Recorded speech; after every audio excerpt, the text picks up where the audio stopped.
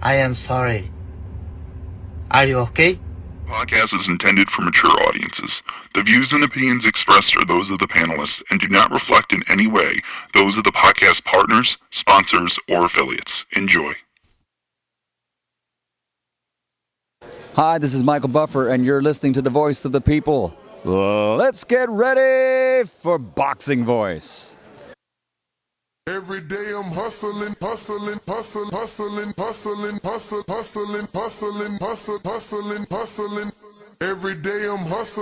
Every day I'm hustling. 12 years. I never expected it to turn out like this. TheBoxingVoice.com. Shout out to the community, man. I appreciate y'all. What's happening, people? Info Joe, Los Angeles, in the building. Adrian, the problem wrong, the man from the frozen tundra. Keem, straight out of Florida. Liz Lowe, Decatur, Georgia.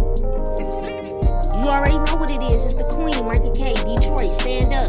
David Maldonado, New York City. Yo, Nuss, don't cut me off, man. Don't cut me off. King Amin of Essex, catch me for them championship rounds. Big Super Mac, Plainview, Texas. Davidian in Buffalo. God bless you all. In Jesus' name. Without Chai, it ain't nothing. Without the callers, it ain't nothing, man. Bad Girl, TKO, San Diego, California. Big Fish, Vega, Palm Beach, Florida. Intrigue, the Incredible, straight out the ATL. James Benitez, Huntsville, Alabama. It ain't hating, it's just the truth. Show Kid, Mount Vernon, New York, suckers. SDS Promotions. Coach Mide from London, UK. Let's go! I'm ready! Checking in from Tennessee, it's Lethal James, P-A-Y-N-E. It's lethal. Line 6 Reed, just spreading that boots gospel. Bo from Bama, only in America. Well, I'm a true attestation to the American dream. King Born, Crown Heights, Brooklyn. You heard? 4 chicken wings and french fries, breakfast and champions. Let's get to it. JT, New Orleans, Louisiana.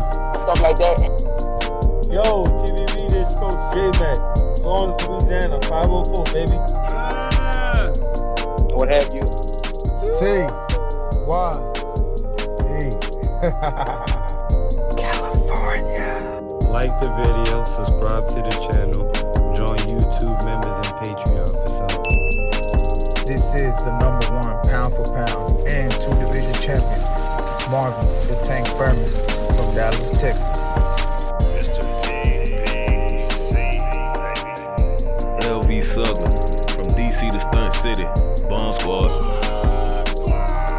Brandon Maurice, a.k.a. the AJ Trucking, straight out of Cincinnati, baby.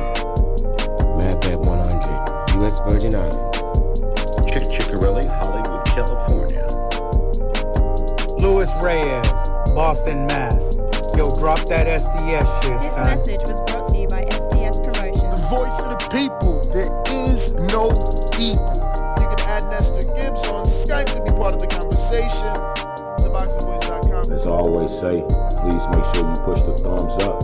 Share this in every episode of the Boxing Voice podcast. This is TBD for life.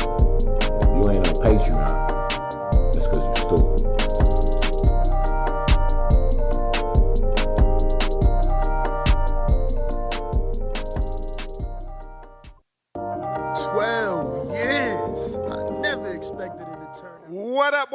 What up? Welcome back, ladies and gentlemen. Welcome back to another edition of the Boxing Voice Radio. I am your host, Nestor Gibbs, Solo Dolo, Scarface, Snow Manolo. We are here to give you a weekend recap of this weekend's great boxing. So if this is what you're interested in, this is the place to be. If not, you already know. Go find somewhere else to be. We talking real boxing because a lot of it took place this weekend. A lot of Dominicans stepped up to the plate. And, you know, just overall fighters in general were available to put on a show. Teofimo was in a showcase, and it didn't really end up in that manner. He was in a tougher fight than he expected, I'm assuming, because I wasn't expecting to see Teo get touched up like that round after round. shout out to Steve Claggett, man. I definitely want to, or should I say Claggett, I definitely want to give him his credit. He was in that fight round by round. I mean, I never gave him a round, and that could have just been my own bias. I don't know. I want to hear how you guys scored. It could have just been my own bias, you know, thinking Teo's the A side and landing the bigger shots, and never maybe gave Claggett credit for, you know, his high output. I mean, the man certainly was active and letting hands go, and, you know, he had a great jab that was very successful, you know. He was pesky. It was like a, you know, I related to like a bothersome fly, right? Like, because nothing never really hurt Teo, and Teo hurt him. But he was just always there, buzzing around and, you know, bothering Teo, you know, and just being a nuisance. Just being a nuisance. But this is what we're talking about. Teo went 12 in what I thought would be a showcase. I thought, you know, he had a really back and forth, tough, controversial, whatever you want to call it, fight with Jermaine. And they wanted to bring him back. And maybe showcase his power, showcase, you know, his skill. And that didn't go that way, you know.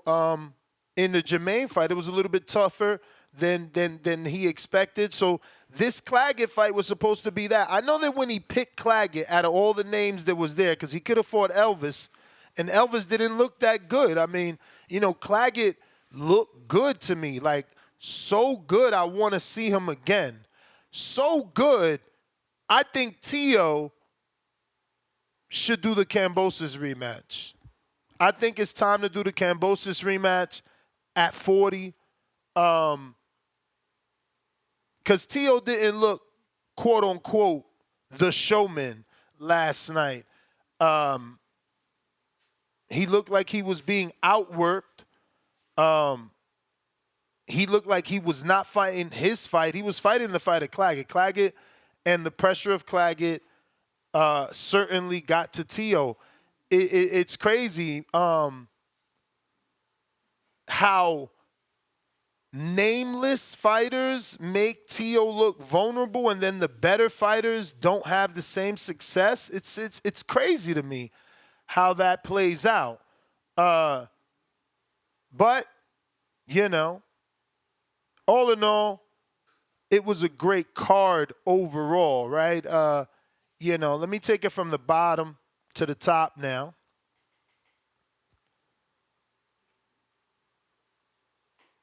Let me pull up the top-ranked press release just so that I don't miss any of the names, because there was a lot of people fighting. This was an all-day affair, and it started off with Eury Cedeño. Eury got a quick knockout, you know, knocking out his opponent with a left hook to the body in about 56 seconds of the first round. Not much to see there, you know, not much to talk about. It was in and out really quick. Yan Santana, which is crazy because my boy, no, hold on, don't help me. What's his name? Lord. Where is Broadway Joel? Right? He's like, yo, I know you always ask me who's the guy, and I never tell you. This is the guy.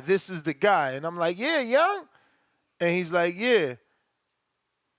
So I tune in, and Young looks good for the first 4 rounds, and he's never been past 4, and it automatically set in. He still got the win, but Top Rank, man, you gotta love him. This is why if these people just formed together like Voltron, we'd have a better sport overall, because Top Rank really knows how to test these guys. Those matchmakers, man. Shout out to Brad Goodman.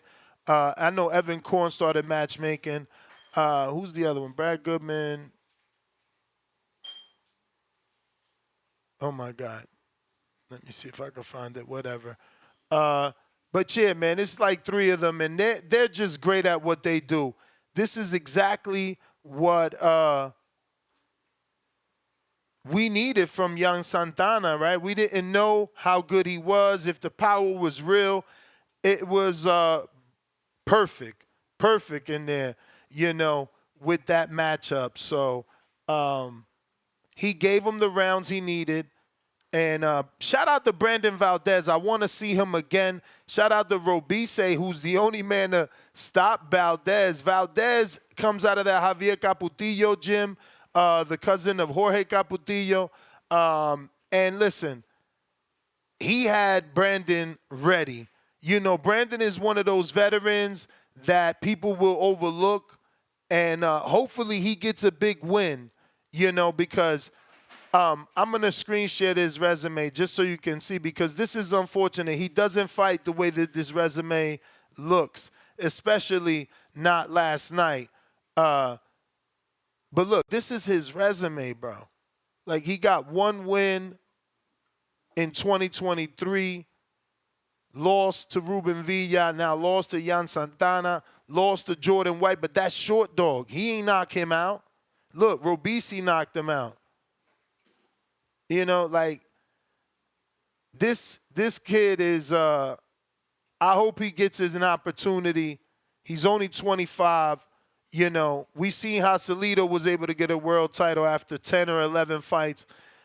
Brandon Valdez could fight, man. He could really fight, and he made that fight very interesting. The judges suck. I like the 93-96. That's not bad. You have to give Valdez some rounds. He did great work in there and really tested the young prospect in Santana. Santana, obviously, his wins were split up between Puerto Rico and Santo Domingo, the República Dominicana, right? So it's like you didn't know what he had, He got signed to Cotto Promotions, and they took him straight to Puerto Rico and fluffed him up there after already being fluffed up in DR. Valdez was exactly what he needed. First 10-rounder, too. First 10-round fight, and he went all 10. They really tested him. He's got to switch up the punch variation, right? Like, he was abusing the left hook, and that's why he didn't stop Valdez when he did have him hurt. It was just left hook, left hook, left hook. And it's like, damn, either to the head or to the stomach. And that's cool, but it was still mostly left hooks. Rarely, you had the occasional right hand, but regardless, I like Santana. He needs to develop, obviously, and he's in the right place with Top Rank. They're going to give him the tests that he needs. But this was a featherweight affair, 126 pounds, and he's going to make for some fun fights if he can develop. He's allegedly with a Cuban trainer, I am told. I don't know. But if he can develop a right hand and more right-handed shots, maybe, he can be a world champ.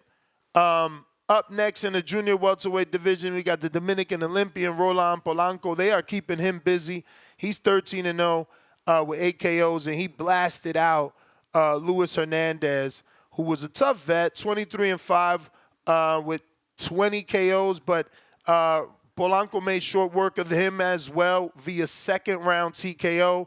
Polanco hurt him, I believe, to the liver, but I think it was no, that was Cedeno, man. We didn't highlight Cedeno's body shot.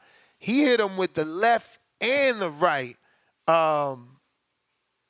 So that was obviously, shout out to Eury Cedeno with the great two-piece body shot. Probably everybody thinks it was the liver shot, but it didn't matter. He was quick enough to, hit him with both.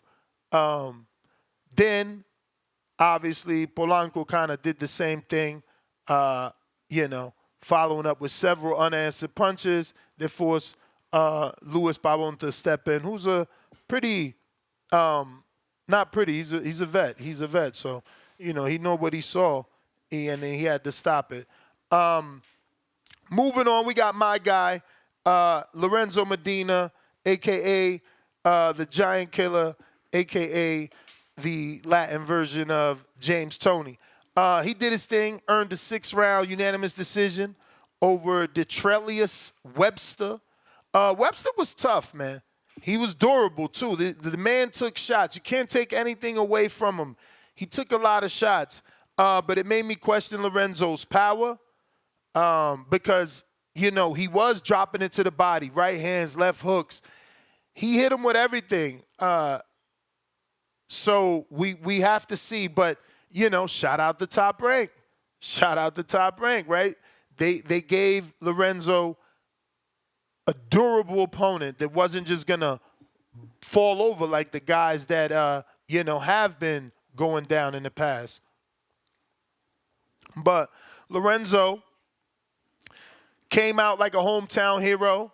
Probably got more cheers than Teo. Had major celebrities, Frank Gore and others, in attendance to watch him fight. So hopefully Top Rank noticed all that. Hopefully they heard the cheers when Lorenzo was there. Hopefully, obviously they seen all the celebrities because they're the ones that highlighted them, And Medina controlled the action, his quick jab and, cat-like reflexes kept him out of danger. He did get hit more than I would want, but when you're trying to fight an offensive style like Medina, using movement, head movement, using footwork, and again, he's on his James Toney, so he's always bobbing and weaving. Sometimes you come up and you'll get hit. But for the most part, Medina connected with numerous right hands, left hooks, body shots. Listen to the corner. Shout out to the corner that told him, man, go out there, leave it in the ring in the 12th round. They wanted the audition to go well. And obviously a KO in the heavyweight division is kind of doing what you're supposed to do. He didn't get that, so there will be some naysayers, but it was a tough, earned 6th-round unanimous decision. I'm excited to see if Top Rank is interested or are they no longer, right? Because he's not signed. This was a thing where he's from, the Miami area, and they were coming down there. Ryan Rickey doing his thing and able to get him on this card. And obviously Ryan Rickey has Brandon Moore, who just lost to Richard Torres, signed the Top Rank. So, they probably showed him some favor, at the same time giving him that audition to see can they potentially sign him, because I still believe he makes a great opponent for Richard Torres. Even if you're signing him to lose to Torres, right? I don't think he loses, but he is getting hit. So Torres is a puncher, but Medina seems to have a chin, in my opinion. He seems to have a chin, in my opinion, and I don't see him, being stopped unless it's an elite level heavyweight. But moving on, what else do we got?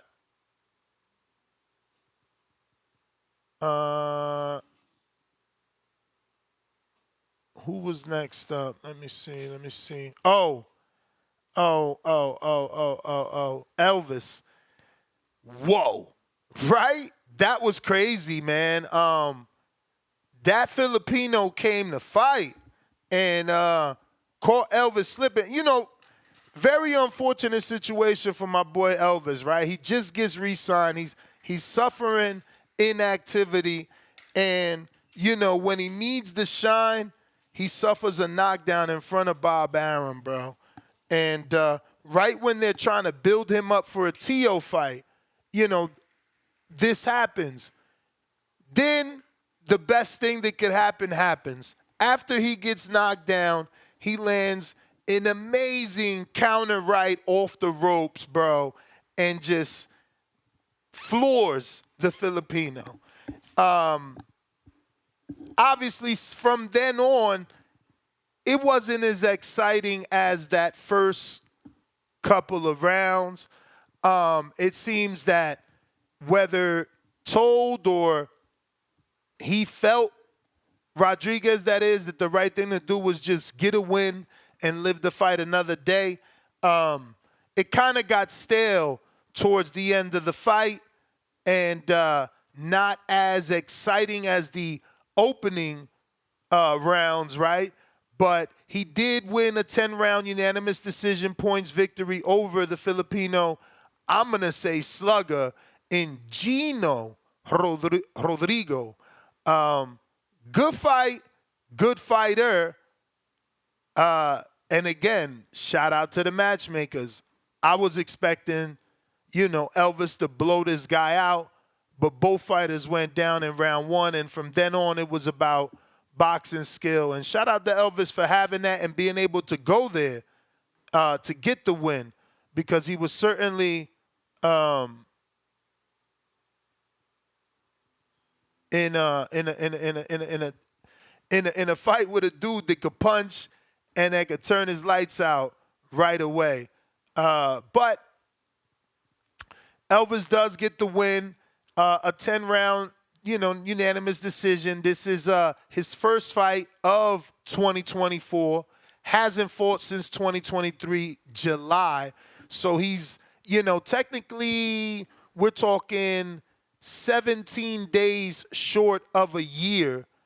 Or should I say 18, because it was Saturday, right? Today's Monday, right? I don't know. 17, 18, 19. One of those goddamn days has been, and it would have been a year out the ring.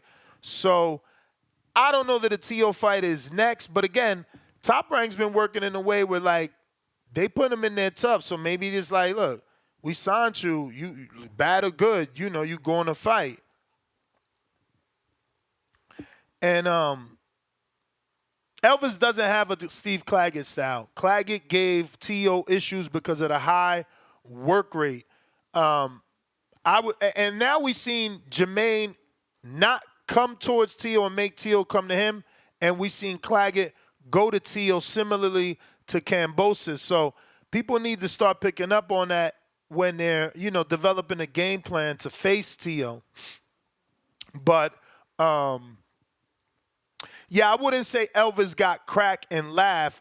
They showed you a clear as day replay where Elvis did everything right. His guard was up with both hands.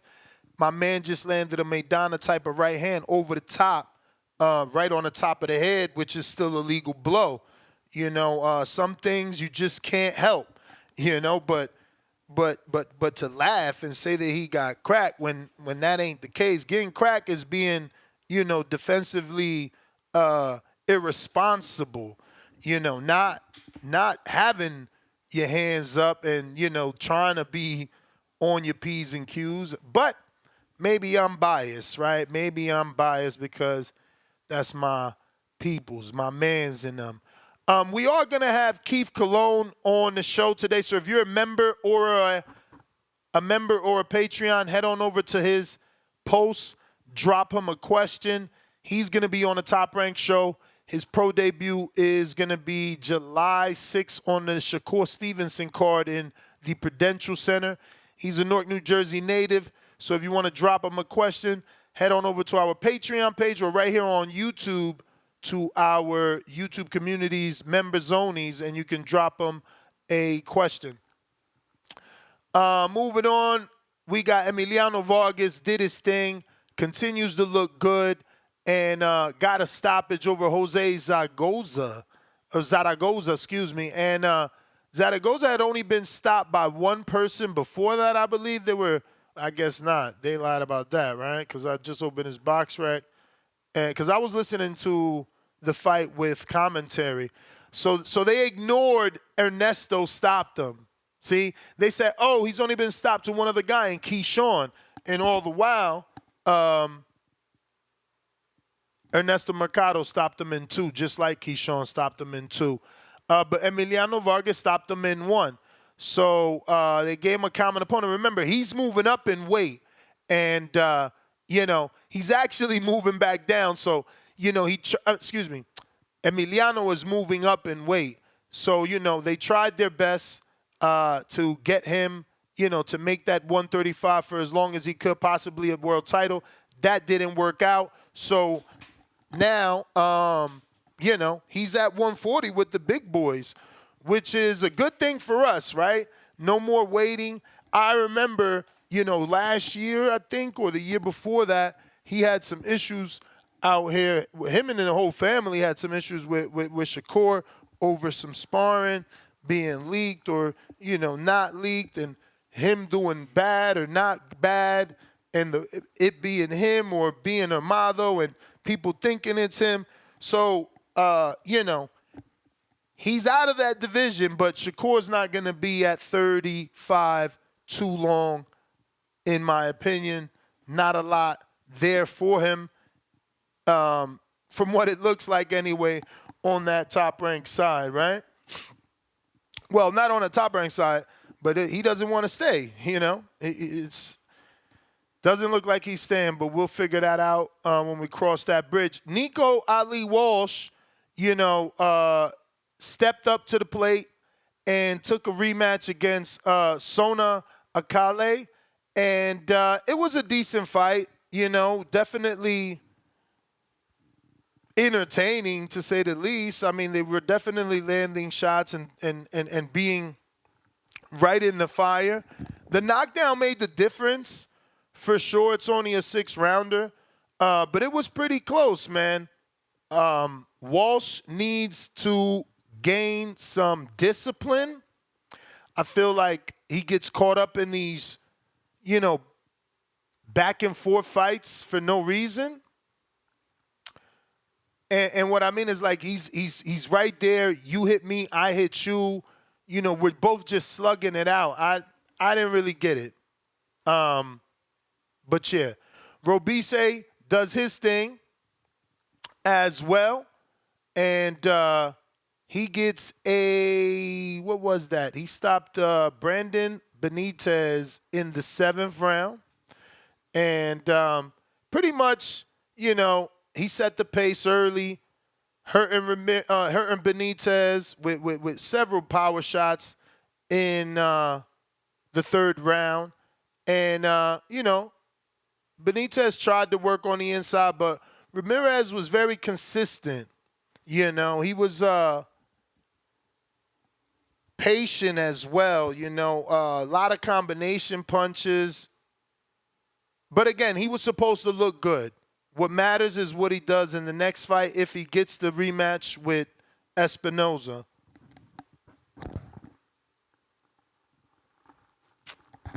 Hopefully that fight plays out and we can see that rematch, see how good Espinoza really is.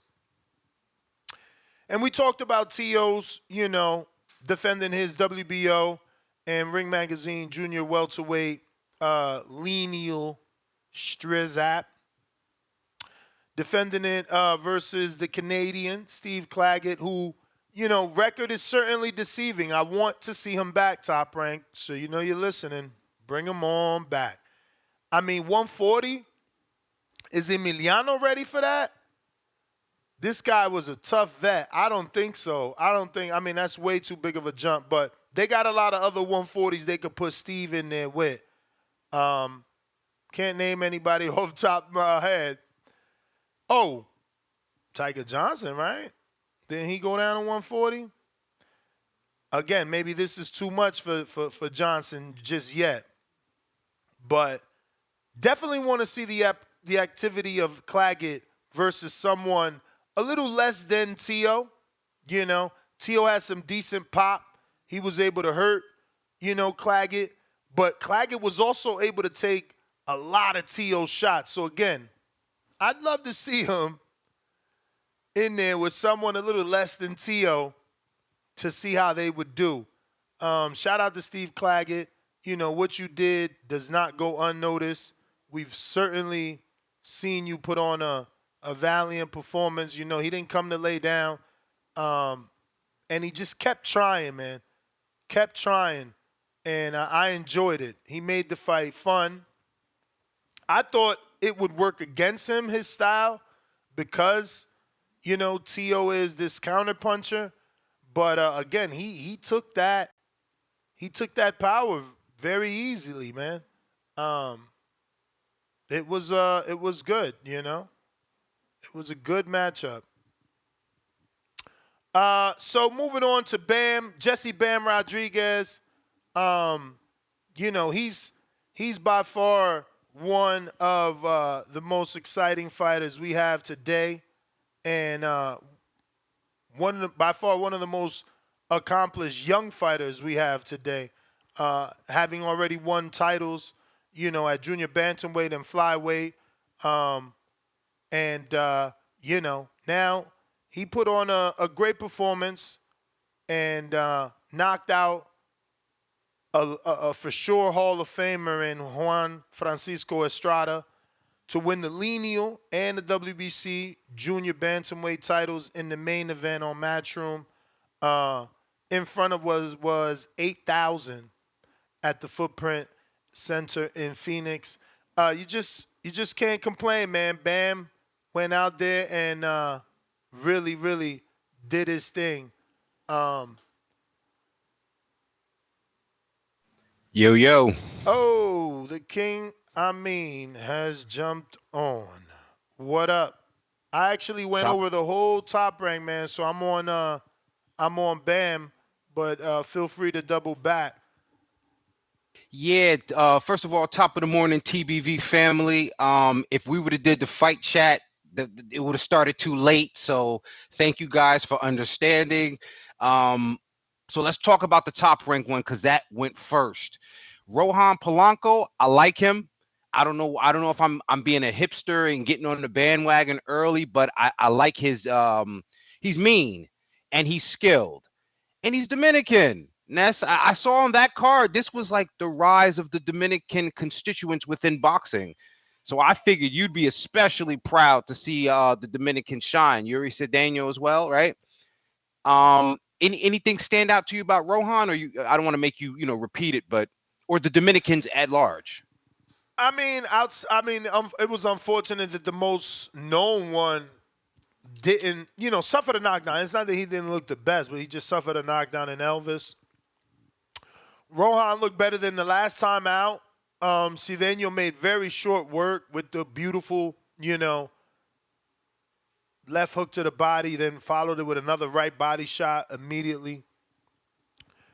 Yan Santana is the one that he was a little iffy. Valdez is a tough cookie, bro, and he certainly brought, all the fight to Yang. So that's somebody to keep an eye on and see, does he develop properly, His record was a bit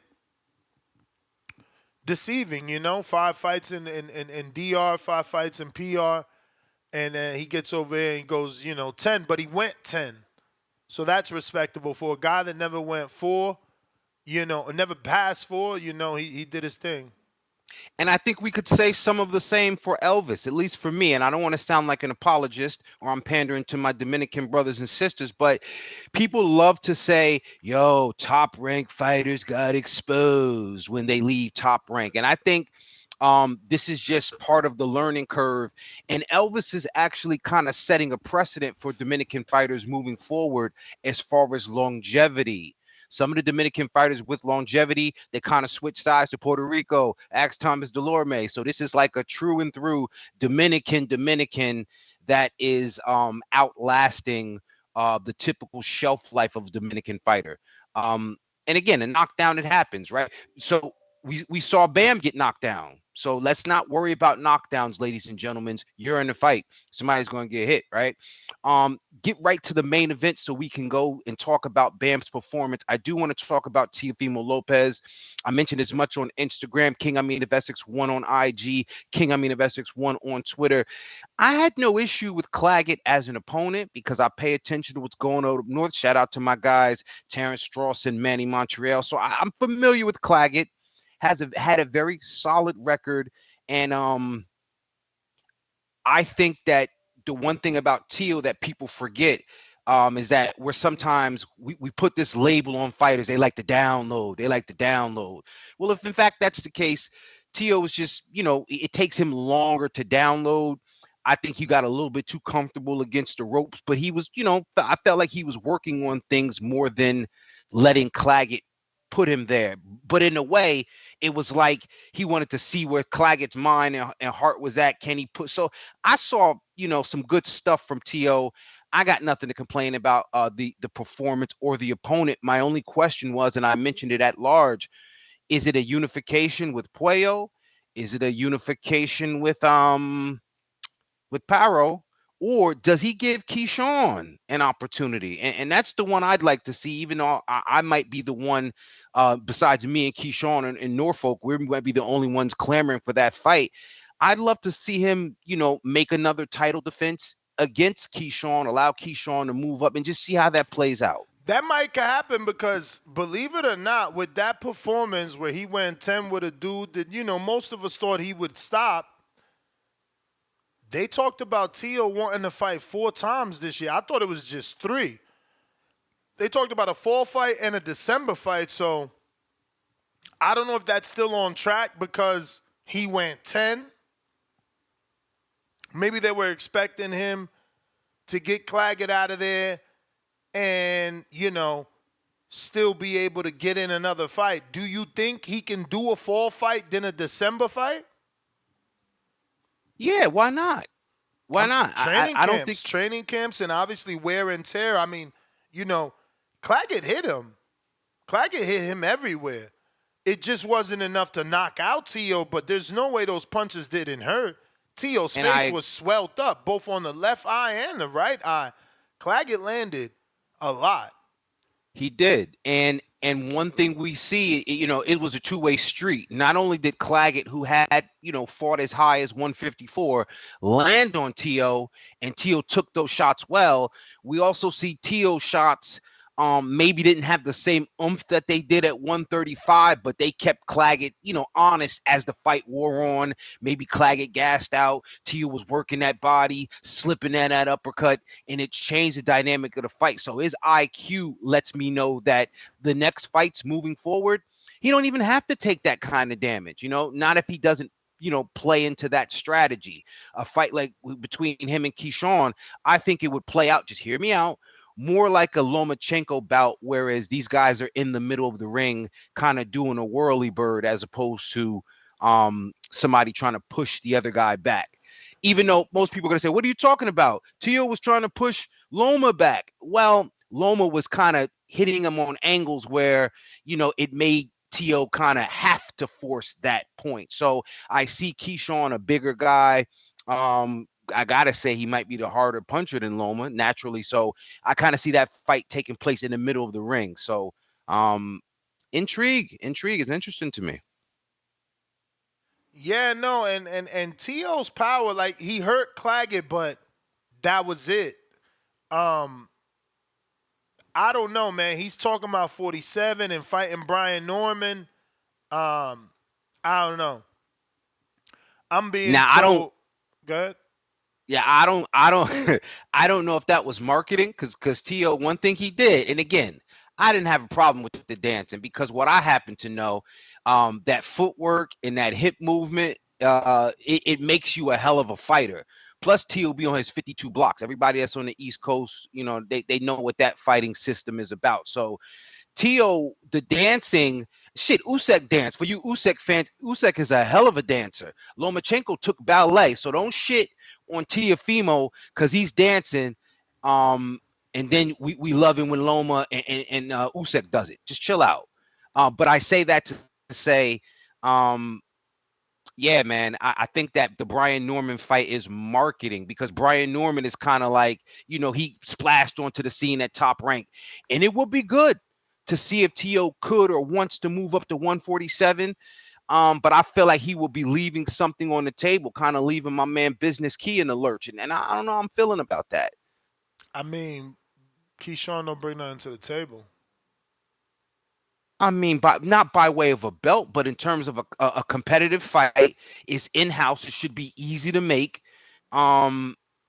Availability, desire. That's the thing. I mean, Teo's $1 million fighter and not Keyshawn. And at least that's justifiable if you're fighting for a title, I don't know. If they can make it, I'll watch it. I'm just saying for Teo, he'd be given the opportunity, and that's it. Like, he'd be given the opportunity. You know, it'd be a lose-lose for him, because if he loses to Keyshawn, we are looking at him, you know. Are we, though? Because of course, man. Come on, Keyshawn just jumped on the scene. He hasn't achieved anything at all yet.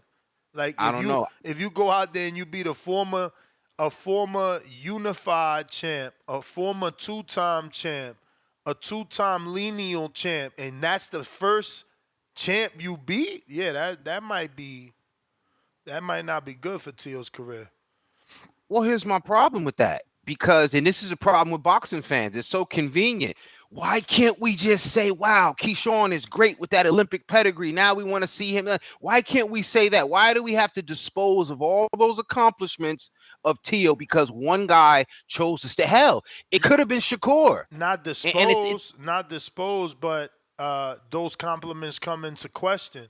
You know, all those fights get revisited, right? People start to say, well, damn, he was fading in the end of Loma fight. That could have went different. Now they start to fake see signs of why Keyshawn beat him.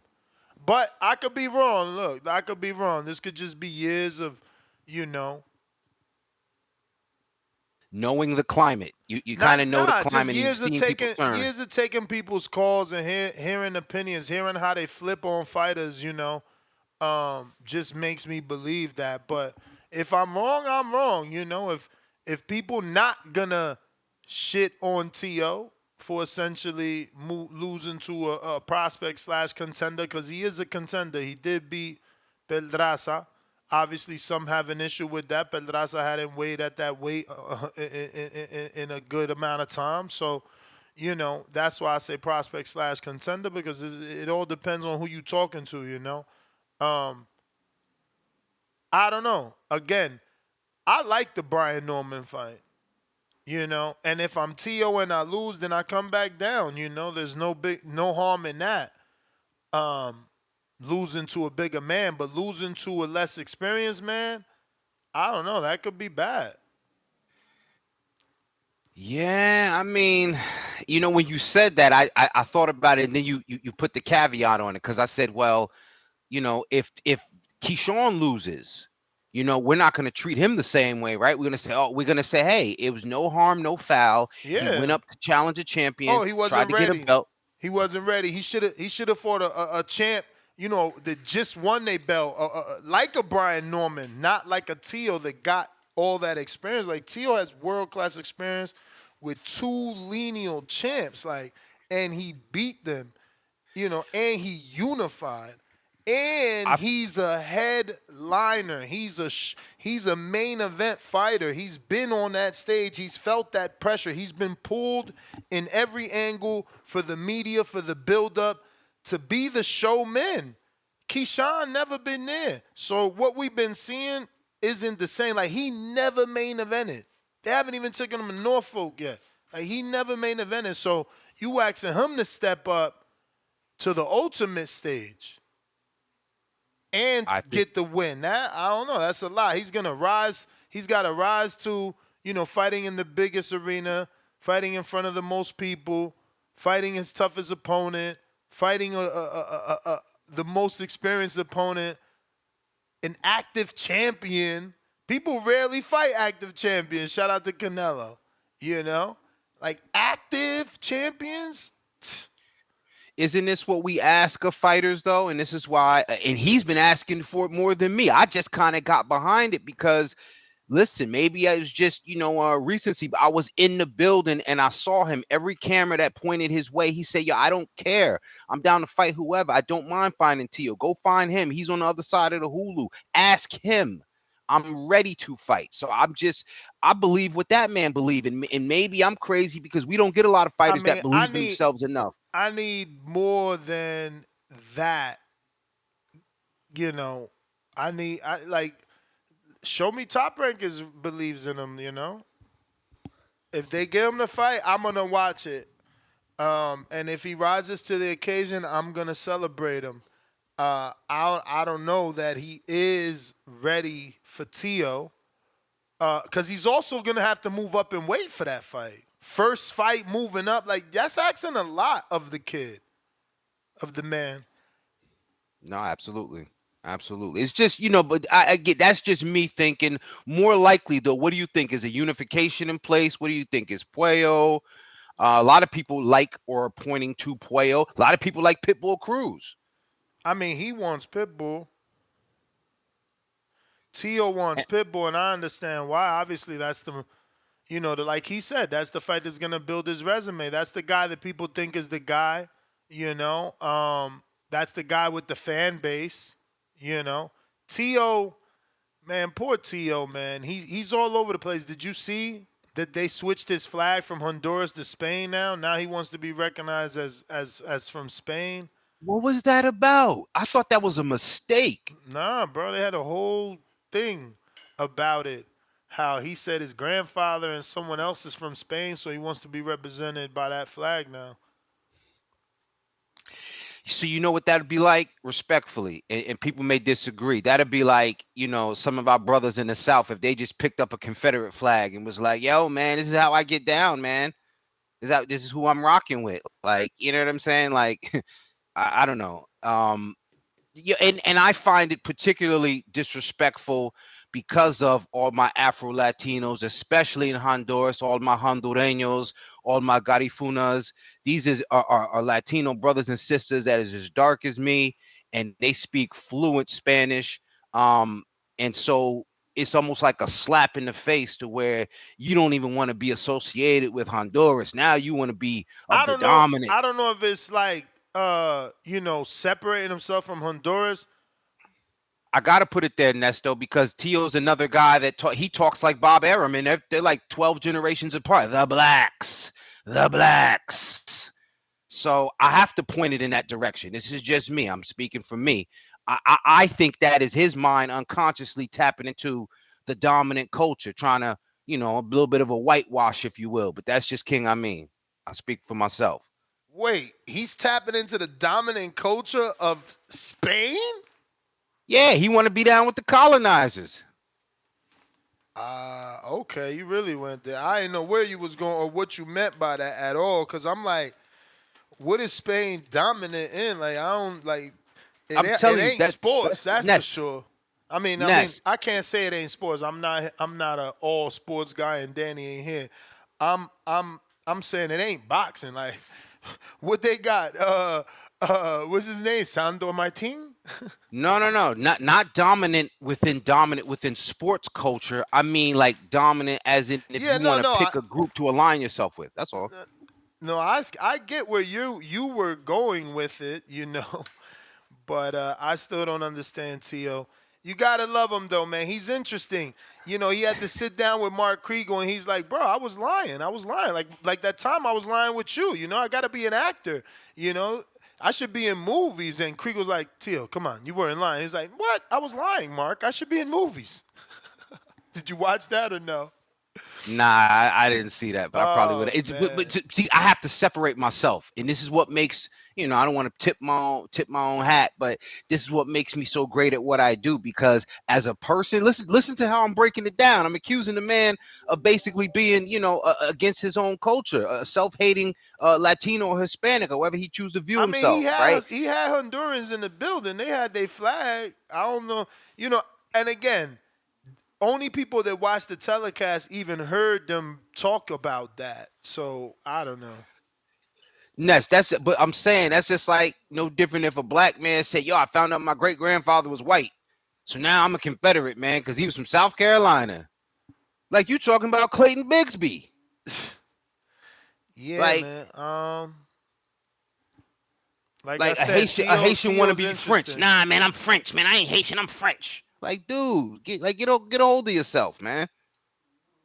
But still, but that is what I'm saying. But what if he was close with his grandpappy? The way Nico Ali was close with his, and that's why he in boxing. You see what I'm saying? So it's like it's the same. I don't. If Nico's grandfather could influence him to be a boxer, that means that Teo could have spent time with his grandfather and been influenced, and then realized, oh shit, my grandfather was from Spain. I really rock with him. I'm gonna represent him. Ness.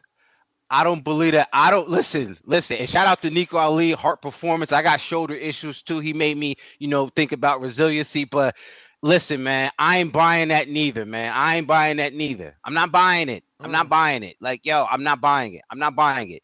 You're like, come on. Don't get me to talking, man. I'm not. Listen, I'm just not buying these stories about the grandfather's influence from either one of these gentlemen. So now all this time, so it must be his mother's father, because Junior has been in Brooklyn in front of the bodega sipping out the brown paper bag, and he ain't never say nothing about Spain. So I'm like, where did Spain come from? So, okay, your mother's father's from Spain. Respectfully, like, your parents don't even rock out. Your pops don't like his father-in-law. Like, I'm not making this up. You put this out there for how, it's so crazy. So I try to separate what I know versus and just look at the kid in the ring and say, I still think he can box. I still think that the footwork and the dancing and the 52 blocks and his martial arts interest, I think it makes him a great fighter. But if we talking about him personally, the kid is he watched too much YouTube videos, and he's a couple notches above Ryan Garcia with his conspiracy theories and racial stances. But he can box. Yeah, yo, a podcast with him and Ryan would be crazy. Him, Ryan, and maybe like Broner or Blair. Nah, Broner ain't gonna be able to talk with them. Broner gonna be making the faces like, what in the fuck are these guys talking about? They gonna be talking aliens. Broner gonna be trying to get up out of there, man. Man, shut your soft ass up talking that alien shit. Yeah. Hilarious, man. So transitioning to the Bam Rodriguez card. Well, before we get to that, let's talk about what some people consider soft ass shit, but it's not. It's women's boxing, ladies and gentlemen. What do you think about the decision for Mercado over Ali? Or you didn't catch it? No, I didn't catch it, but wasn't that on DAZN? Yeah, on DAZN. It was on the undercard of the Bam joint. I just said, let's switch to that. All right, but I get what you did. You thought I was going to go with the main event. Yes, I did see the Mercado one, and that Romola felt like it wasn't well deserved. Like I like in the post, like when the bell was. When the cards were announced, she was shaking her head no. I didn't catch it though. I'm glad that you on, because I know you ain't miss it. No, man, and that card started hella late. You know what I'm saying? It made me have to do my homework later with the Top Rank card, because there was no way I was going to miss this fight. Championship fight, the bantamweight division. It's a lot at stake. Ellie Scottney is the unified champion. She's got most of the belts. Mercado got this belt out here, so it's important to see what happens with it. As far as the fight goes tactically, I think Romola only did half of what I thought she should have done, meaning she did use the distance, did use her reach, but she kind of waited for shots and she waited on too many counters. I don't think she had enough volume, and I don't think she tried to come forward enough with the jab to create a little bit of different rhythm. Because what happens with Mexican fighters, period, especially what I noticed about the women fighters, once they get into a rhythm, it's hard to stop them. It's hard to tune them down. And so even if the shots weren't landing, all you see is Mercado, the volume, the pressure coming forward, and Romola just kind of waiting. Might get clipped with something, whether they're, impactful, but just waiting and then kind of land a little something nice, a little nice one too. But it was not frequent enough, and I'm not using the comparison where people like to say you got to beat the champ. I'm just saying, if you're looking at the fight and you're like, yo, I need you to work her a little bit more. I need you to back her up. I need you to, go to her body, maybe give yourself up, be a little bit vulnerable. And maybe Romola was gun shy from the Guzman fight, and she didn't really press it the way she should have. So, I don't know. I gave it to Mercado, but I think that it's one of those losses that Romola can still learn from, because she's got the strategy. Even Sharetta Metcalf, she said the same thing. She was on Twitter watching the fight. She's like, yo, Ramos got to box more. You know what I'm saying? You got to get in there, even if you use some feints and make Mercado miss and then pop her with a counter. Like, you have to do something other than just kind of waiting for her to wear down or catch her in between punches. So everyone is expecting the unification between Mercado and Scotney. But I definitely want to hear what the callers think about it. But other than that, that was probably the only other undercard fight to me. Oh, no, Sonny Edwards and Adrian Curiel. My bad. Bad cut there, though. Yeah. Horrible cut for Sonny. And I was a Sonny I am a Sonny Edwards fan, and that's why I'm glad that he got this opportunity.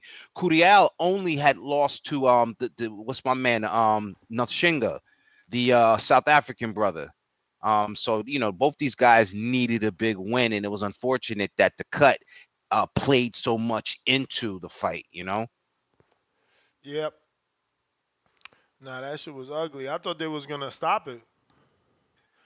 Yeah, and they could have, but I think, not to say like a conspiracy, just like somebody needed to win. Like both these guys was in there, they needed a win. Like, you couldn't have let that one go like that, or so yeah, dicey decision, but it was cool.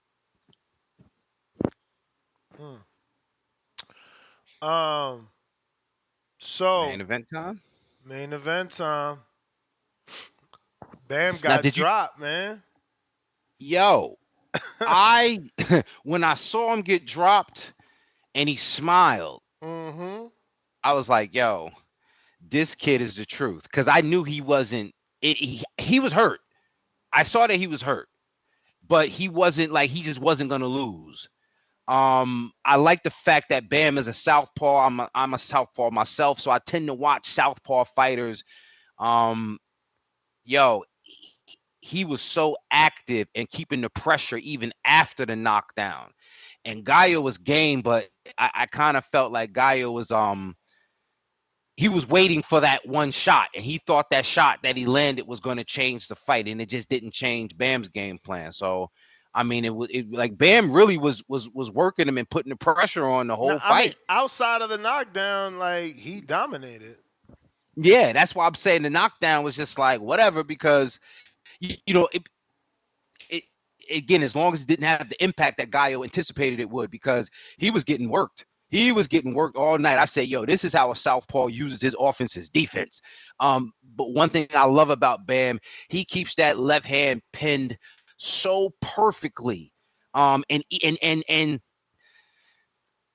the way he does it with his glove, I'm always trying to figure out what distance would he keep his hand without the glove, because it's kind of like when you keep your hand up, you say, all right, the glove is going to cover this much, but he just has the perfect stay on the phone for me. And great performance, great performance. I don't like the whole pound for pound thing because it's too subjective, but all-time great he is approaching. And no, he does not need to fight anyway.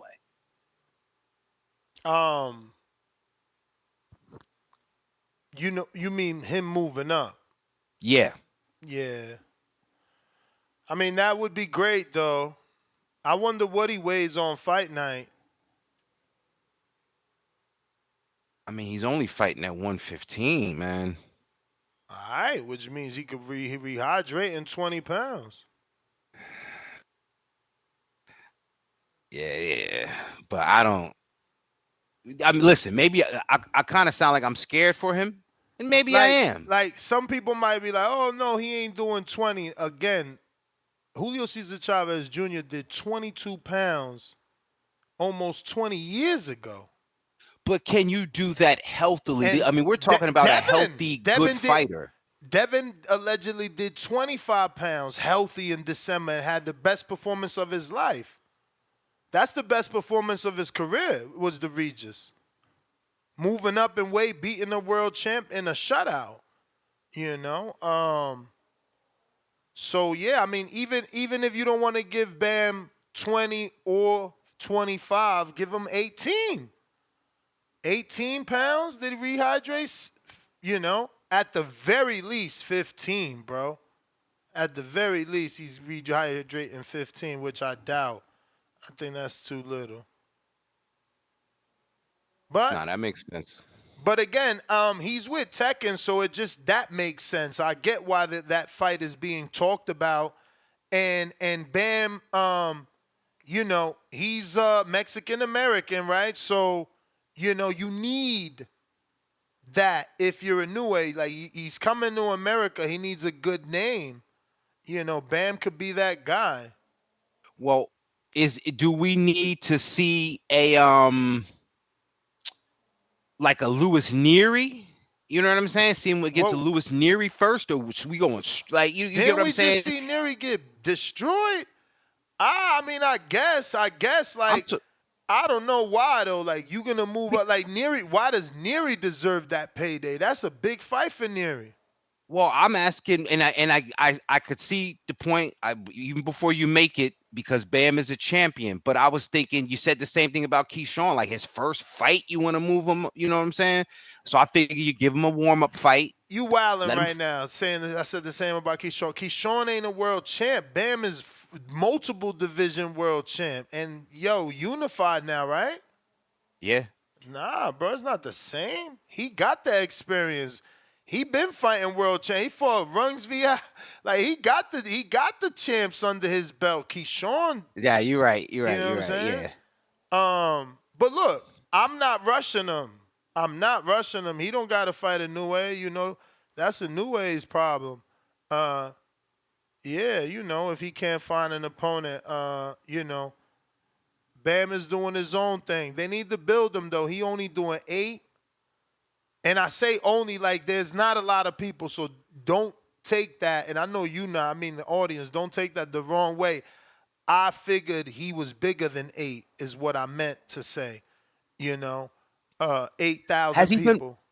Has he done more than 8 in Texas? I know he fought in the Corpus Christi area. I doubt it. This is like, the height of his career. I doubt that he was doing more numbers back then. But I mean, I don't know. Who he fight? He's also never been a main event, so I stand corrected. I don't think, at least. Shout out to Matchroom though. They doing their job with him. They keep putting him in Phoenix though. I wonder, can he sell in another market? See, that's the beauty of Tank. Tank can go around the world and put on a show, bro. When we talk these pay-per-view numbers, these are reasons why I try to tell people I can't believe some of these reports, Like, I'm going to check, but how long has Bam been fighting in there, like, in Phoenix? I'm going to check right now, but phone lines are about to be open if you want to call in and give us your weekend recap. That's exactly what it is that we're looking for you to call in and give us your thoughts on this weekend's fights. All the fights, some of the fights, it's okay. So he fought in Glendale, the last fight versus Sonny. This one was also in the footprint in Phoenix. Before that was in San Antonio. Before that was in Vegas, San Antonio, Phoenix, Fresno, Vegas, Texas. And these seem to be Texas. But these were all like early in his career.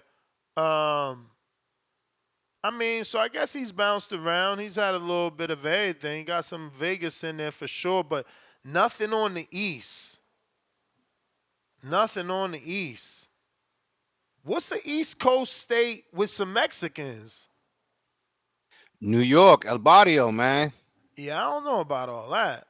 For Brother, real? Long Island, the Nassau Coliseum. I feel like moving to the West, bro, I've seen a whole different type of like the Mexicans we got in Newark, they ain't nothing like compared to the ones out here. Seriously. It's just totally different, in my opinion. Like, I don't know. Think about it. And maybe I don't know. Maybe I'm going, but I felt like it was really non-existent. There wasn't a lot of Mexicans coming up. Well, you got to remember, on the East Coast, I can't even remember a Mexican friend.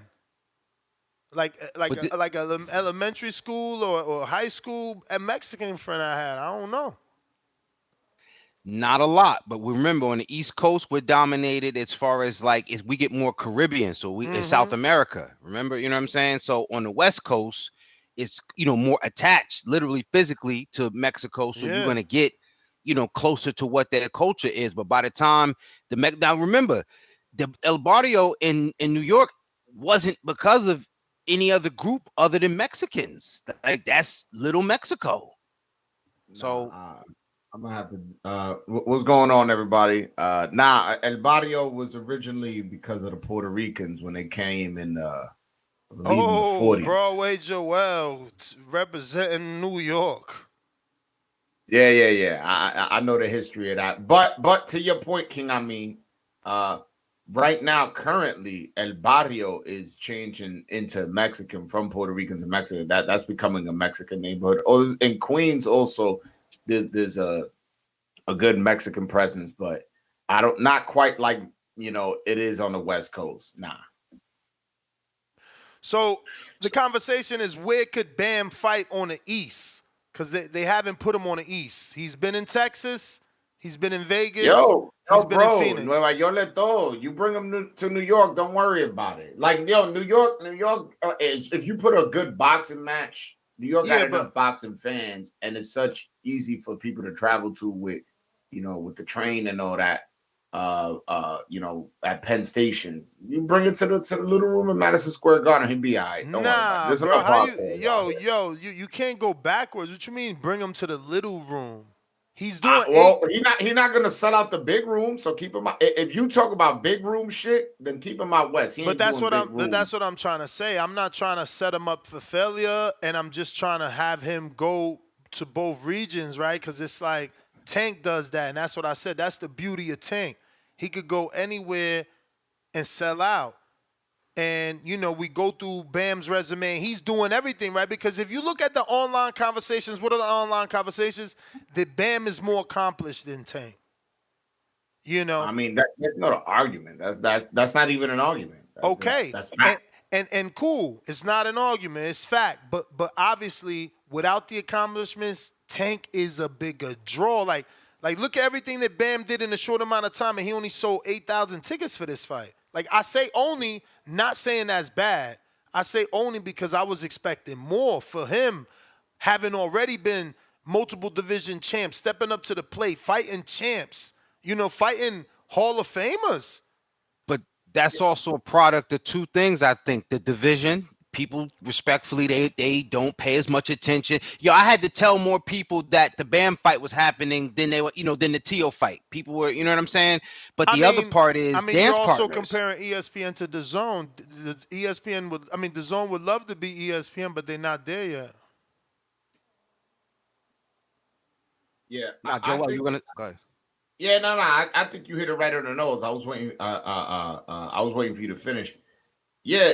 The division, it's like when is a 115 pounder gonna outsell or sell as much as a 135 pounder? You know what I'm saying? It just in history, maybe there's one or two, but in general, the lightweight has always been a good division where there's a lot of attention goes to. And 115, besides a couple guys here and there, never really been a big draw like that.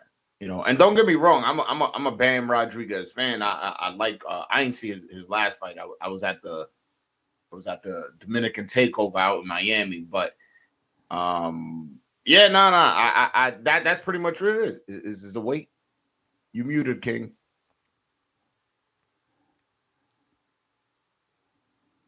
Yo, you there?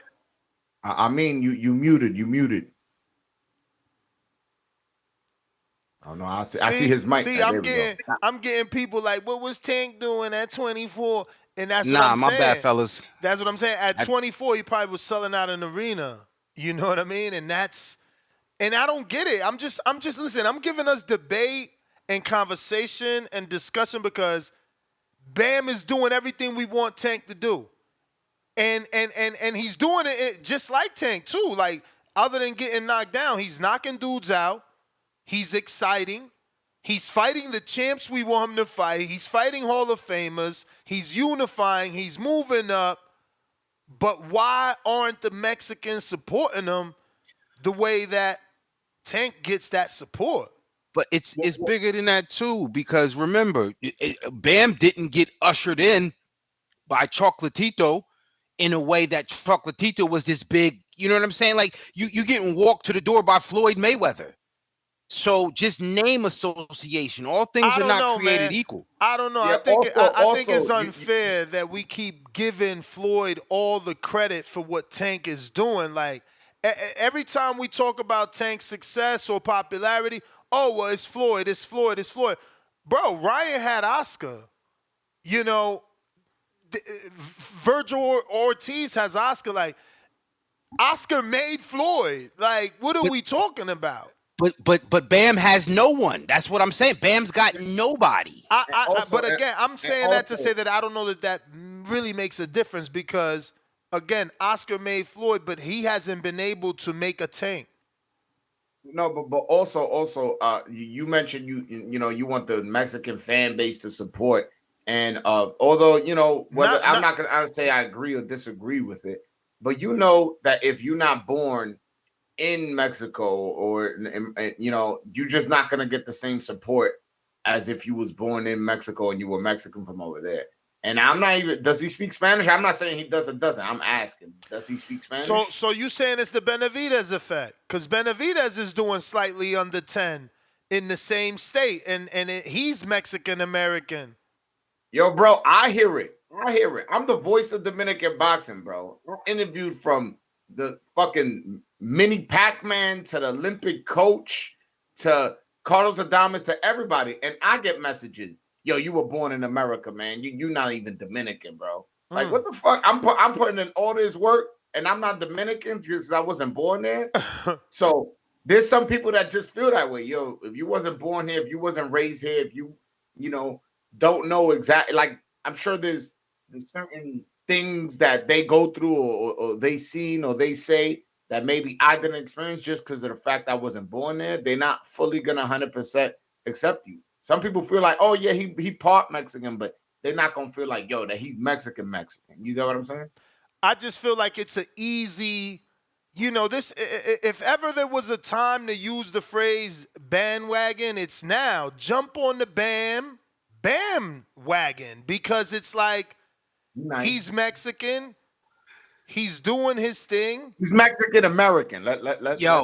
I don't think that there's a difference. You see, it you is don't though. Want to be, I don't think Ryan gets a super Mexican. I mean, you say that there is. You think Ryan gets a big Mexican fan base? You think like people from Mexico? You think they really fuck with Ryan and shit like that? I don't know. American. I don't know, but I just want to go back to you yourself feeling alienated by quote unquote real Dominicans, then doing it subconsciously to Bam. And yes, he's not Dominican, I'm not but doing it to of course. You said I'm explaining to you. No, you're not. I said he's Mexican, and you made it your point to say, well, he's Mexican American. Well, no, I think I'm explaining how some Mexicans may not fully accept him. And not only that, I'm taking it as you doing the same shit you saying Dominicans doing to you. Nah, because look, I don't know how you taking it. That's not how I meant it. Joel, I don't mean to speak for you, but I'm thinking like this, like many of us multicultural, right? Sometimes I could be Jamaican, I could be Cuban, but I might not be Jamaican enough for them. I might not be Cuban enough for them. But one thing I am enough, I'm Newark to the bone. Bam is San Antonio to the bone. He's a Texan to the bone. He ain't never jump out and say, yo, I'm the Mexican fighter. If y'all want to embrace me, cool, I'm Mexican. Y'all want to embrace me? Cool, I'm American. But one thing he's 210 Bam. He ain't never say El Bambito. He ain't never say El Bam Mexicano. He said, I'm 210 Bam, San Antonio. Oh, fam, I don't know about all that. He certainly has come out with the sombrero. Don't make me Google pics. Man, what? Don't nobody wear the sombrero, but people his identity. Homage. Yo, Floyd wore the sombrero. Like I said, don't nobody wear the sombrero other than people paying homage or Mexicans. Yo, but even Oscar de la Hoya took a little bit of time for him to get accepted by the Mexican public. Definitely. And this motherfucker won a gold medal. Like this dude is, was a world champion. Like it took him I think become 3 division champion before he fully listen, got accepted by the Oscar did a lot, but I don't know that he moved up at 24. Did he already, do all that Bam did? Like, I get what Oscar was doing and shit, and but I feel like he wasted some years fighting Julio Cesar Chavez, which was a great fight for him. It's probably. I wouldn't consider that waste, but I hear you. I'm just saying, that's what I said. It was a great fight for him, but Bam has fought multiple. I don't know. We need a historian for all that. That's not my thing. History is not my thing. But I might be wrong with the sombrero. I'm seeing Bam with the fitted cap a lot. 210 Bam, not Jalisco Bam.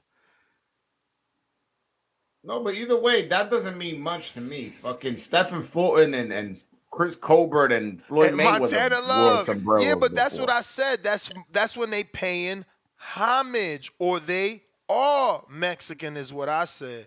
You don't just wear it. You either paying homage to the Mexicans like Floyd and Montana Love, or pandering, whatever you want to call it, or you are Mexican. You are Mexican in some way. You know what I'm saying? Speaking of pandering, But right quick, I want to pander to Joel. Joel, what do you think about what I called, Top Rank acknowledged it as well, like the rise of the Dominican fighters on that Top Rank card? Who do you see? I'm a Polanco fan, but who do you see as probably the most sustainable long term? Yeah, I think you hit it right on the nose, man. Before the fight, I'll say this. Before the fight, I was very much high on Yan Santana. That's who I thought was the best. There was no doubt in my mind that he was the best fighter, best prospect. But after going to that card on Saturday and seeing four, well, I wouldn't consider Elvis a prospect, but seeing three prospects, the one who shined the brightest was Rohan Polanco, and honestly, I think he can fight any 140 right now, any 140, and he really, really impressed me. Just his composure, his defense, his power. He really knows how to put his knuckles into things. He knows how to throw the regular shots and knows how to throw loopy, awkward shots where it's punches where you don't know where it's coming from. He's like a Swiss Army knife. I really, really like him, and I'm also really high on Yan Santana too, man. The 126 pounder. And I even mentioned that Elvis is this. Sorry, is this his second fight with Top Rank, or how many? Or is this his third? Because I see Pembroke Pines. I feel like that might have been. That's definitely a Top Rank show. That was a Keith Hunter fight. Caesar Francis. Yeah. No, he got like 4 or 5 fights on Top Rank. So yeah, and they only giving him tough fights. I just want the audience to know that that's a far stretch for him to be ready for any 140 pounder. He's ready for any 140. No, that's cool. That's cool. You the voice of Dominican boxing. That's your opinion. Top Rank's opinion, on the other hand, is not that. I mean, he may have almost 10 double-digit numbers worth of 8-rounders. So certainly they don't think he's ready. There's not even one 10-rounder there. No regional belt, nothing.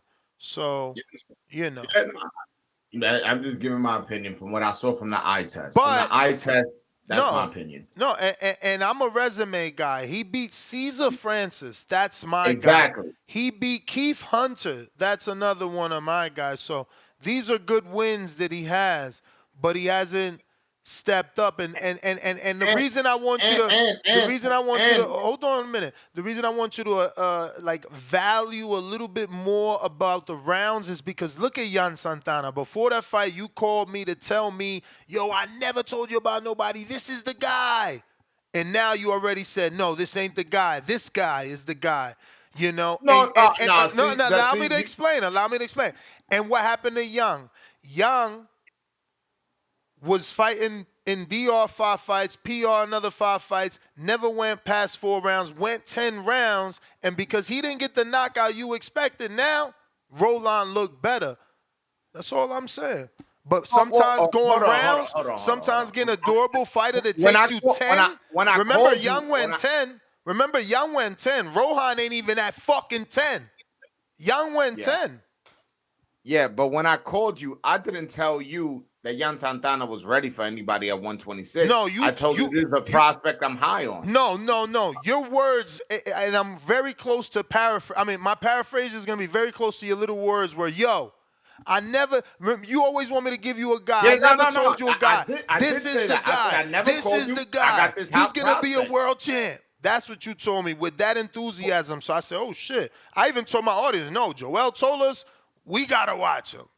And I'm not disappointed. And did he disappoint? Like, did it look bad? Did he get dropped? No. That's what I'm saying. So to hear you shift and say the guy that did impress was the guy still doing 8-rounders is crazy. Because if I recommend someone to the world, I'm gonna talk up that he went 10-rounders in his first time in America when we all know DR fights ain't American fights and PR fights, they slightly better than DR fights, but they not America. He's faced a couple undefeated Puerto Ricans, so I just want to throw that tidbit out there. But go ahead. Nah, just saying, man. I think he did okay.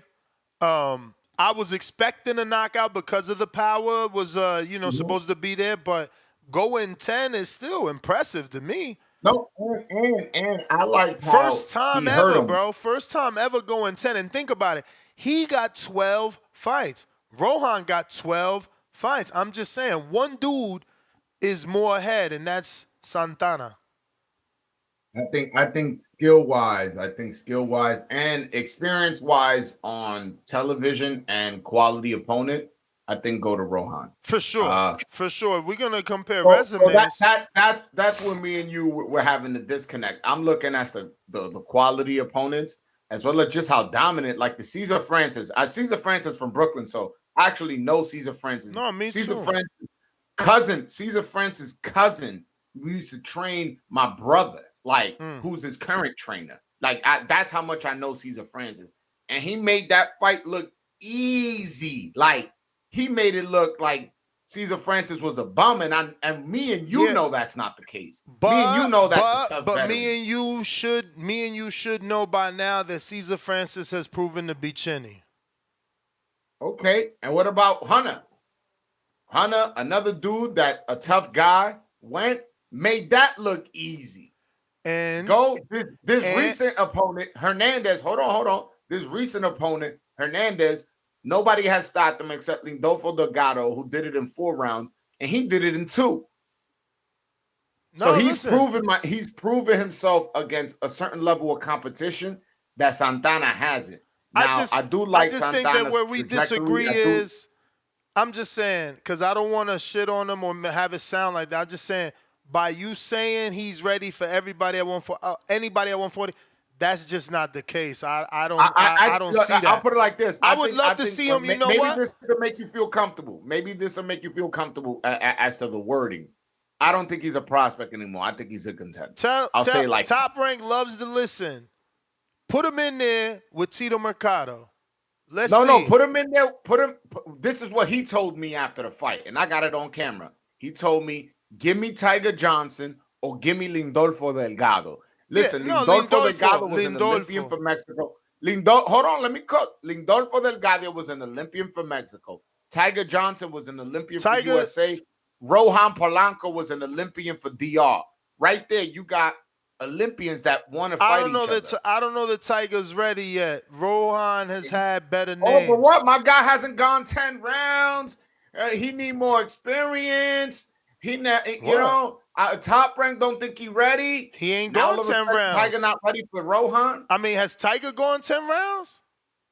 I don't know. You tell me. No, you tell us, since you the one trying to mimic me and shit. I doubt he's going 10 rounds himself. Yeah, I'll look it up. Delonte Johnson, right? I'm pretty sure he ain't going 10 rounds, bro. These dudes are all young.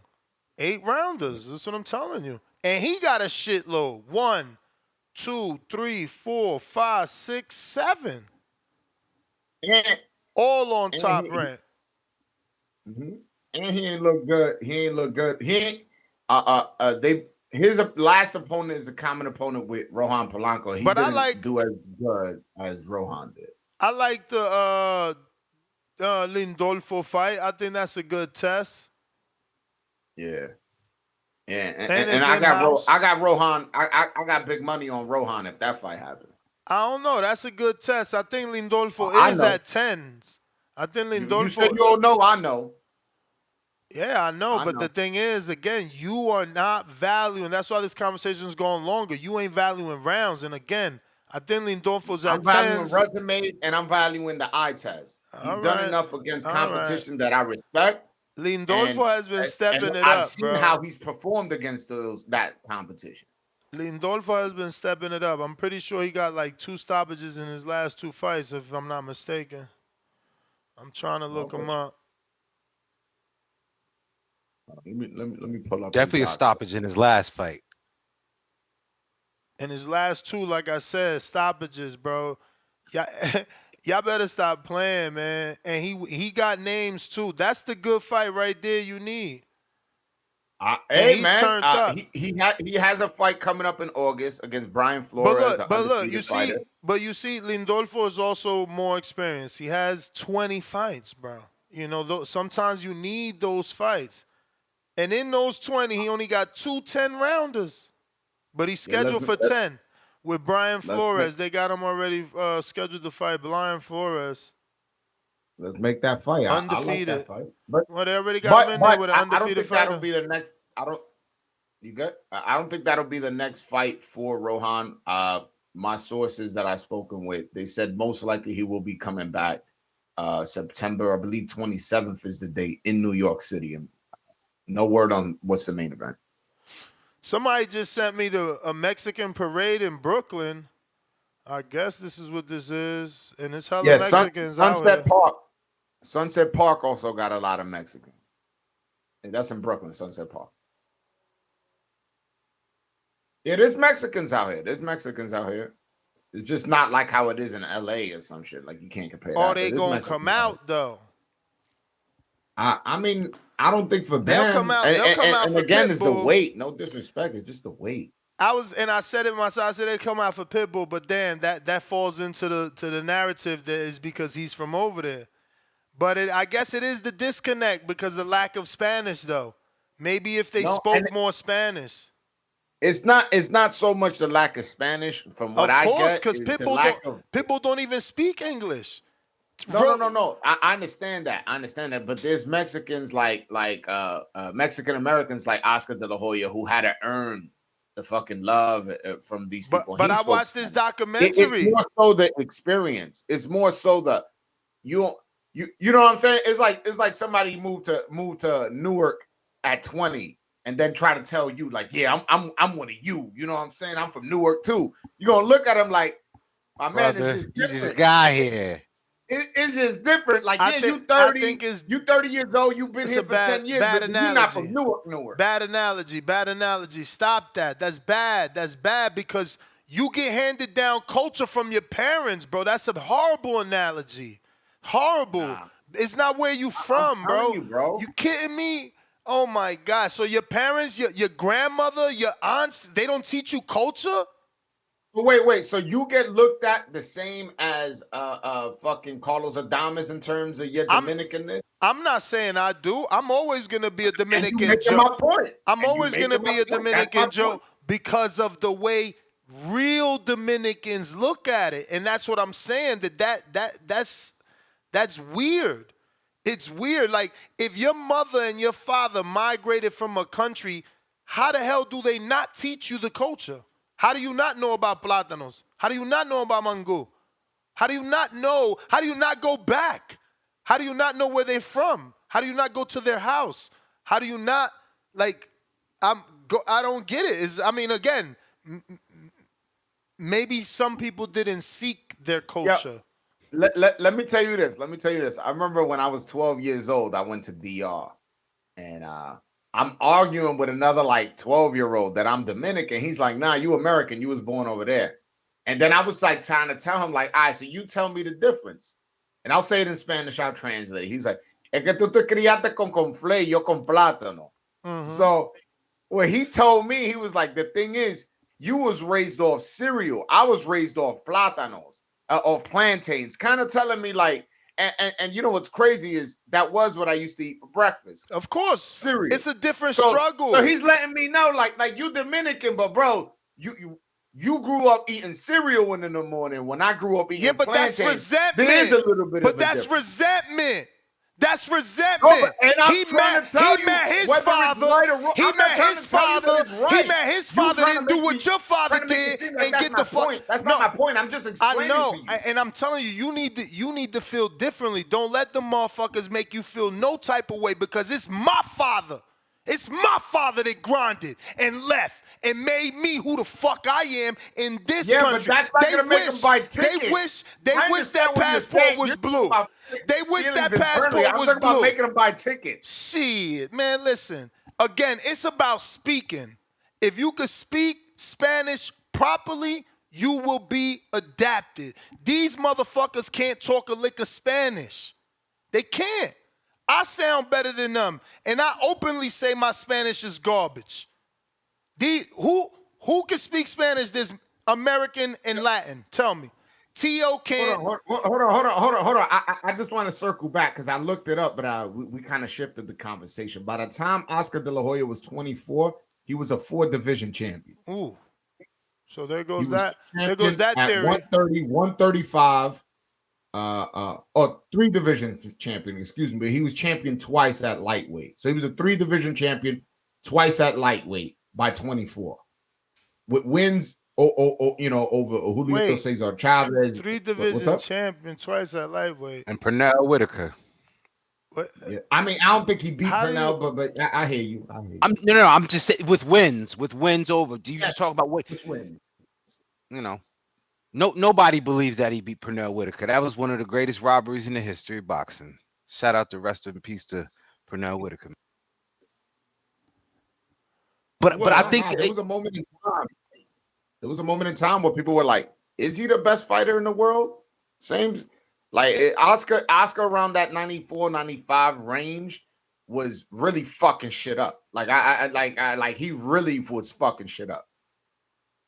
But and to that, I guess bringing it to that point is that after a while, you have to seek out. Ness, you made the point of these guys not speaking Spanish. At some point, if you want to be embraced by the culture, you got to ingratiate yourself. Bro, they make mistakes live on TV, like not during interviews where it's like on your post fight, you making mistakes. You need to practice for that moment. I don't know. I think that's what it is, bro. That's the disconnect. I've been going back and forth to DR all my life. The better my Spanish got, the different things became, man. If you over there and you sound American, you about to get taxed. He could tell you for anything and everything they gonna see you coming. It's just that simple. Yo, I remember going to a beach in Sosua, and I went to the gift shop, and I'm like, "Yo, how much is this?" And the guy's like, "Just tell me what you want, and then we'll discuss price." He's like, "Shop around the whole shop, and then we'll discuss." I'm like, "Bro, how much is it? Like, what the fuck are you talking? I just want to know this right here." He wouldn't give me a price until I went through the whole gift shop and picked out everything I wanted, and then when it got to the end, when it's pesos, I be confused as to what I'm negotiating. So I just figured it was an expensive price. Yo, I debated with this dude for like a good 30 minutes to get it to a price where I thought it was fair. He said 30 minutes. Wow. Listen, anything you pay for, let me just say this to the audience. Anything you pay for in like 90% of Sosua is going to be taxed. That is the most tourist place there is. Other than Puerto Plata and Punta Cana, Sosua is another like huge touristic and Eastern European attraction. Like a lot of Europeans have migrated there and built their hotels there and their resorts and, even flew in their own materials. Like Sosua is one of the most beautiful places in DR. Their beaches are amazing. And there's a lot of Americans who live there. Like no, that shit so a look like lot of Miami. It looks like No, Miami. yeah. Street lights, the way everything is constructed is like Miami. a lot of like ops and firemen and like sanitation workers who got these pensions, they'll buy a crib, a nice fucking condo for like $200,000-$300,000 in Sosua, live like a fucking king, collect a pension check, and just live on the beach and shit like that. So there's a lot of like older guys, 50s, 60s, 70s, who live out there and they just collecting their pension checks. A lot of former cops and firemen and shit like that. And the flip side is you take a place like Jamaica, it's not necessarily based on the language. Now you talk what you guys are saying, the culture. What do you eat? How do you speak? Do you know the slang? How your patois sound? You know what I mean? Those things play into a little bit more. And you might have a Chinese Jamaican that's, by right. You know what I'm saying? He's been there 35 years. I can't out Jamaica him. It's a Syrian that might be there. I can't out Jamaica him. So I have to really respect, and ingratiate myself, to keep myself both safe and culturally aware. You know what I'm saying? Your family members might be looking at you like, all right, you know what I'm saying? Everything he got, he gonna leave here. And we ain't gonna press him, but you know what I'm saying? It's an expectation. You got it. You come from a foreign, so you got it to give. But we still have to embrace some of that rough edges. Is that only because you're visiting relative? Because I've never gotten that. Where on the other hand, in DR, it don't matter what part of the world I go, of the country I go to, somebody gonna ask for something, whether they know me or not. That's a fact. They don't care. Like, that's just them. They gonna ask for, like, yo, man, you like you said, you ain't from here. Leave that shit. You know what I'm saying? Yep. But does that happen to you? But that don't happen to me in Jamaica. I remember when Carmelo Anthony first went to the Knicks, I bought his jersey and I went to DR with it. And I was at the beach in Sosua as well. And there was like a 13-year-old kid. He was like, yo, that's a Carmelo Anthony jersey. I was like, oh, yeah, I'm thinking he just complimented me on it. He was like, yo, bro, you could go to New York and buy another one, man. Can you leave that here with me? Yo, they think money grow on trees. For and real, shit. bro. Like, no. We got to move back to boxing, but the last thing I'm going to say is you can't go to DR with a hat. If somebody don't, I'll give you $100 if they don't be like, yo, déjame esa gorra. Manito, déjame esa gorra. Yo, I stopped wearing hats in that one, bro. motherfucker. You could go to New York and buy two. It's crazy. Listen, let's recap the pro box before I open up these phone lines because Lester Martinez, man, what a fight. That was what crazy. A fight. Him and Carlos Gongora, too, though. Like, you got to give that man credit. I didn't expect that type of a fight from that man. I think he like 34, 36 years old. Wow. That was a really entertaining fight, man. They did some excellent matchmaking. Even the Renee Tellez Grullon fight, that was a great fight. I was expecting way more from Rihanna Rios, as that was the first female they chose to use on Pro Box Air, but I understand that was more of a no excuse promotions thing. Mary Romero brought that fight. That was a decent fight. This card was pretty good top to bottom. My boy Derek Davis, a.k.a. Scooter Davis, did his thing. Greg Outlaw also got the win. I watched the entire card other than Eric Hernandez. I don't think I made it to that one. But Lamont Roach also did his thing, getting a knockout. But again, my fight of the night, only because I expected Roach to get a knockout. And don't get me wrong, McCory was tough. Shout out to the McCorys. They're pretty tough. They both got stopped, one in Berlanga fight and now this one. But before those stoppages, they're tough. I wouldn't mind seeing either come back as opponents for other people. But that Lester Martinez fight, that was a great fight. Very impressed. That was a tough 10-round fight with a former champ. Lester learned something in that fight. Good fight. Yeah. I don't know. Did you guys catch that? Now I was out in Miami covering the event, but Lester Martinez, he's trained by Bomac, right? Yeah.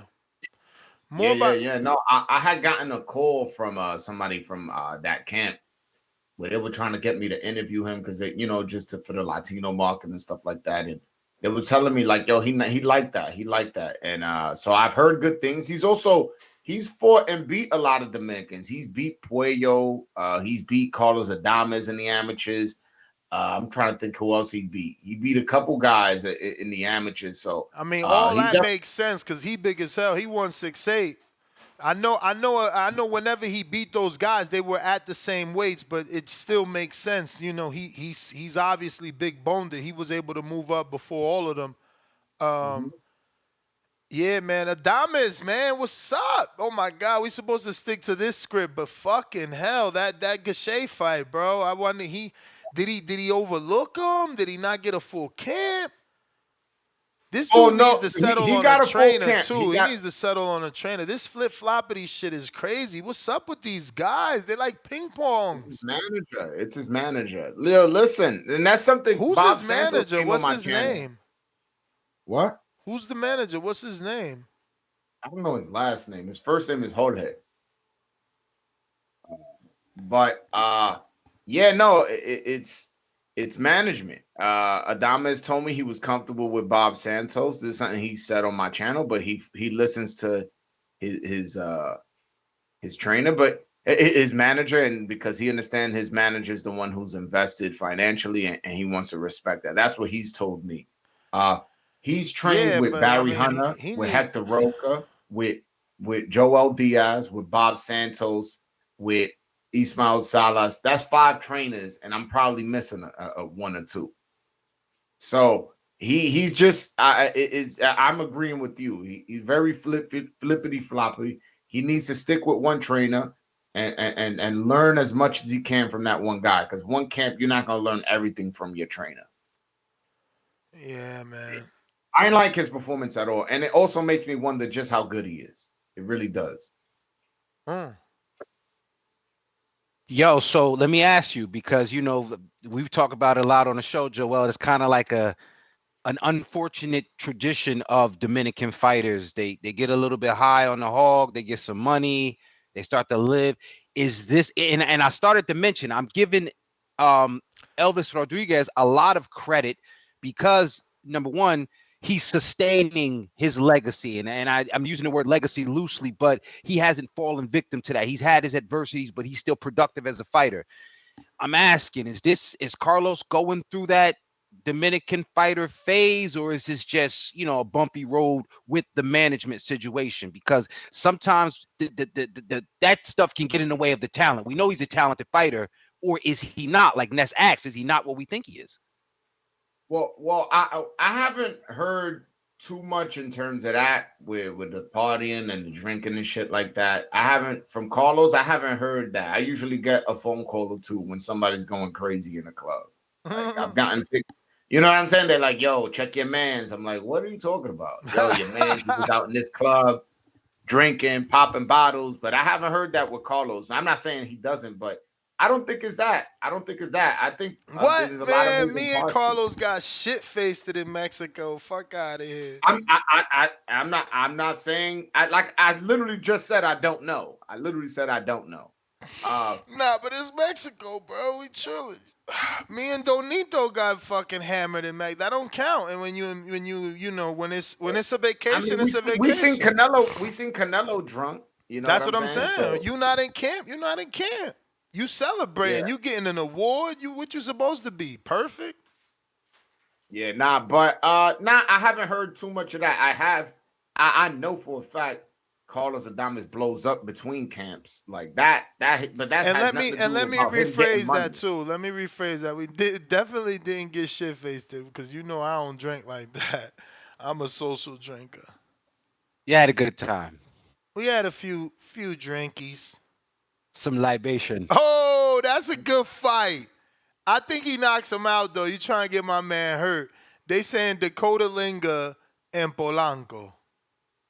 Man, y'all really trying to destroy that man's career. It's a good fight, though, bro. Like, don't sleep on Dakota. He been doing this thing. I know he knocked out Josue Vargas. I know exactly who you're talking about. Rohan Polanco's on a different level. I think he needs to fight Tiger Johnson or Lindolfo Delgado. Give me one of those 2 fights. That's it. That's the next fight I want to see from him. That's it. I don't want to see him fight anybody else. Fight. I'm gonna What? push that Tiger fight. Yo, I know you listening, Coach. Tiger don't want that. Tiger has said on the All right, internet. Coach, he you wants hear how that, they but talk I don't about your think he fighter? You gonna let them talk about your fighter like that? I mean, I don't think he should want it. I'll say that. I don't think he should want it. He will get knocked out. That would. I think Rohan will make that look very easy. Now he making Babe Ruth predictions. He said he would get knocked out. Nah, listen, like I said, if and when they make that fight, I'm making a bag that night. Damn. I bet you if we'd had him on the show before the Young fight, he'd have been talking about Young about to flatten this dude. Hold on. Yo, that's how I know you don't watch my channel. I said, yo, listen, this was Yan Santana's first fight on TV. First 10-rounder. First time in America. And his first time against a tough veteran. I said on my channel, yo, listen, he might go to decision. This guy's not no bum that he's fighting. He might. You ain't saying he might. You ain't saying Rohan. You ain't saying Rohan might. You saying knockout. Yeah, I'm sure about that one. I'm sure about that one. Wow. We could, and we haven't even gotten to the Elvis Rodriguez or the Eddie Cedeno fights. Not sure if y'all trying to touch on that. But Rohan Polanco will cook them. Eddie did his thing. But how he gonna cook them? They different divisions, bro. This he's out of control. He's on the Rohan train. We can see it. All them dudes in separate divisions, bro. Hey yo, first of all, I mean, I'm gonna be the first to say it before someone else get credit. Eddie knocks Rohan out. Eddie's like I wasn't talking about them fighting each other. Exactly, but you say he cooks him, so I'm gonna just be the first to say he knocks him out. He's a 60-pounder. He knocks him out. No. He was saying the better prospect, right? To talk about the other Dominicans. That's what I was referencing them. Let me get to these super chats. I got Manuel LG, $2. He said, recap the Pro Box 2. Lamont looked good. Yes, we're doing that. Capicu, $2. Claggett, I think you meant Claggett versus no, he didn't. Claggett versus Claggett would be a crazy fight. Who the hell is Claggett? I've never heard of him, fam. Give us a first name. Never heard of Claggett. We need a first name to Google. Oh, man. I never heard of Claggett. These dogs, bro. What's up? Marcos, what up? Hello, Marko. Sleepy What man. up? King Amin. Sleepy man Marcos, how you doing? I'm good. Just getting ready for this move, man. Where are you moving to? I already told you, you don't like it, but Connecticut. Damn, so it's official? It's official. Bro, you wildin'. Yo, people leaving New York like crazy, man. Let me tell you, it was the wife's choice, but it's only like an hour away. Bro, what's that even mean? The wife's choice. You got a whole business in Brooklyn. What the hell? Yeah, but we're only an hour away. Close. What? Now, honestly, he's like, yeah, I'm only an hour away, opposed to 10 minutes. That's true. That's true. But I'm getting like 5 times as much space with a backyard, the whole 9, for less money. Oh, you never had a backyard? All that. Backyard, front yard, bunnies. It was bunnies. I had bunnies jumping around in the yard. Wait till you got to shovel that snow. Wait till Maybe. Maybe. I guess. I don't know. We'll see. It's Connecticut, bro. It's Connecticut. But I got bunnies. Bro, you're 68. You don't need bunnies at this age. I'll give you 68 of these. Oh, man. It don't even snow like that anymore, yo. What? Like, He's right. Is he talking he's about? Right. It didn't snow all year this year. Not once. Not accumulative. It was freezing. That's another thing it is out there. If New York is cold, Connecticut is even colder. Makes you mentally tougher, though. Makes you mentally tougher to deal with that shit. Marco's done running miles. He's under the warmer blanket. I got Troll Beta, $50 Sweden. You telling me that a blonde Argentinian whose last name is Hinrich isn't German? Teo is clearly European with a tan. Okay, I guess that's to Amin's point. When y'all was talking Spaniards, yes, conquering. Quentin, many promises, $2. Bam can't skip over Junko Nakatani. Gavin Goins, $5. I think a couple of years for the Inoue fight. Bam last fight was at 112 and 24. Let him undispute 115, then Nakatani and Inoue. Ese Moro, member for 20 months on the champ level. Bam, hashtag the real Mexican monster. JXV, $2.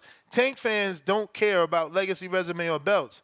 Yeah, but neither do Bam fans because he got all that. And you know, he did 8,000. I mean, I would have loved for him to do more, being as though that he's accomplishing so much. It's just pretty unfortunate, honestly, man. You know what it is, Ness? People really don't care about, like, I'm talking about the general public. People really don't start caring about the boxers up until they get to like 126. That's when like people start really caring. Yeah, I mean, I don't know, man. I don't know. I think that's at least the entry level. How do we change that then? How do we change that? Because Bam, he's doing what he needs to do, right? I think Bam versus Inoue is more feasible than Tank versus Inoue. Yeah, I mean, I don't know. That's asking a lot of Bam to move up to 22. I mean, 7 pounds. He's only 24. He's going to fill out naturally a little bit more anyway. Now you got to remember, he already skipped a couple divisions, though. Yeah, but the fact that he's 24, right, and Inoue's 31, and there's only 7 pounds between them, I think it's feasible. You got to remember, when you're at that lower weight, those pounds are a higher percentage of your body weight. So it's not like 40 to 47. No, I get that. That's a good point. What I'm saying? That's a good point. But, I think it's, each of them, one comes up, one comes down, 3-4 pounds. They could meet in the middle and make it happen. Yeah, but that what would they be meeting for? Like, obviously Inoue's legacy, so and Bam needs to accomplish more legacy, so he would have to move up. A meeting of a catchweight, that's worthless. That fight's not big enough without belts. Not in my opinion. Yeah, I don't care that much about the belts. I care about seeing those guys get down. Isn't there a Maloney at bantamweight he could knock off on his way up? Yeah.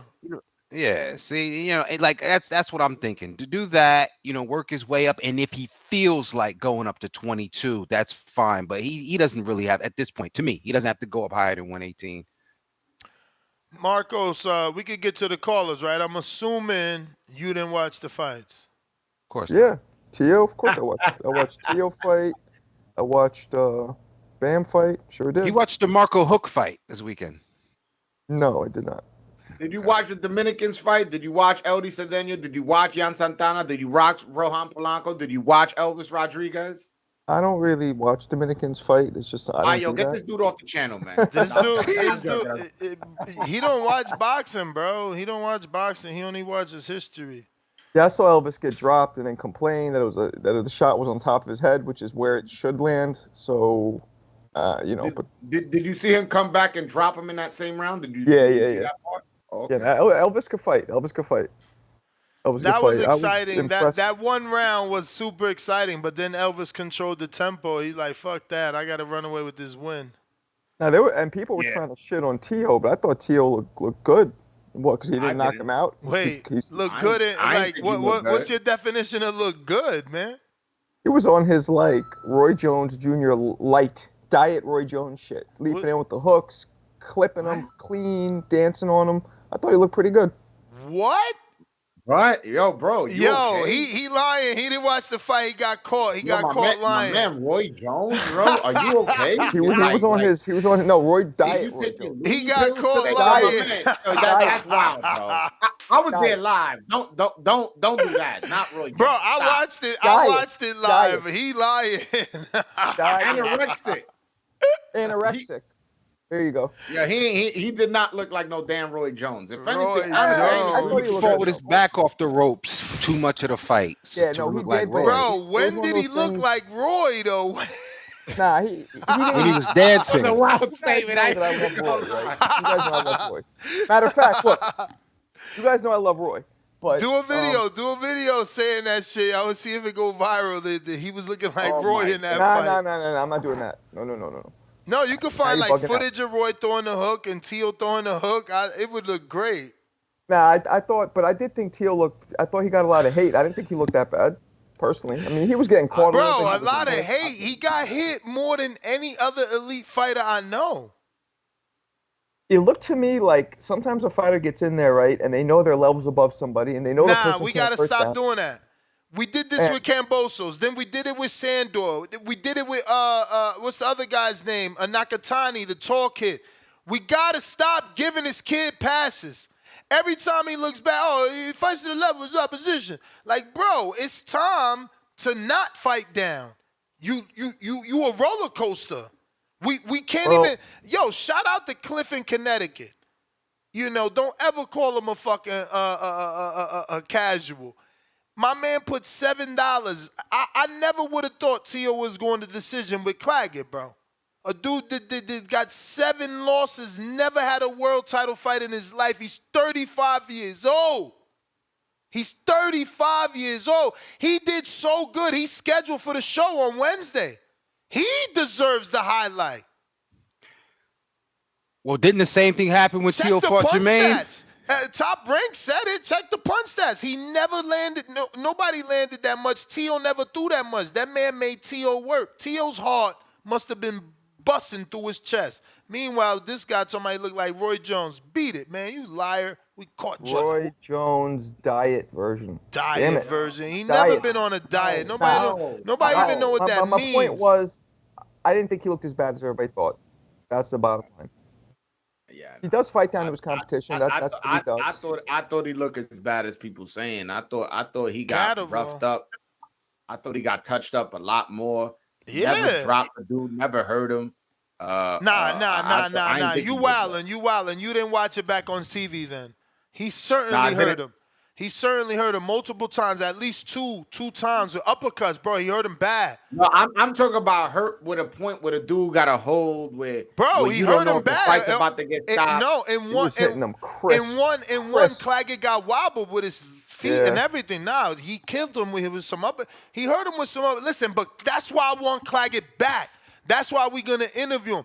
Claggett is tough and durable. And anyway, we're gonna pronounce his name properly as Claggett.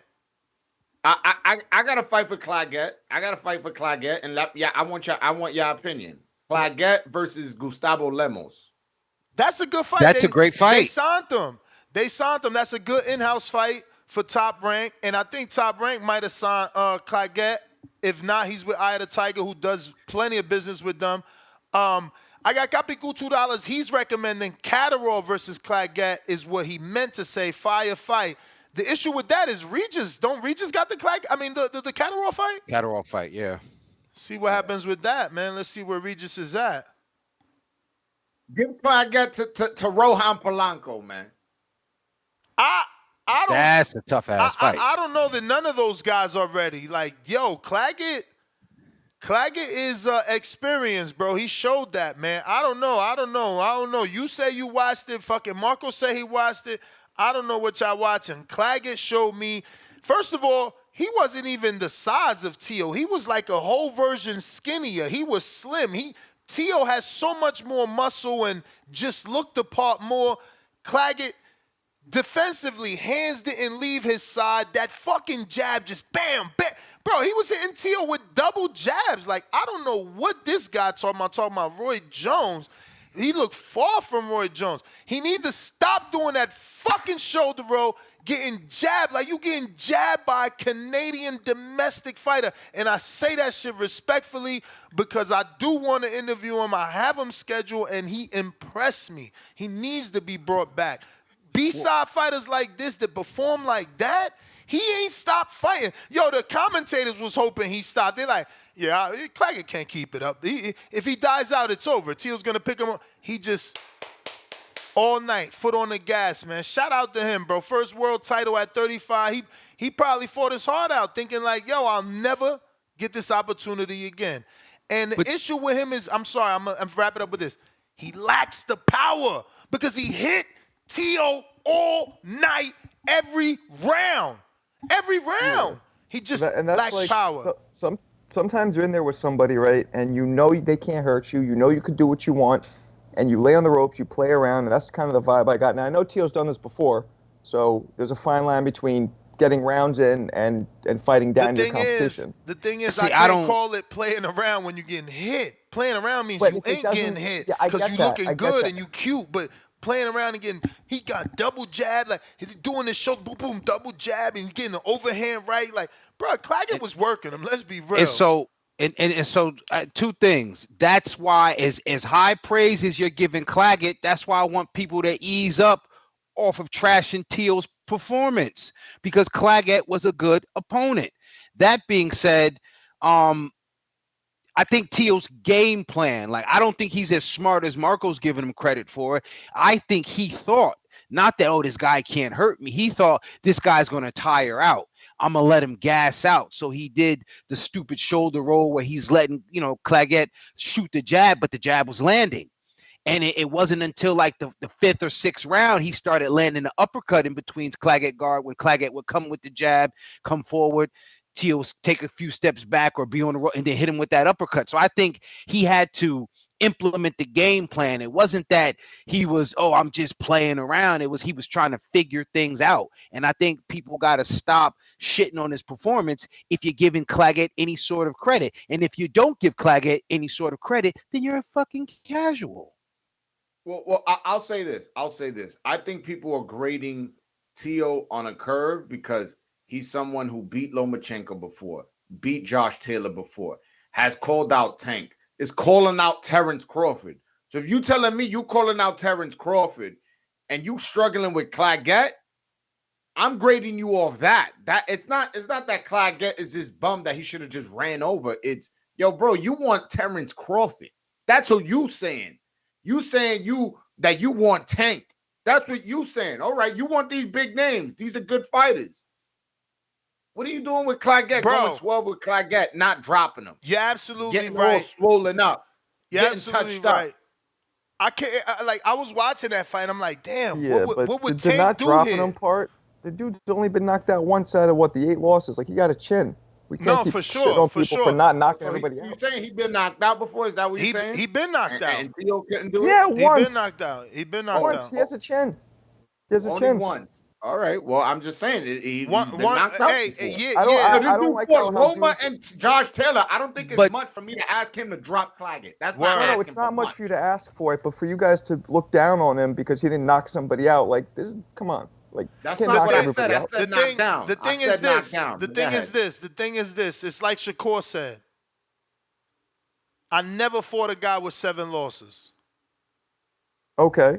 Well, you that's know what I'm that's saying? True. Shakur said, that's crazy. I never fought a guy with 7 losses. So, you know what I'm saying? There's a certain level of expectation. Now, do losses define you? No. And Salido, Rosado, guys like that have shown us that. But until you don't prove that your losses don't define you, they do.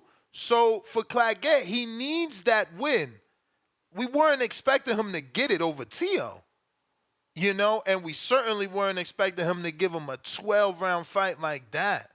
Not like that. It wasn't competitive. Like I said, maybe I'm biased. When I opened up alone, all you guys jumped on long later. That's why this is going longer. I made it clear that maybe I'm biased for Teo, and that's why I didn't score it for Claggett. But honestly speaking, I can see someone scoring it for Claggett because he was the more active fighter nonstop.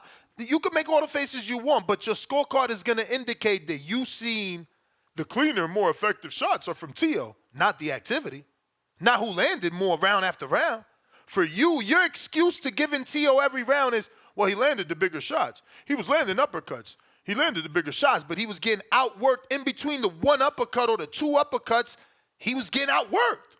He's getting outworked. He's not even fighting his fight. Claggett's putting him on every goddamn rope.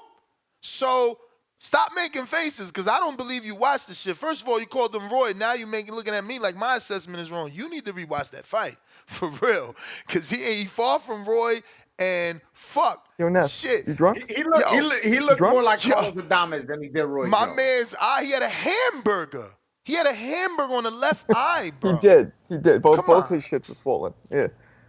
I never seen Roy like that. And he's well, 26. you know. It's not like T.O. not passing. Let's take me down right quick. Nah, man. I don't know.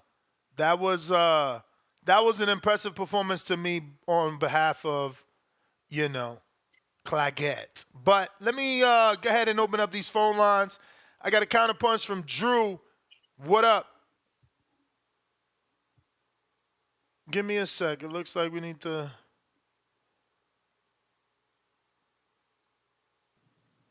You there? Drew, we hear you. No, come back to me next one. Tip, what up?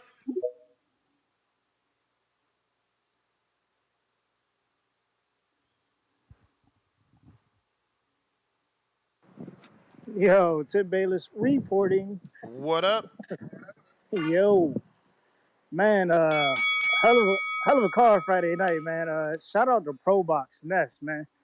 Let me tell you, every fight at that event was jumping, but one fight, and that was the Renee Tellez fight. That was the only fight that did not catch the audience on that night, bro.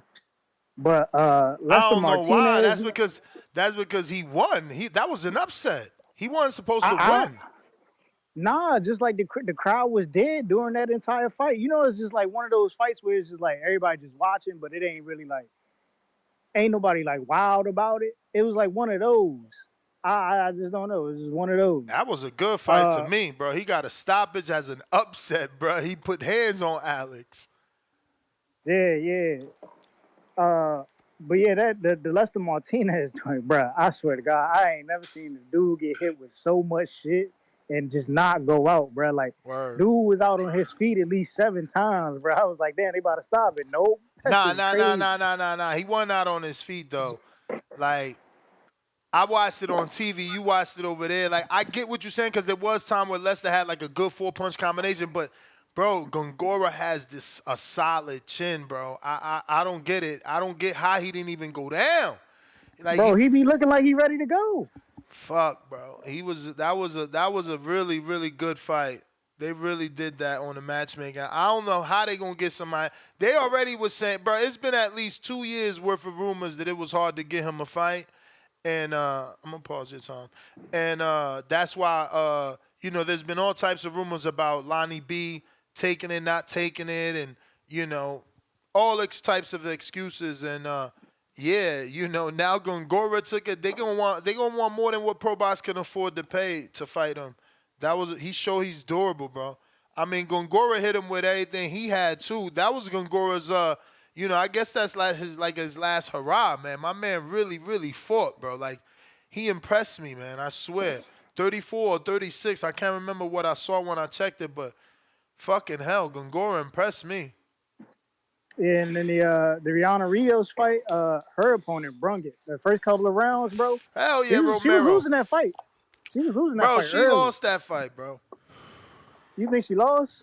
I don't think she won, bro, at all. She was another Teofimo Lopez, and Romero was Claggett, except Romero had more success than Claggett, bro.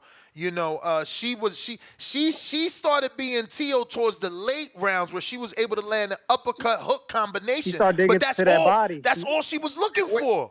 Wait, so she looked like Roy Jones? Yeah.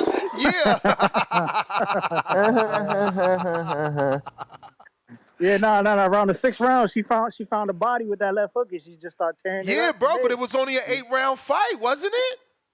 I think so. Bro, listen, I don't know that she won, but I get it. You know what I'm saying? Romero wasn't supposed to win, but I think Romero's like from Spain or Argentina. She was dropping, I think it's a right hook, hard as hell. And the first round, I said, oh, wait a minute, Romero got something. Now, that was a good fight.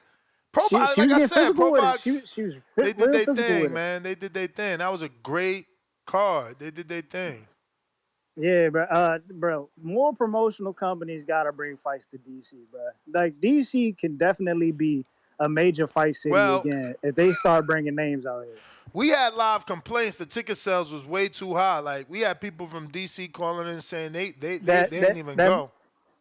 That may have been the case. they probably could have got more people in. I think they were going for around like 300 to less than that. So it was like 300 for a floor seat. So I mean, if it's 300 on the floor, it ain't that bad. But I think the prices did go fluctuate from 300 on down. Now I think that all that was left was 300. Like whatever was up top got sold out quick, and they only had the 300s. And you know he fighting McCory, man. It's 300, bro. Yeah, hey. Even though McCory right. fought right, he fought right. I mean, I like him. I want to see him come back. He deserves a comeback. He did his thing too. Now you know what, you may be right, because when I went to see Frank Martin beat up on that Dominican kid out of Vegas, you know what I'm saying? I think the floor seats was like 175. Okay, Michelle, Yeah. but that's that's small. I think that's what was that, Cosmopolitan? Yeah, I think that was that's the Cosmo. small. But still, even then, it's I mean, like 175. you're right. Yeah, but yeah, Lamont looked good, man. I want to see him. I didn't like how Juan Manuel Marquez, after the fight, decided to go up there and mention Emmanuel Navarrete. I dislike that so much, bruh. I mean, Navarrete's at 30. Yeah, but nobody want to see that shit, man. The dude he done had 2 shit-ass performances against Casey. Then he went in, he lost his last fight. Perfect timing to snatch a fan base, it sound like to me. I don't know, man. I just don't like that. I like the Oshaki Foster fight more. I like the Foster fight more. I feel like the Navarrete fight is bigger, champ. You tripping. Navarrete's name's been attached to Shakur for how many years? Yeah, I just think you not looking at the bigger picture. You may be right about that. Navarrete got the bigger fan base, yo. Navarrete got the bigger fan base. Like, shout out to Top Rank. It feel like Foster fighting every week. You know what I'm saying? But, yeah. I told you, Shot gonna be that dude, man. Shot gonna be that dude. But I got Isley contact. So I mean, whenever you wanna make that happen, we can try to get him on the show. For sure. Yeah. And I tried to get Jared Hurd, bro, but Hurd Obama, bro. Hurd, you know what I'm saying? He told me be right back. He hit me with one of those. Yo, I'll be right back. I see the nigga say. I forgot who Pro Box said that he fighting. He got a fight coming up on Pro Box. He probably didn't want to tell you. Yeah, and then I was gonna ask him something like that, but I think he got a fight coming up. Mike, I talked to Mike. Mike said he got a fight coming up. Mike will be fighting at Maryland Live Casino. Mike who? Oh, Michael Fox. Yeah. I seen he signed a Jetta Promotions. I seen that. Yeah. Shout out to him. Then, he need to get on Pro Box though. Jetta don't got no TV. Serafina was there too, because her fighter Greg. Yeah, she rocked with Greg. Mm-hmm. He did all right. I think he had the weakest performance out of all the local fighters. What? Didn't he get a stoppage?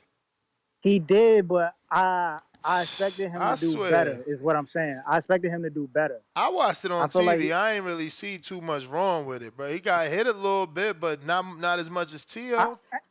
And I think that's what it was. I think him and Teo would have. I think they had the same performance. Nah, you wildin'. Greg's face was not swelled up. You tripping. Greg, what are you talking about? He busted Greg's nose. Bro, but his eyes was not swollen. Yeah, but I mean, certain fighters they gonna have that puffy eye. You know what I'm saying? Puffy eye, knock it off. That was a hamburger. Shit was a His eyes were swollen. At the press conference, both his eyes were swollen. That shit was a double. The top lid and the bottom lid swole double-decker cheeseburger. And I think y'all sleeping on Teo, but listen, bro. Teo asleep, snoring on him.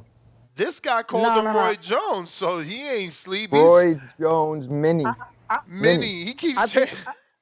Yo, he keeps saying it like that's gonna make it better. You said Mini. You said diet. Oh, my bad. Yeah. Those of you know me, you know how high I hold Roy Jones. So I don't play with his name like that. Teo carried the fight. I think y'all sleeping on it. Teo carried the fight. Carried the fight. He was hitting him with some crisp Yo, Tip, shit. I'm gonna have to put the clock back on. If you gonna start wild, I gotta put the clock back on. I was treating you like Tip the correspondent that covered the Lamont fight for us, but now you're gonna tip to the crazy caller. We gonna throw the clock, man. All right, that's cool. But I'm gonna just say this. Put this into perspective, right? Teo was we know Teo is a fighter that comes forward, right? Teo didn't really come forward as much in that Steve Claggett fight. And then when he did, he was effective. But it was an inside fight. It was an inside fight for most of it. He didn't need to come forward. Teo the guy was there. That's what I'm saying. So some Honduran racism right here. He carried the fight. I don't even get how he carried it. Honestly, I don't even get what that because means. he allowed Claggett to come forward. If you look at when Teo actually started coming forward, bro, he couldn't Yeah, stop. he allowed. He was waiting for him. He couldn't stop Claggett from coming forward. Claggett was y'all coming stop forward. him. Listen, bro. Don't do that. Don't do that. He couldn't stop Claggett from coming forward because he was coming forward educated behind a double and triple jab. He rarely threw a single. Are you kidding me? Swallowing shots. Bro, yo, this guy watched the fucking highlights, bro. This is. You're right. I did watch the highlights. I'm about to stop fucking putting you on, bro. That's You true. gotta That's cut it true. out, bro. I saw the whole Bam fight, but I saw the highlights of that one. But he was fucking him up. Stop it, bro. This You dude trying did to not. tell us this dude looked like Roy Jones and you ain't even watched the fight? Bro, he keeps showing Highlights. he's a casual, bro. This guy's a casual. You was better off saying you look like Roy Rogers, man. hey, look, this is the last thing I'm gonna say about Bam. Right? What is up with this? Go ahead, Tip. Shout out to Rachel and Nonito, man. We know Bam not gonna take that fight. But also another thing is, I don't think Bam Rodriguez. What? Wait. Yeah. They want that fight? I think Rachel said they sent the contract. If I'm not mistaken, that's what she tweeted. That's a good fight. Yeah. He 40 though, right? Ain't Nonito 40 right now? 41, I think he's 41. I think so. Yeah. And then, Fuck it, yo. He gotta take it. Bam gotta take it. You gotta keep taking it. Keep racking up legends, bro. How else you gonna give name? Ain't no other names out there for him. Now that fight happens in Vegas, and it opens up his radius to me in Las Vegas. Man, that's crazy. Talked about this, but did you think him going I want to down see showed fortitude. I want or to see showed, Bam fight. Will that he got up and just put the foot on the gas. I mean, I want to see Bam fight Tanaka. I want to see Bam fight Tanaka. I know they were calling for Ioka, but I want to see Bam fight Tanaka. I think Tanaka beats Bam. You just want somebody to beat Bam, I think. Because I don't know if people were criticizing it.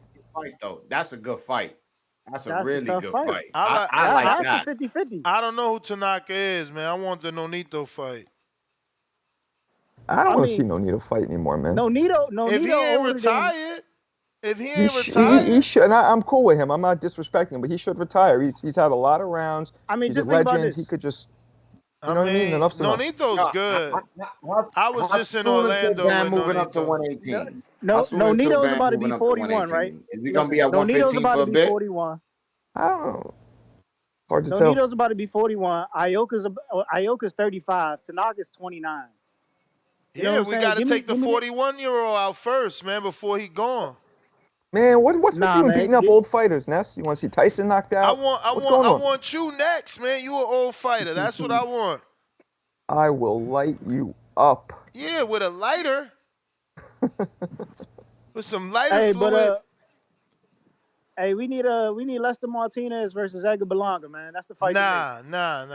Edgar got the Canelo fight. You ain't see Hearn already said it?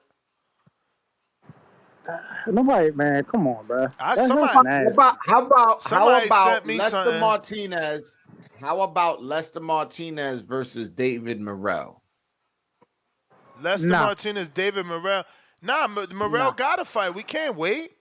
Morrell fight August 3rd. Then he still got to get a rest and all that shit. We Make can't that wait. shit for January. Can't wait, man. We can't wait. Pacheco? Make it for January. Make it for January. Bro. What's up? January.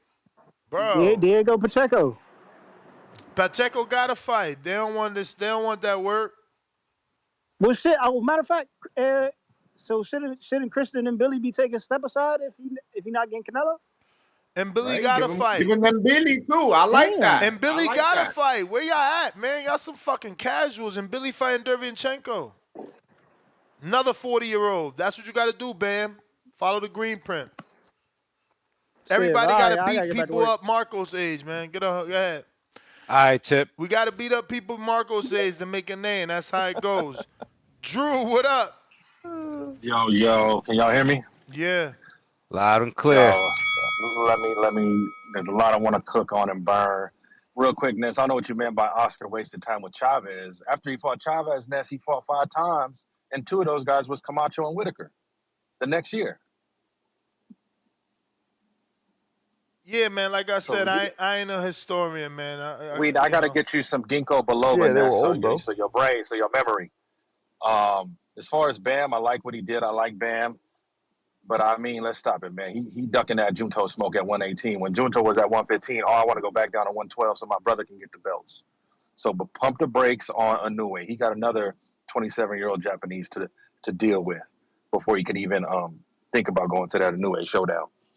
As far as Teo, I don't know what Marko and Tip is talking about. That was a showcase fight. And what did Danny Garcia do with 140 when he had his showcase fight with Rod Salka? Refresh my memory. I mean, what did he do? What did he do with that showcase fight? Made a gift, the early version of a meme out of him. Made a household name out of him for being a human aqua bag. And that's what Teo was supposed to do. We got to stop making excuses. This was a gift showcase. He came out with the tuxedo, the showman, dancing, Michael Jackson, and we didn't see none of that. What I'm saying. No, I'm not done. I'm not done, Marko. Teofimo Lopez, when he goes to 147, he's not going to have a better career at 147 than Danny Garcia with what I'm watching. You might be right. I was right about Fury Usyk.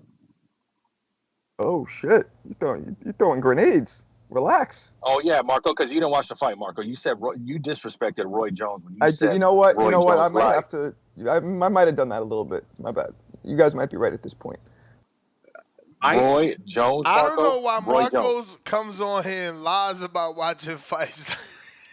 Hey, yo, and you do this all the time. It's fun, I though. didn't lie. I said I saw the Bam fight in its entirety. I didn't see the Teo fight. Get your ass out of here. If you're gonna make such a strong statement saying he looked like Roy Jones, I mean that one you should have watched, man. You can't front that when he did explode, when he threw those combinations, it looked smooth. It looked good. Get your highlight watching that. My brother, what I need you to do after the show, go look at some fucking Roy Jones highlights and then be like, you need to relax. Damn, that was wild. 10 times more about this than you. You need to chill. Yeah, just I didn't watch fight some fucking. Broadway Joe, you know I like to make fun of Dominican fighters, but I'm glad Elvis showed some moxie. You know, he's had a rough go of it, but he impressed me with hitting the canvas and then turning it around, making the adjustment. I want to see him just get stable with Top Rank and move forward. I'll take it out of here on this. Amin, let that man claim España, please. He's channeling his North African Spanish Moors You may feel like it's your lineage. time, but it's not your time. Oh, Drew. Let me address what he said about Elvis. Elvis is coming off basically a year off layoff, and a lot of people want to talk shit about him getting dropped. I actually like the way he responded. It was in the first round, probably got caught cold, went, held like a veteran, then to end the round, got his knockdown back, and he dropped him later on, I think 2 rounds later. So wasn't his best performance, but he still dropped him 2 times and still got the W. And I want to see how he looks being more active, because I think that was the problem at PBC. They were keeping him inactive. They weren't making him a priority. So, you know, let's see how he looks now. I agree, 100%. Who we got next, Ness? Super chat. This guy brought up Usyk and Fury. See what happens in the rematch. Shit. Yo, Ness, you go. Ness fell asleep. Nah, I mean, Danny just sent me something here. I'm just trying to figure out if he's exclusivo. If he's looking for me to show this or is just spreading information. I don't know. You know what I mean? Suleiman, what up, though?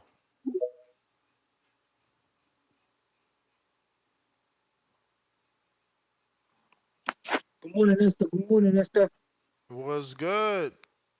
Yeah, man. Listen, man, the fight that they show me for Lester Martinez right now, I'm just jumping on. It will be an excellent fight. The IBO champion, Oscar Iglesias, who's doing real good, who wants to hit the mainstream, who wants to get credit. That fight will be excellent.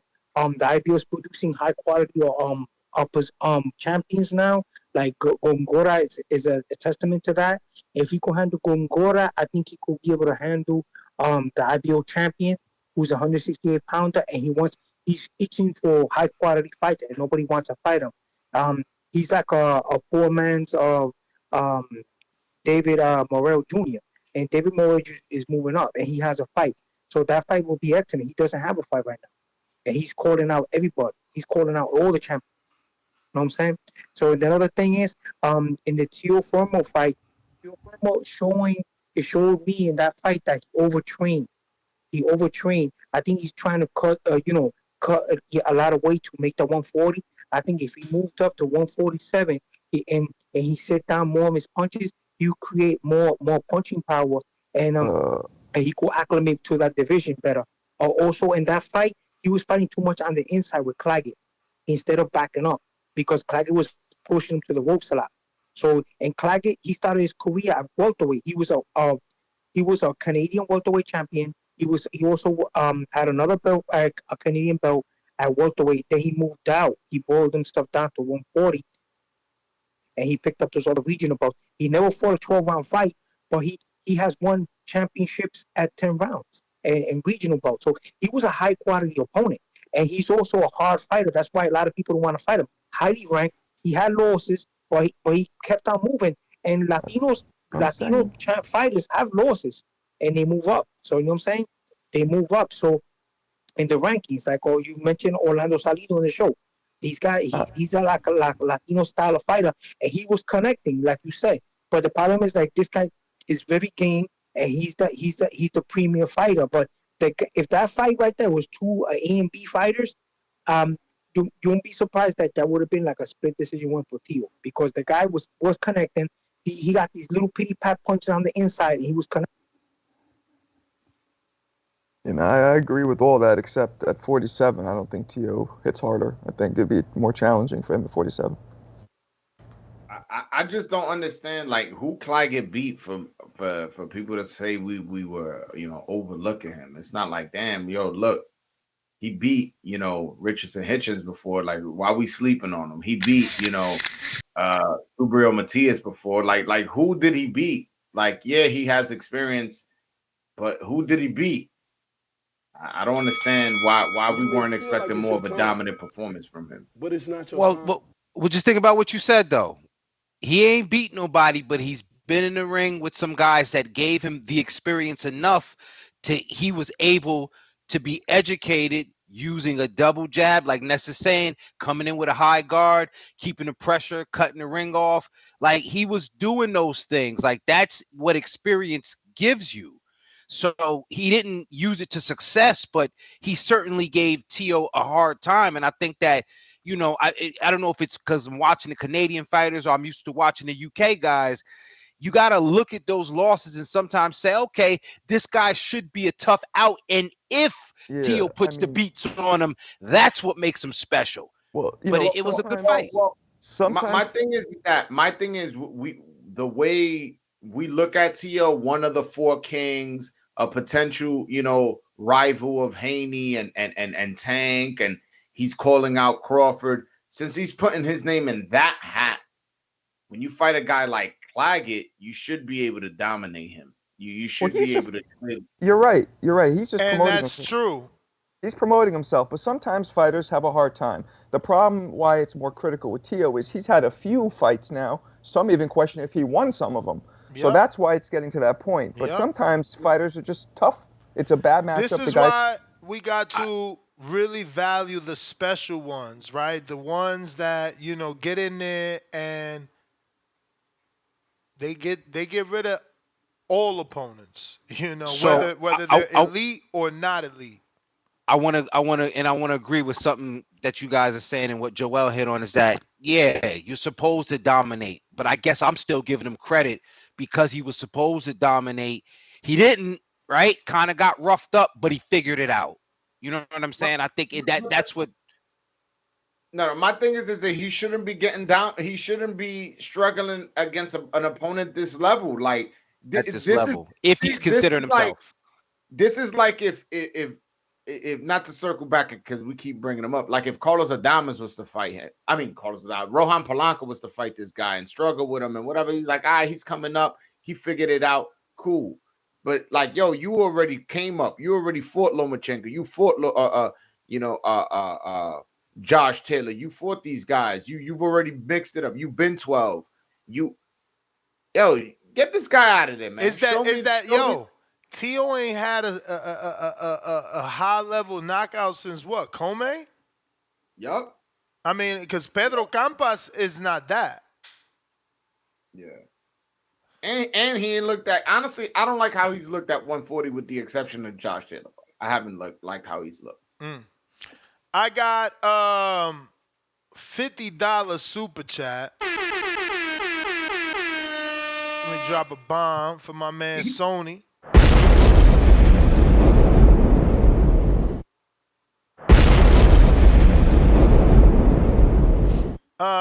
Sony hit a 3-team parlay, bro.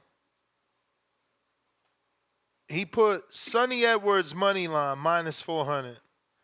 Jesse Rodriguez to be knocked down and win +1200. Teofimo Lopez most punches thrown +400. $15 made that man $1,218.75. Shout out to Sony. Shout out to Sony, bro. Yo, this is what I'm saying. Don't be a gambler. Be a bettor. I'm not saying that's a bet. That is definitely a gamble. That was a gamble. That was a gamble. There's no lie there. You know, to go in there and Sonny by money line, but Jesse to be knocked down and win, that was a strong hunch right there. Shout out to him. And then you cherry on top the most punches thrown in a Teo fight, knowing that Teo's fighting a relatively unknown that people think he should have knocked out, which means it would have not been most punches thrown.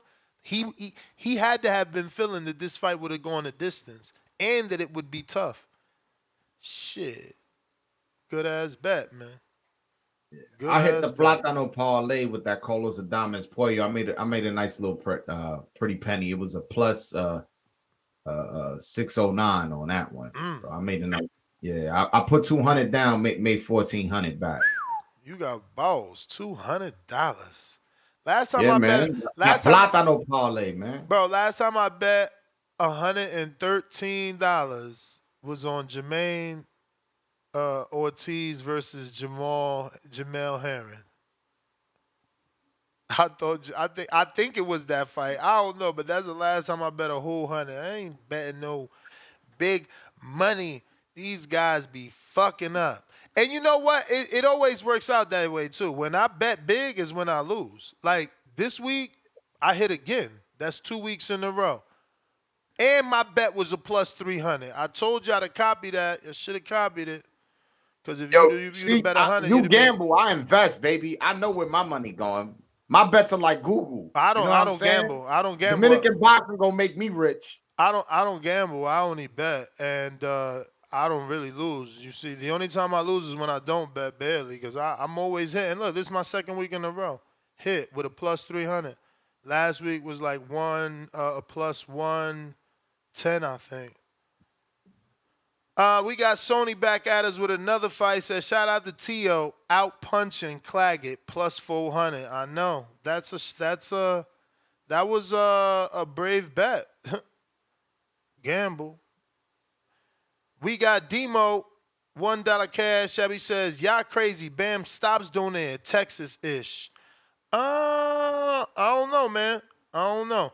Donaire hasn't been throwing punches like before. Like he's more looking for the knockout. So. You know, Bam presents a lot of angles. That's a tough fight for Donaire. I mean, Bam is like, what, 16, 17 years younger than him? Shit, bananas. I will say this, since we discussed him moving up to potentially fight Inoue, I think that fight is unrealistic. If he was to move up and fight Nakatani at 118, woo! Now that right there, that to me, it's a super fight in terms of skill. It's a super fight in terms of that I as a hardcore would really want to see.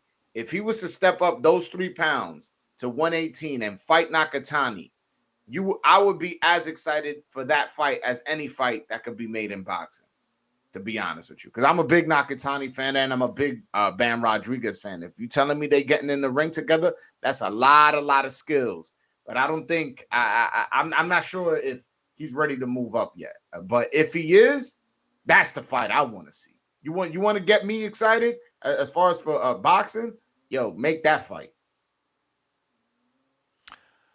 I got Demo, pound for pound, Bam, a.k.a. the Legend Slayer.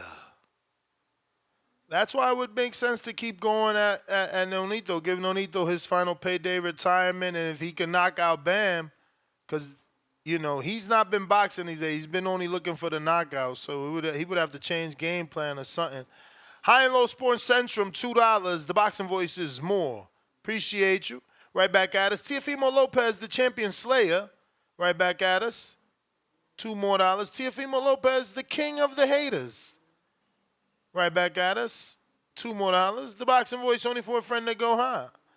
DC3, $2. Claggett ain't respect his power. He stayed inside. Yeah. Listen, they've been putting out the blueprint. Like, first we got the Jermaine fight. Ortiz with Teo. You got the Cambosis. The later rounds of Loma. You know, I'm shocked Shakur's leaving. He need to jump up there and figure him out.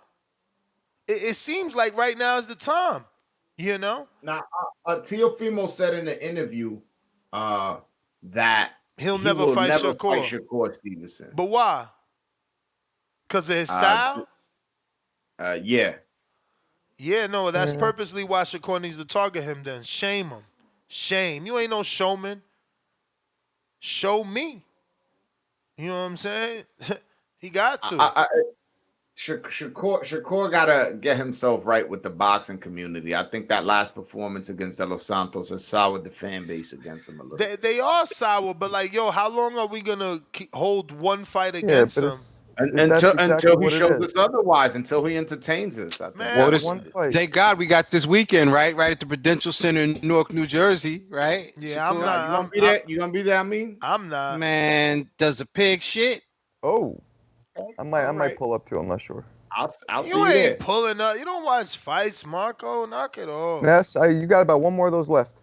You only watch highlights, bro. Nah, he ain't coming to If there Newark. was ever a time to take a vacation, it's now. Because you have to drive. Marko ain't going to drive. You ain't catching the train from Brooklyn all the way to I Newark. gotta start driving now. I'm going to the fucking suburbs. Nah, you should definitely drive, bro.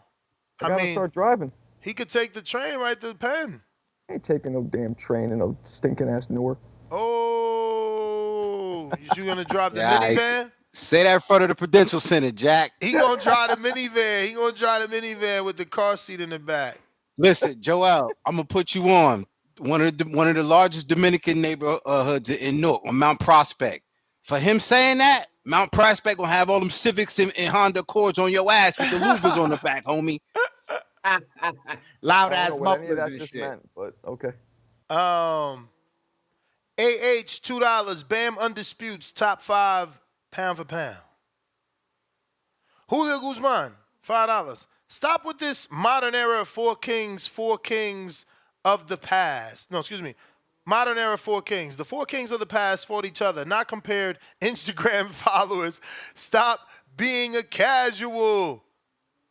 I mean, they fighting each other. Directed towards. They fighting each other. Teo fought Loma, who wasn't a king.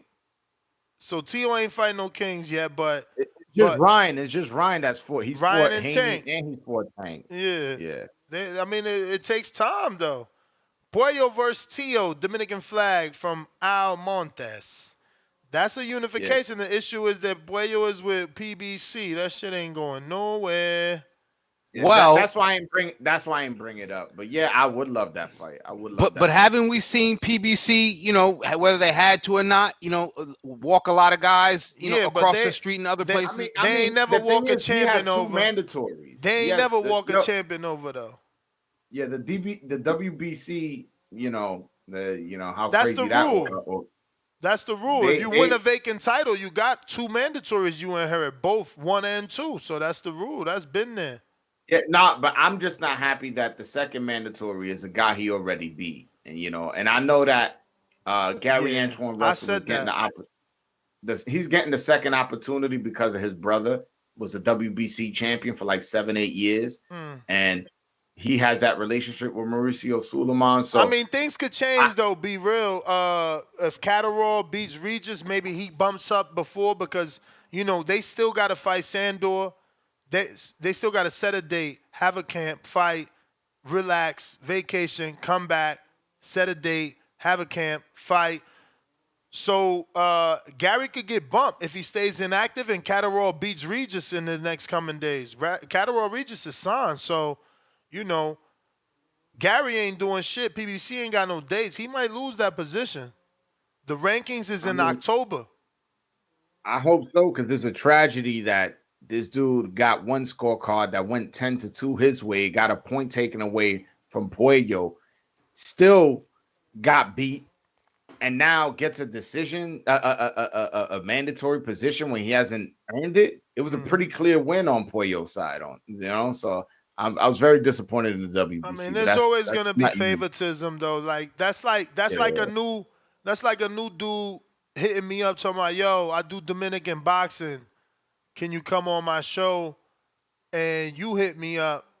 You got priority and seniority. You feel me? That's just how it goes. So Mauricio is like, nah, you good, Gary. I'm gonna take care nobody of your getting brother. punched in the head on my channel. So like, I think that's a very weird comparison. I'm just saying. I'm just saying it's a friendship thing. It's like you rocking with me. You've been paying sanction and phase with me. It would be like let's say you get an ESPN deal. This is just hypothetical. It'd be like you get an ESPN deal, and somebody's out doing not what they supposed to do. Whatever they fucking up, and I'm doing everything the right way, and then they tell you, yo, you need a co-host, and you got to choose between that person and me, and you go, I got a relationship with this person, even though this person is not as qualified as you. I'm gonna give him the opportunity. He gonna choose Marko. He gonna choose Marko over you. I mean, that's how it go. Yeah, I'm gonna choose synergy over everything and hope that Marcos could pick it up. But from experience, we all know Marko not gonna pick it up. He's always gonna look sleepy. He's always gonna not watch the fights, and he's always gonna judge people off Instagram highlights. He doesn't even like the YouTube highlights. He like the 1 minute highlights. This fucker. He's terrible. He's not even watching the YouTube highlights? Nah, bro. He's like, yo, that's too much time. I'm busy. Got a comedy club to run. High and Low Sports Central, $2. Teofimo Lopez, the next frontier of boxing. 2 more. The Boxing Voice is made. Like I always say, not yet, but we hope to be one day over the rainbow. Claggett, Indiana, what up? Hold on, please. What's good? Get okay. All right, look, hold up. I got some notes. From the fight. Let me pull them up because I went to my first fight. Hey, yo, can you turn that down a little bit, big yo? Hey, I went to my first fight, so let me get that off real quick. Pound for pound, Bam Rodriguez. Hey, can y'all hear me? Y'all good? Perfect. You good? All right, bet. So dudes who I saw Mikey Garcia, Mario Barrios, Diego Pacheco, and Julio Cesar Chavez. Hold up, my fault, I gotta put the seatbelt on. So on the undercard, Barrios fought Arturo. I don't know how to say his last name. He didn't get robbed in that fight. He was winning the fight, but he started to take some rounds off, started to showboat a little bit, and my man came on strong at the end. So he didn't get robbed. I was starting to see that people got robbed, but he had the fan base too. But the Mexican fans don't like all that running shit, so he didn't lose. I'm sorry, he didn't get robbed. Sonny Edwards had a great performance, bounce back performance. He definitely won some guys over. Some fans over from his last fight against Bam. I don't understand why they was booing him. It's a tough fan base out of Arizona. He got cut. He didn't want to stop the fight. He probably was going to stop that guy, but they was booing him for whatever the fuck reason. Shout out to Sonny. I fuck with Sonny. Want to see Sonny fight some more. Your girl, Yo, Ali won the fucking fight. Mercado is ass. Ali got robbed in that fight, yo. She hit her with the hardest shots, hit her with the right hand, was jabbing the fuck out of her. Old girl was just walking in the side. She got robbed in that fight. Now, on to the Bam shit. Great fucking fight. I think that was a clear Estrada crowd. Like, it was guys there for Bam, like some of the younger people was there for Bam. But Bam was getting booed. When Estrada came out, it was clearly an Estrada crowd. You know what I'm saying? And I think that it would have been a better fight if Estrada hadn't been out the ring for 2 years. But he didn't look like he had a rhythm. It was ring rust, and you in there with a young killer like Bam. It was just different. It was an electrifying energy in there, though. Shout out to Bam getting knocked down. It's funny because Bam got knocked down and then dominated like the rest of the round. Great fucking fight from Bam. I want top 5 pound for pound guy. Maybe they get the rematch, but I don't know, though. Estrada, it was, he didn't knock him down and he didn't look bad, but he just been out the ring for too long and he a little older legend. We'll see what happens, though.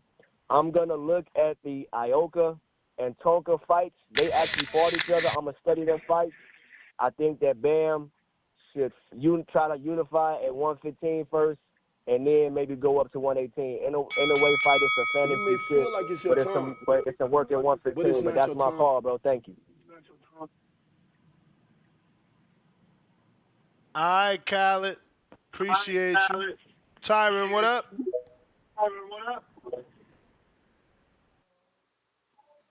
Yo, what's good, champ? What up with you? No much. Shouts out TBV. Hope everyone blessed tuning in. Yeah, man, it was a great weekend of fights. Enjoyed every last one of them. Bam, man, he's to me top 5 pound for pound, man. I love Bam, one of my favorite fighters, man. That was a true pound for pound performance, and I won't be mad at the rematch because we already know we were getting fireworks. For the Teo and Steve fight, 3 things about Teo I've known going into the fight, and I'm sure everyone probably knows too. One, the power don't carry from 135 to 140. 2, Teo fights at the level of his opposition, and 3, he bruises easily. You know, so with all that being said, I think it was a far night for Teo. And Yeah, swelling is 2 different things, but yeah, I hear you. he look at the Taylor fight. You know, he was bruised up and swelled after the fight too. So for the last couple fights, it just seemed like Teal got soft tissue. It just kind of bruised easily. That's what it is, the way it is. That's just him. But as far as the fight, man, I think Teal did very very good body work.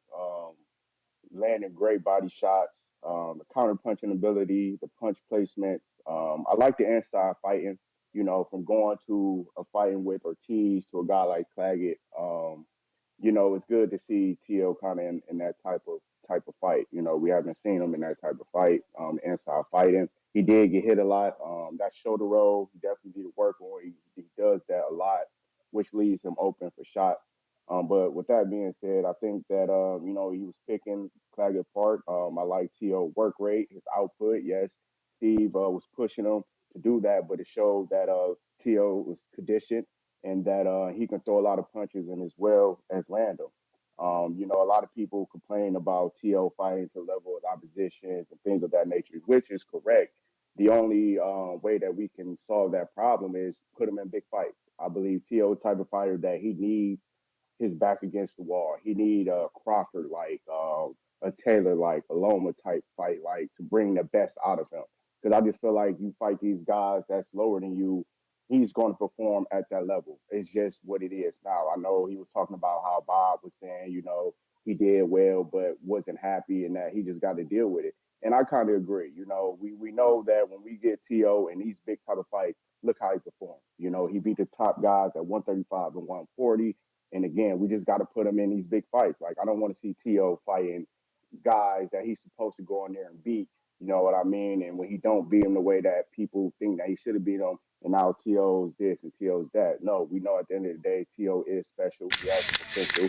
He has the power. Not the power, but explosiveness, and we know if you put him in those type of fights, 50-50 fight, back against the wall, that he's going to perform. You may So feel like it's I'm your not time, mad at the performance. but He it's got not hit a your little time. bit too much, That's but the that's my bell. call, champ. That's my You call. the man, you the man, you the man with the plan. H-Town.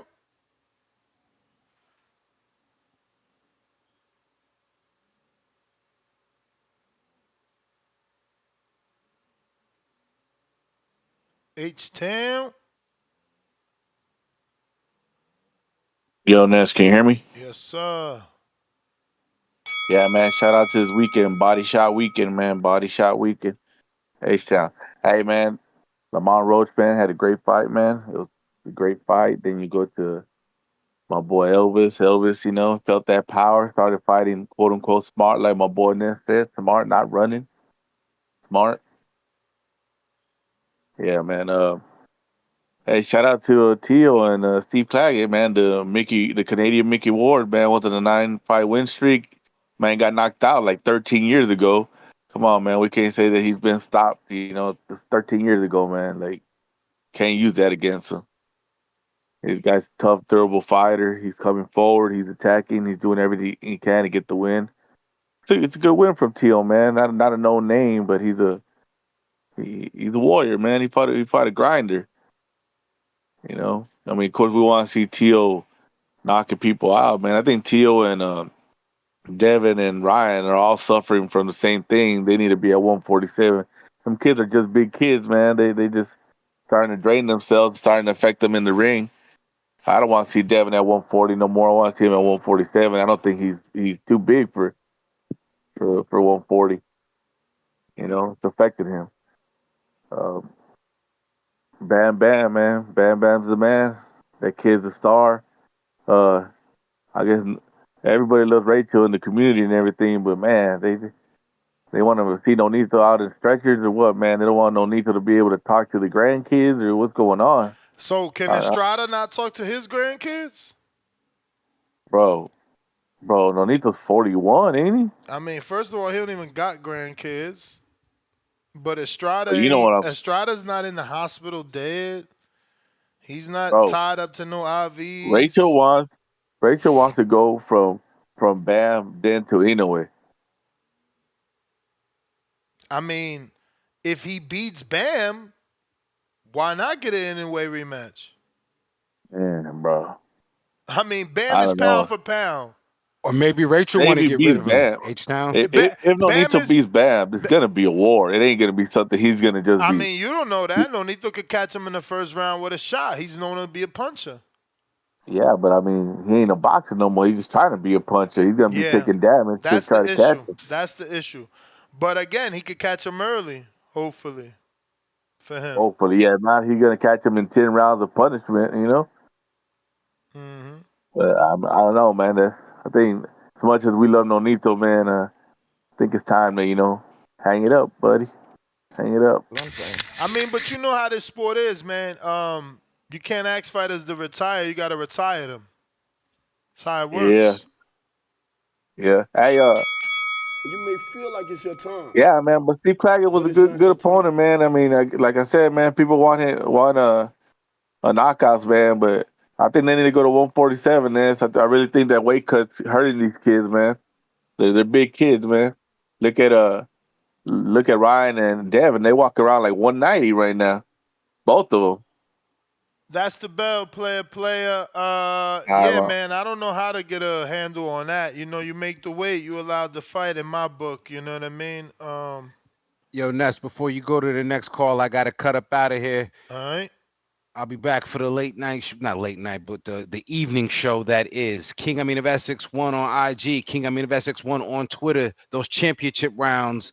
New episode coming up this Wednesday, ladies and gentlemen. And, yo, man, I'll see you guys later. Marko. So, Amin, why What's is it up? gotta be? Why is it King Amin of Essex 1? That means there's a dude who has King Amin of Essex already taken? You know what? Freaks are no. fine, this motherfucker. Nah, listen, it's only one, so I just put it there, Okay. I thought it was taken. I was like, we gotta find this dude. I would have had the Bulgarian mafia, ready to cut his toes off. Nah, salute, Marko. You too, man. Peace. All right. We got up next Brambo.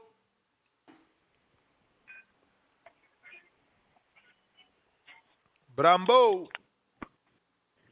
What's up, Ness? You can hear me? Yes, sir.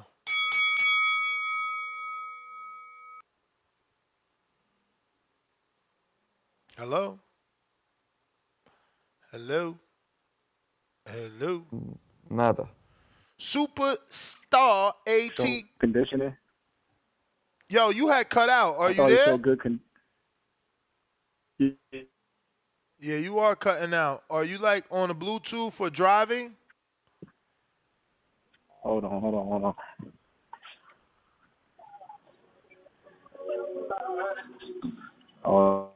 You hear me now? Yep. Yeah, I was saying, Bam definitely did his thing. I thought Teofimo fought well, threw a lot of punches, showed great conditioning. I thought the Pro Box card was the best card of the whole weekend. I thought the OTS card was kind of weak. I wasn't really entertained by that. And this is what I wanted to, the main reason I wanted to call was this right here. I just wanted to propose this right here. Because I personally felt like Teo was just auditioning. Teofimo was auditioning for a pit bull fight. And I was thinking, you know, if Tank is already in negotiations with Loma, if that's true, right? Then what if Top Rank and PBC do a Top Rank versus PBC? You have Tank versus Loma as the headliner. Yeah, they won't do that. Teofimo. They ain't doing that. That's two separate pay-per-views, two separate main events, two separate ticket gates. That's just a loss of revenue. Tank, Loma is its own big fight, and then Teo Cruz could be its own big fight. Don't get me wrong. Yeah. I would love that. I just been in this sport so long. I know we ain't getting that unless Turkey Al-Sheikh do it. Okay. Well, if we take Teofimo versus Pitbull off it, what if we put like Keyshawn Davis versus Chris Colbert or De Los Santos on it? Colbert better not take that fight at 35 unless the Albright fights at 35 and he beats Albright. Remember, he's scheduled to fight Albright off TV, which is already a tough fight. That dude gave Keyshawn some business. No pun intended. Yeah. Damn. I wanted to see like a big Top Rank versus PBC card, you know, with some good matchups. Like if you put Bruce Carrington versus Luis Ronaldo. You know, Bruce but you don't think they will be able. Luis Ronaldo. Nah, I don't even know Ronaldo. Yeah, Ronaldo undefeated. I don't know. Only one I know that sound like that is Geraldo. That's just on my age though. Okay. It was somebody I looked up. I was looking up their roster. But it's not your time. I was looking up their roster yesterday, but that's my time. I was just trying to propose something, but. Yeah, I don't think it's gonna happen now. Yeah, I mean, I wanted to, bro. I wanted to.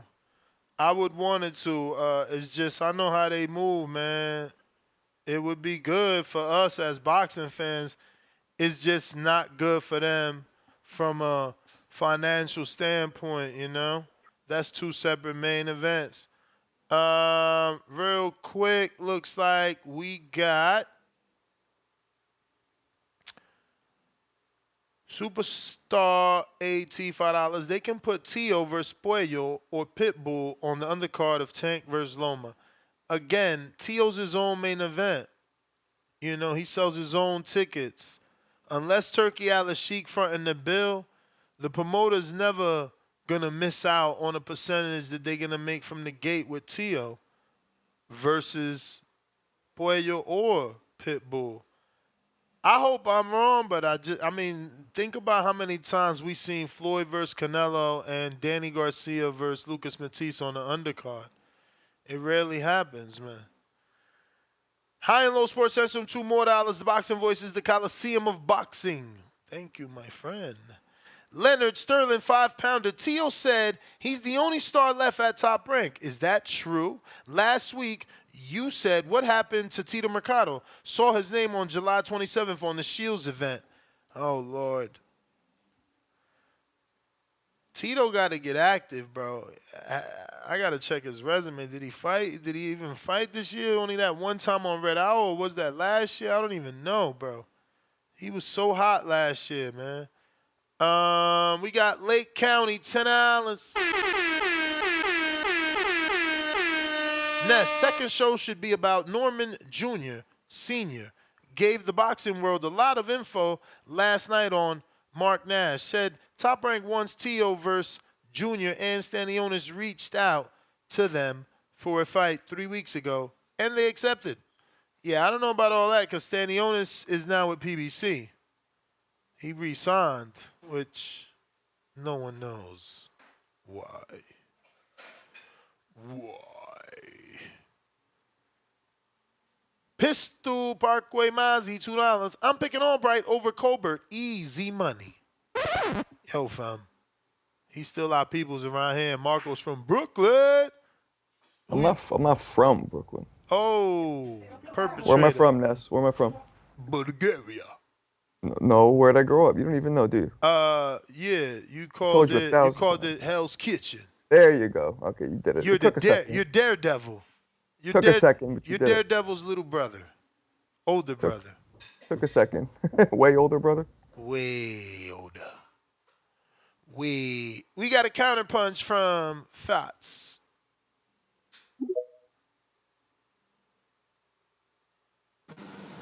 Yo. Man, what up, Ness? Man, look, we done seen the best of Teo, man. He done, yo. He done. He talking about, I was watching that shit Saturday, man. I had turned it off, man. That shit was so boring. I said, this nigga ready to go to the distance with Claggett, Steve Claggett. And then Claggett was in there duking his ass up, too. Claggett was in there duking his ass right up. I was like, damn, I can't believe they gave Teo all these rounds like that. Like, don't get me wrong, he was winning majority of the fight, but I'm like, I don't know, yo. Claggett was in there a couple rounds in the middle of that fight. He was getting on Teo ass, but I think it was the eighth. It was like the eighth or seventh round. Teo caught him with a clean ass uppercut, smooth ass uppercut. But it's like he ain't had no killer instinct. Like he in there playing. Like I saw about like the third round. I'm like, oh man, if I downloaded the information that quick and I see what this nigga throwing, ain't no way Teo can't get this nigga out of there. Then he won all the way, all 12 rounds. And this would make it so crazy, Ness. It's like he tone deaf. Like he got no awareness. Not only do he got no awareness in the ring, I don't get it how he can have skills like that and don't got an IQ in the ring. Like, but he don't got no IQ outside neither. Because when the people asked him about the fight, he like, yeah, I saw Bob and Bob said he was happy, but he ain't look too happy. But fuck it, I'm the only star left over here anyway, so they don't got no choice. It's like, bro, like, are you that tone deaf that you don't think that you're not replaceable? You're expendable. Do you think that the production that you bringing in can't be replaced? I'm pretty sure if they put Abdullah Mason, give him 2 more fights, 3 more fights, I'm pretty sure if they put Abdullah Mason in his hometown in Cleveland, he can do the same amount of attendance that Teo do. I mean, you're not even on pay-per-view yet, and he talking shit like he can't be replaced. Like, Teo is out of his mind. I don't know if he took a look around and see where you was fighting at, bro. You was fighting in King of Diamonds. You ain't fighting nowhere big in Miami. I mean, they could put you down there at the strip club. Like, what are you talking about? Like, it's just so funny that he said that. But you know what? That means Shakur Stevenson must not be signing back there. Because for him to just say that, like, oh, they don't got no other choice but to get behind me, like, that must mean that everybody else leave jumping ship. Shakur must have left ship, jump ship. Like, I don't get what make him say this type of shit. Then he talking about 47. Bro, you ain't hurting shit up there. You get what I'm saying? I mean, his best bet is to go against Brian Norman, and maybe he can beat him. That's a 50-50 fight up there at 47. Maybe he can beat Brian Norman Jr. I don't know. But you ain't beating nobody serious up at 147. Teo, stay at 140. Stay at 140. Try to clean out the division. You get what I'm saying? Because all them pity pat punches he was throwing and shit, bro, that shit ain't hurting nobody up there at that bigger division, man. Like, he done. He done. You I may appreciate feel the like it's call, your time, but it's not your time. All right. Yo, that's so interesting that he said the pity pat punches. It gave me, it it reminded me to bring up Chris Algieri and just congratulate him on how well he did filling in for Timothy Bradley. And, you know, I rarely watch these fights with the audio on, but obviously not doing a live fight chat. I watched this with the audio on. And Algieri said that. He said in the first round, he said Claggett may change the way Teo fights with his high output. Teo may try to match what Claggett is doing. And sure enough, subconsciously, that's what Teo did. He started to take off power and add more punches to match Claggett. So you bringing that up reminded me because, you know, Chris did a great job being up there. Shout out to Tim. I'm sure that was a Tim Bradley thing. Like, hey, why don't y'all use Chris? I'm going to be off. Because, fuck, he fit right in and he did his thing. I don't know if you guys watched it with the audio. If you did, let me know what you thought of Chris Algieri's commentary throughout the night. I thought he was doing his thing. He really shined to me. And he took all their little, you know, former fighter video jokes, references very well. They allowed him to highlight himself a lot. You know, they talked about his cookbook and, you know, old fights and showed montage footage. Shout out to Chris. He got some love up there. Treese, what up?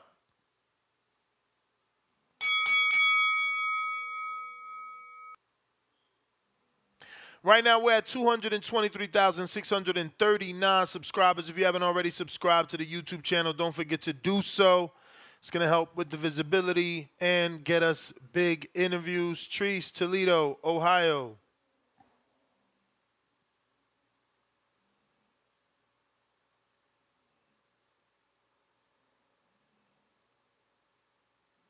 No Treese.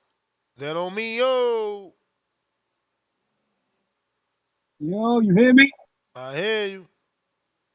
Man, Broadway Joel still on? Nah, he gone. Man, yo, Roach did his thing, man. He looked good versus McCoy. But it's like I said, man. Like I told these man, the only UK guys that actually take risk are the Irish. They from the UK. They're the ones that come over here and actually take risks.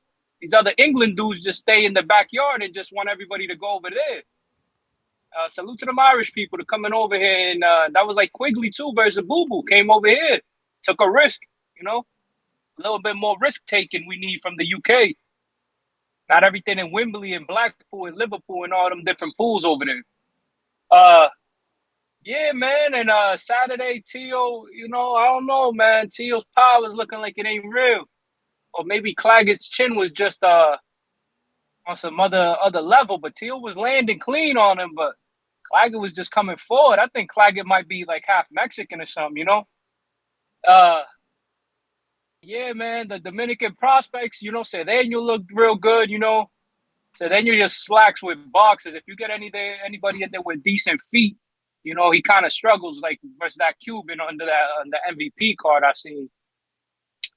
And Elvis showed grit. You know, he got knocked down right on that temple shot between the guard, got up.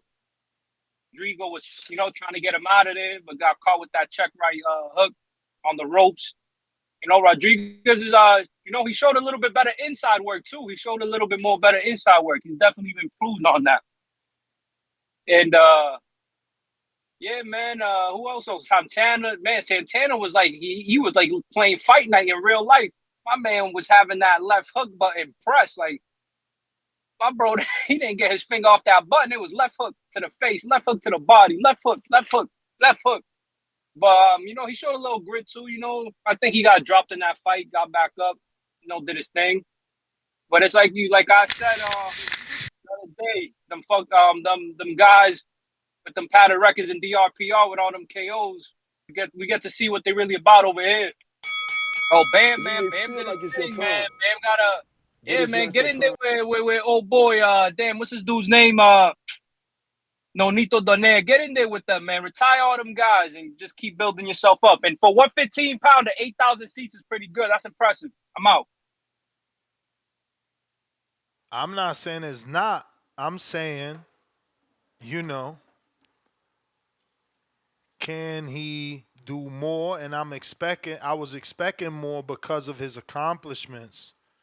That's all. Yeah, but you know accomplishments don't doesn't always translate to ticket sales. You know how it is, Yeah, man. but Like he's with the right fan base, though. He's Mexican and he got the belts, he got the accomplishments. He's fighting the champions, so there's a disconnect. That's just the bottom line. Because yeah, look at but Pitbull. Look yeah. at Pitbull. Pitbull ain't do nothing. He just won one belt from Rolly, who people don't even like. You know what I'm saying? So it's like he got all the love.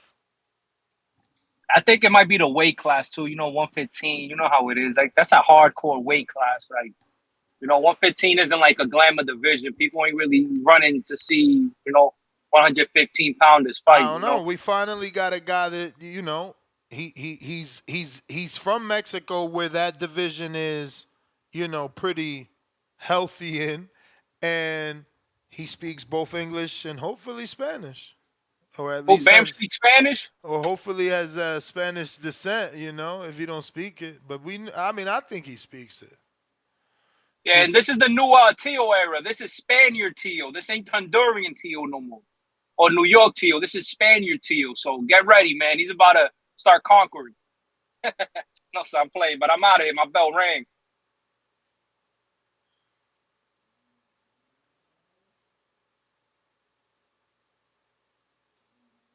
All right, James Benitez, what up?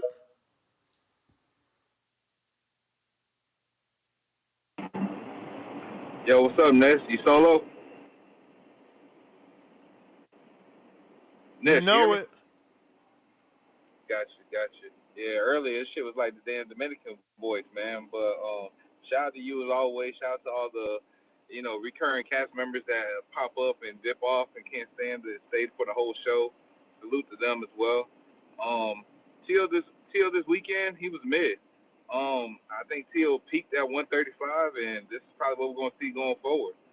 I don't think we're going to see too many more spectacular performances, but I wasn't a fan of all the Dominican talk that we had earlier, with it being the dang on, the future star of Puerto Rico's fight week. Like, we need to be talking Shakur all week. That's what we should be talking, how Shakur going to get this knockout stoppage this upcoming weekend. That's what we need to be talking about. But Bam, was Bam born in Mexico, Ness? Nah. Okay, so if he was born in Mexico, he would already have a statue in Mexico like Oscar Valdez does. Valdez got that statue. So I mean, he still got more to do. So until like you said, until he can start speaking Spanish and being on TV, Telemundo and shit regularly and everything, his fights are free in Mexico. He ain't gonna get the same fanfare as like a Pitbull Cruz and some of those other Mexican stars that have lesser accomplishments, such as like i.e. Jaime Munguia. But Bam put on a spectacular show. And when's that Chocolatito interview? That's gonna be tomorrow. Still setting it up. Okay. But other than that, man, Rohan, he's cool, but and Elvis is cool as well. But man, they're not fucking with Nestor Bravo, man. We need to go ahead and big up more Puerto Rican fighters. Nestor Bravo, he's up next. Carlos Adames is shit. We all know that. Danny Garcia will beat the shit out of him, and I hope they actually make that fight. I'm dead serious, man. Like, bruh, I'm serious as shit. Like, come on, man. You can't sit here and tell me that you ain't think Gaucher with the light hands, goddamn, didn't get the best of Adames that last fight. And if Gaucher can do that, man, what you think Danny gonna do? I don't think he got the best. I just think he got hit more than I would like. I don't think he won any rounds. Fuck.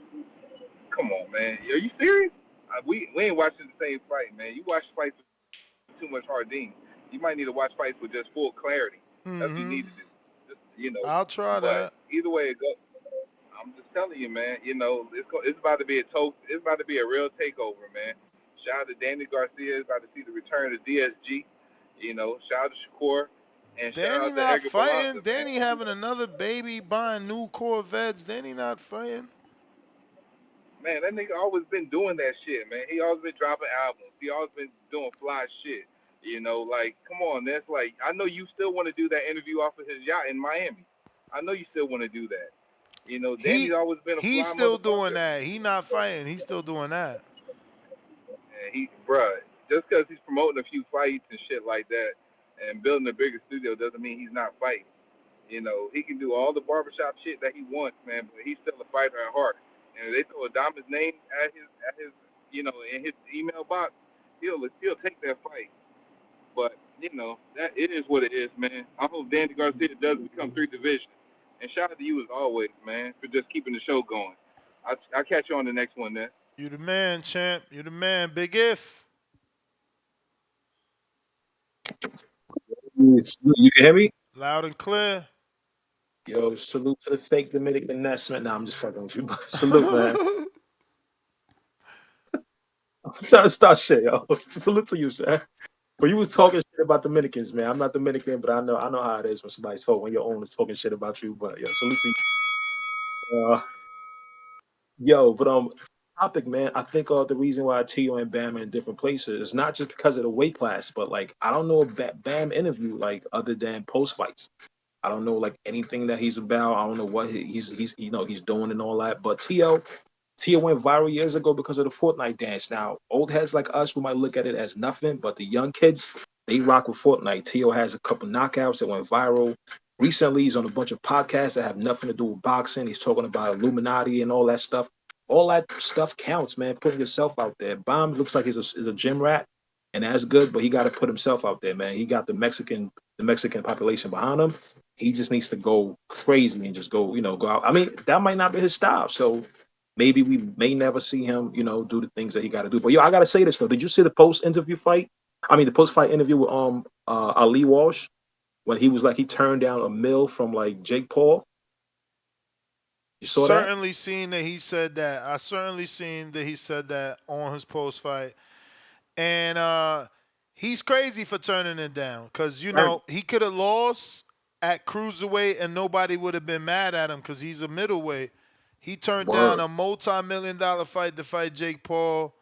He should have took it. He should have took it. I mean, maybe he feels that fight is always there if he keeps winning, which he did win.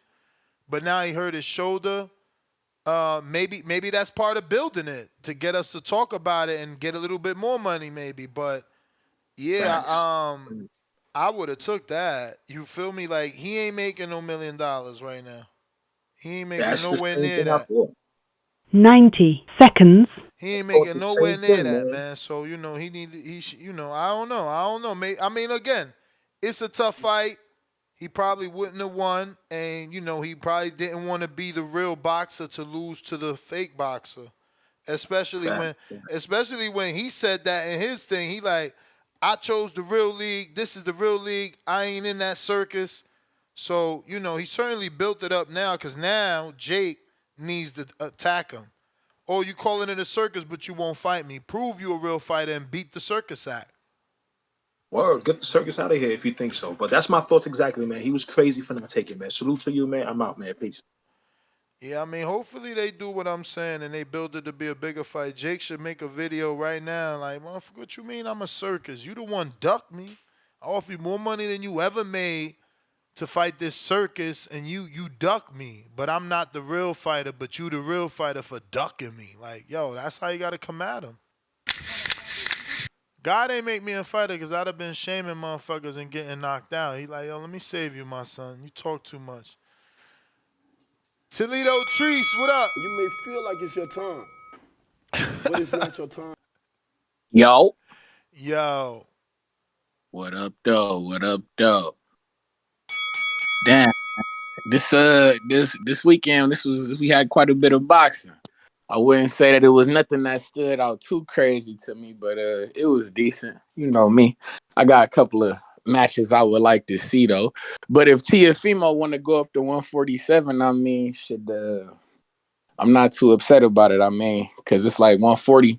All the guys that I did want to see him fight the Devin Haney's, and I know Tank ain't gonna fight him. Eastside Cruz, I like to see that, but that's PBC shit. Who knows what the fuck they got going on? But Lamont Roach, he look good. I know we ain't. I know him and Albert Bill, they cool. So I ain't gonna get my guy in the mix on that fight. We gonna leave him alone right now. But I want to see him in there with Oshaki. I heard Navarrete name got thrown around, and I know Pro Box, they do business with Top Rank, so he in the mix for both of them fights. So I don't know. The Navarrete is quite possible. But for Elvis Rodriguez, though, I want to see him fight. Didn't they get Gustavo Lemos over there? Mm-hmm. If he over there, I want to see him and Elvis Rodriguez fight. Fuck it, I need to see that. Get Elvis Rodriguez busy, get knock the rust off of him. Based Let's off go. that fight with Claggett, they should give Gustavo the fight with Teo. That would be a fucking fight because he punched He way coming more off than Teo. also, I gotta see him do something. I gotta see. That's why I need to see him in there with Elvis. Get him in. Because Elvis didn't look too impressive. You beat him, and it's like, all right, fuck it, throw him to Teo. But it's like he coming. I don't like seeing people coming off losses get title shots. That shit, I'm not into that. I got to see you do something else. I can't see you lose and then get it. I don't care if people say that he might have beat Hitchens. I don't care. He didn't beat him on paper. Can't see him get a title shot. That's just me though. But with that Lester Martinez though, he looked good. He looked decent. I would have liked to see him get that guy out of there. He just had a chin on him. He wasn't going nowhere for real. Yeah. So I ain't. But me and my uncle was talking. You know, me and Unc, he liked to match make with me and whatnot. We was thinking, what's going on with that one? What's my nigga? That Uzbekistan. What is it? Beck the bully. Yeah. What about him? What's going on with him? I want to see him and Lester Martinez lock up. That'd be a decent fight, I feel like. Yeah, I mean, that's going to be tough to make, but it would be a good fight. It would be a good fight. It would be a good fight to test Lester's chin. And once again, to see if the power is there. The issue with that is that's Golden Boy. Are they really going to want to serve up Lester? Because that's a tough fight. That's a tough fight. Yeah, Lester is trying to position himself into a interesting. WBA title or mandatory position.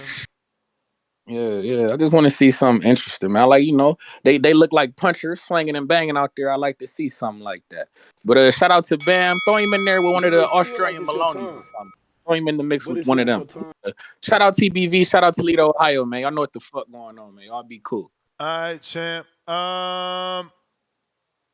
Up next, we got Cliff, Connecticut, the big hitter.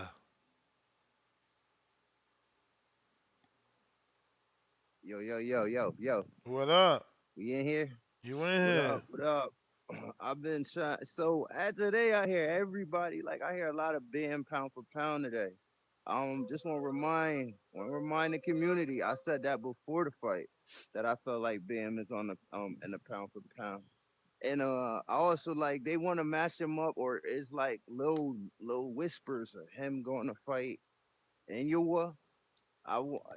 just like your co-host said that was here. I don't know how you skip Nakatani. If Nakatani weighs less than Inoue, he's knocking shit out over there. You All know them how. Japanese been. The bigger fight is the bigger fight. I don't agree though, because for one, you don't know if he can make that weight, and for two, Nakatani. Bro, Broner skipped Danny Garcia. Nakatani will never be as popular as Danny Garcia. And Broner skipped right over 40, went to 47. We've all been here. Bam just did it. Didn't Bam skip?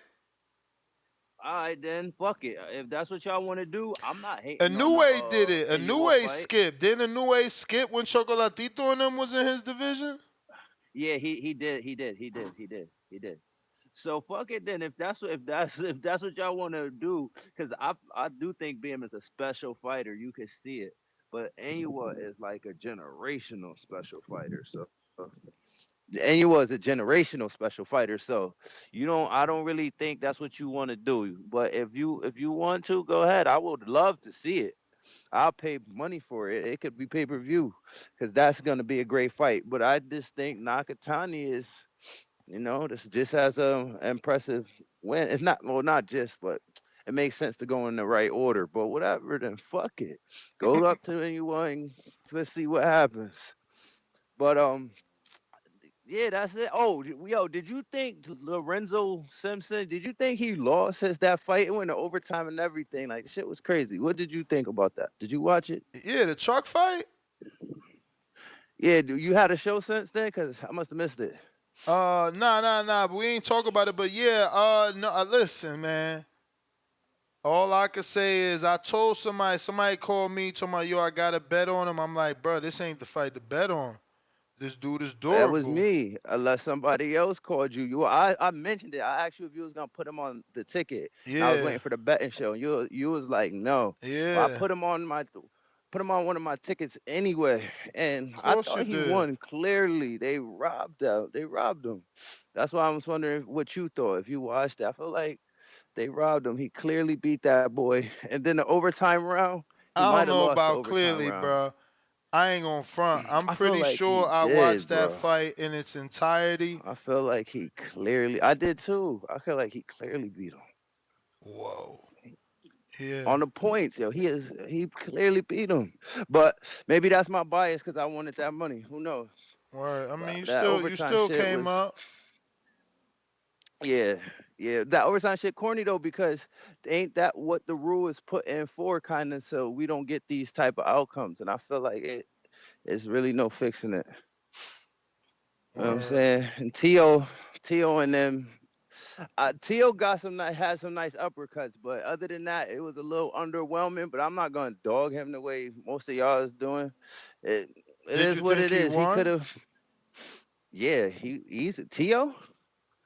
So Hell yeah, Teo so won. you I ain't ain't give Claggett doubting it no at all. credit for none of them punches, huh? You said you had the shit a sweep. What you talking What you about? talking about? What I said? I said you ain't give him no credit for none of them punches, huh?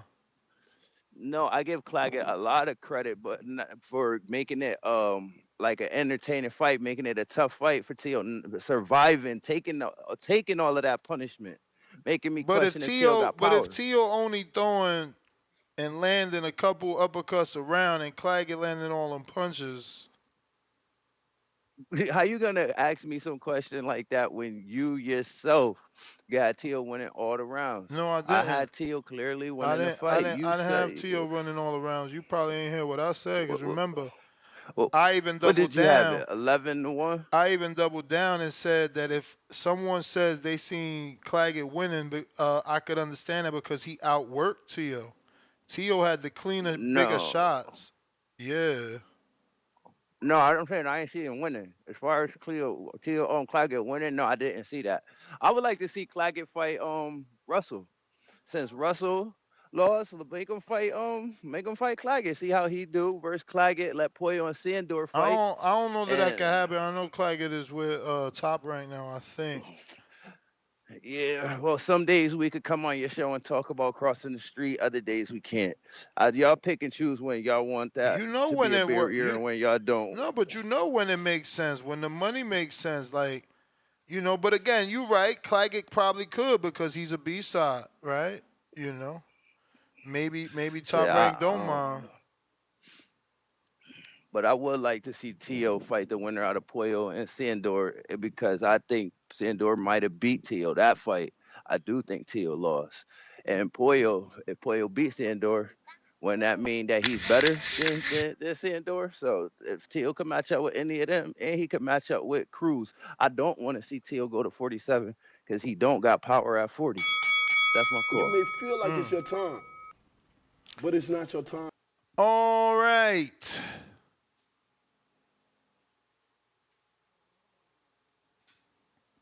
If you're watching this on YouTube, go ahead and smash that thumbs up. Help me get some visibility. I got James with a counterpunch. I got DC3 $2. When Tio get KO, he gonna be asking to leave Top rank. Brambo $2. Luis Ronaldo Nunez versus Shushu is what I want. Ness. Yeah, Luis Nunez, and he trained by Bob Santos. He need to fight before he asks to fight Shushu. He been inactive a lot. Yo, Ness, man. Hey, shout out to my man Treese, man. And since he likes violence so much, you see somebody that's trying to really avoid a high level of violence, man. Tio, why couldn't Tio say Brian Norman's name? You know, like he wants to move with the 147 so bad. Why don't he just move? Why don't he just move with the and fight Brian Norman and give us that fight? Well, they was Or that's all they was talking about during the telecast. yeah, moving up to 147, but they were No, talking about fighting it. But Brian did Tio Norman talk about it? specifically. Yeah, but did Tio talk about it though? I Nah. think Tio knows what it is, man. Cause you saw, man, bro, you saw how Claggett made his face look. What do you think Norman gonna do to him? Like, let's be honest here. I mean, Let's Claggett be honest throws here, way more punches. bruh. But he ain't land shit though. That's the Yes, he thing did. about it. Yes, he He ain't, did. Yes, he come on, did. man. Stop it, bruh. Stop it, man. Tio's just fragile, man. Tio's face is just fragile. That shit puffed up early in the fight, like around round 2 or 3. Nah. You know, so I mean, if Brian Nah. Norman touches up a couple of times, man, he's gonna be on the ground worse than Santillan. I just letting it be known. And what's up with Bill, man? When he came on the show, act like he didn't know who the fuck Brian Norman was. He's an older fighter, this, that, and the third. Come on, man. He know that young puff's a killer. He goddamn don't want no real smoke, man. He really looking for the safe fights. He want to fight these older guys. He want to fight these guys that's really about to be out the way. So what would be the safest path for you for Devin Haney at 147 if he was to move up when he returned after the Ryan Garcia fight or Ryan Garcia lost next? The man said he What won do you think is Barrios, best? man. The man said he won Barrios. I mean, bruh, Barrios might not get through Pacquiao. Pacquiao I'm just keeping wants it real. Barrios. We got to see is he getting Barrios. All right, cool. So you think Devin can survive a Barrios fight? You think Devin can survive a Stanley fight? You think he can win those fights, or you think Barrios is the only? So you think Devin will be the favorite on the betting lines and in the community against Stanley, Barrios, and Brian Norman? You think so? Stanionis don't even move his head like that. I don't know many people that would be picking him. He ain't showing no knockout power. You crazy as fuck. Anyways, man, shout out to Lamont Roach though, man. That was a hell of a performance that he gave this past weekend. Need to give him credit.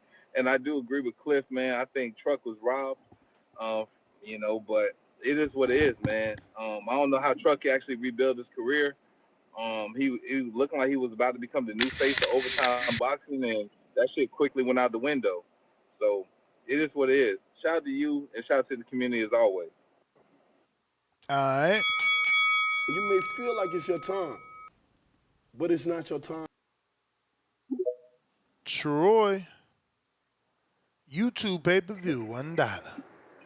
Hey man, listen. This boxing is niggas are so delusional with boxing. It is crazy. Hey, listen.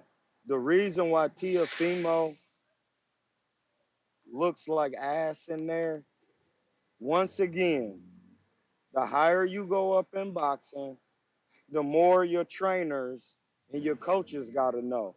Listen, it's one thing throwing punches, and holding the mitts and doing all of that, but how are you teaching somebody defense when you never was defensive in boxing? You never even boxed.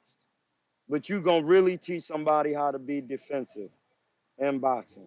Man, that shit don't even make no sense. When you can, it's one of the sports where you can actually die. But you gonna teach somebody how to save their life when you never even got in there. That's crazy. And when you transfer that over to the difference between Bam Rodriguez, if I'm not mistaken, Robert Garcia was a world champion. You have a world champion training you, and you already have talent and skill. Like, think about this. You don't think Teofimo would be a better fighter training with Robert Garcia, Ronnie Shields, anybody else that got a real team of people who knows what they're doing? Man, look, it just don't work like that. And Ness, I know you love the Haneys. I love my black brothers too. But thinking Devin Haney can beat Ryan Norman Jr. is crazy because Tio can't do it. And if he get in there with him, he going to get his ass stopped. You know why? Because his daddy boxed before. That's why he look as good as he look. It's just common sense, bro. I don't see no NBA player going to somebody not named Akeem Olajuwon to learn how to do the dream shake. They go to these guys because they actually did it. But when you go to boxing and you can die in there, now all of a sudden you name 5 coaches and making them exceptions the rule. And man, that shit don't work like that. Devin get his ass in there with anybody, with a real coach. At the end of the day, coaching matters in boxing, and you can get your ass out coached. It's a part of the game. Like, what are we talking boxing, or what is this, a make-believe thing? Man, that's why people be getting their packs busted like that and getting damn near getting hurt and killed, and the things that happen, because in boxing you got judges judging some shit they never did. You got guys who never did this trying to teach something they never did. I don't even know how that works. You never even fought nobody. You never even was fighting in the streets on some Timbo strike. But then you gonna come in here and tell me how to technically slip jabs. Man, that shit don't make no sense. Hey, man, that's why You people may be feel dying. like it's your time, Y'all have a good but one, it's man. not Keep your getting time. these niggas killed, because y'all tripping. I guess he ain't watched the fights. Let's see here. Don't forget to hit that subscribe. It's gonna help with the visibility. We got Miami Mark. What up? What up, Ness? How I sound? You straight? Hello? You straight? Cool. I mean, hey, it's crazy because I've been one of those guys that called in and said, I like Troy on the show, but on this one, I don't know. I mean, he's talking about coaches that coach fighters to become champions, and even Devin become undisputed.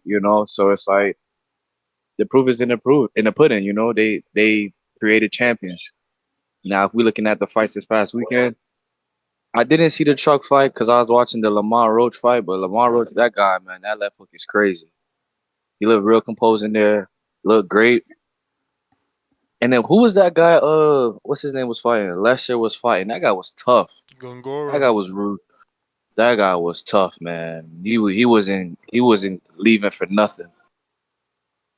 And it's wild because I was actually at the fight, the Top Rank fight, and I was sitting with one of my boys, and we watching the fight, and he's like, "Yo, is the person Ali's fighting, is his gloves bigger?" I'm like, "Nah, ain't no way." And I kept looking. His gloves look a little bigger. And plus, he got robbed. I don't think Ali won that fight. I really don't. It was a good one, but I don't think he won that fight. Robisi, another one. He brought the people out. I mean, a lot of people were there to support him in the building, and he fought well. Now, as far as Teo, he said he wants to move up. Some people say they want him to stay and unify. What if he fought Pitbull? Will we get a different outcome? And I'm not talking about as far as like win or losing, but I'm talking about as far as how it looks. Teo being on the back foot the whole entire fight. How do you see that fight coming out if Teo were to get in there with Pitbull? Nah, man. After watching that Pitbull fight is tough for Teo. Yeah, I was thinking the same thing, and plus, I would even say Pitbull has more power than Claggett, so it would give Teo some issues. It would give him real issues, but nah, that's pretty. Pitbull is gonna land a lot because Teo uses that damn shoulder roll. So once Pitbull gets him on the ropes and starts wailing from lefts and rights, something's gonna hit. But you know what's crazy? I still think Teo will win that fight only because I think Teo fights to the level of his competition. I think he just rises to the occasion, whether if it's a high occasion or a low occasion. He's just gonna be there. So I wouldn't be surprised if Teo were to get in there with a pit bull, and in the early rounds it's tough, but throughout the fight he goes ahead and picks it up and rises to the occasion and get the victory. I don't know, man. Pitbull took the shots of Tank easily. Yeah. And his defense is crazy. Like Tank hurt his hand because his defense so good. Yeah. Yeah, that's the fight to make. That's a good fight to make. Yeah. So we'll see. We'll see what's next for Teo. And Good show. Keep up the good work, and that's it for me. Yep. Rez, what up? Hey, can you hear me? Yes, sir. Shout out to you, Ness. Yeah, I want to give props to Claggett. That's a tough person right there. He has a great chin. Cause I had Teofimo knockout and he kind of just ruined my parlay. But I can't be mad because it turned out to be a tough opponent. You know, I like to see that. I like to see when people automatically look over someone and call them B level and end up, being able to hang out and hang with the best 140. You know, Mm-hmm. I definitely had Teo winning most of the round, but it was definitely competitive. I had like at least 3 rounds go to Claggett. You know, he definitely elevated Teo to actually output more than his usual thing, and he got a career best out of it. So honestly, I feel like that fight brought out the most best out of both opponents. To be honest, because it it was like it was action packed. Yeah, it wasn't a knockdown and stuff like that, but how are you supposed to knock down somebody who's literally coming at you throwing like so many fucking punches? you know. But I'm not even mad I lost my parlay because I was very entertained on that fight. That fight was like it was a really good fight, even if there was no knockdowns. I liked the fight. I liked the style of it as well. But yeah, that's my call, Ness. You want come by and say, Claggett is a tough person right there. All right, champ. We got a king counter. Tip Bellis. One for him and one for Troy. Neither one of you guys have your availability available. So that means you're not available. NFL.